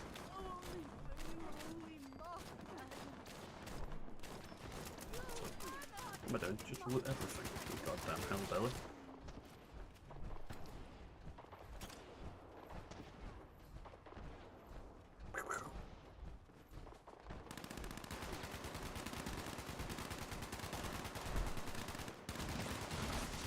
Get back here, you little shit. And give me that. I don't want to return to the roof. It's up high. Oh, actually, I've got a jetpack. I can get up there quite easily. Children, return to me upon the museum's rooftop. We must invite him to us to show him our love and our gratitude. Dance. Minecon flavor is Q damage while aiming breaks slower. Is that bad? And feels like it does less damage compared to the Holy Fire. No, it's not bad. Damage while aiming is actually going to get you the most possible damage per ammo. So it depends. Like faster fire rate is always going to be technically higher damage. Damage while aiming is going to be ammo efficiency for damage. There's not a bad choice. And feels and is are two different things. Like I would definitely say it depends on if your build's optimized. Because for example, in is, are you using the science perks in the intelligence tree? Because you can use the commando perks and the science perks to buff that weapon to get extra damage on top of it. So if you're not doing that, then you're not getting the most out of it.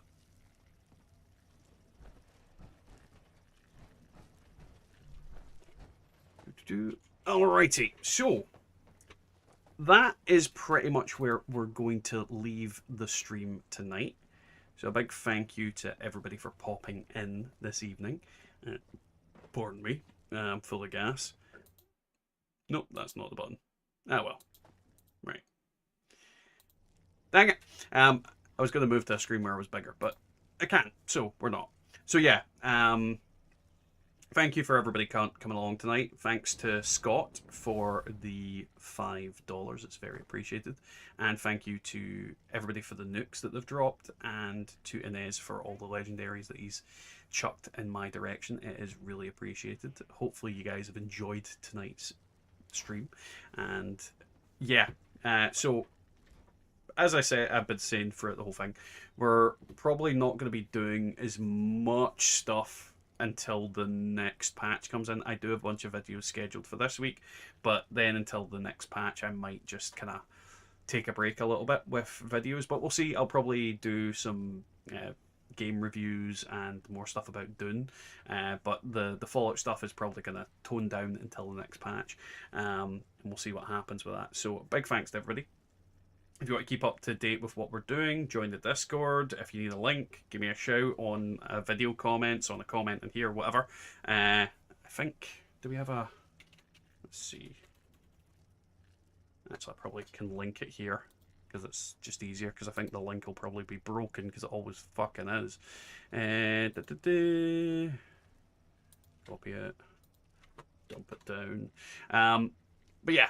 We'll see you all later, and hopefully you had a great evening. Either way, guys, I'll catch you all next time in the Wasteland.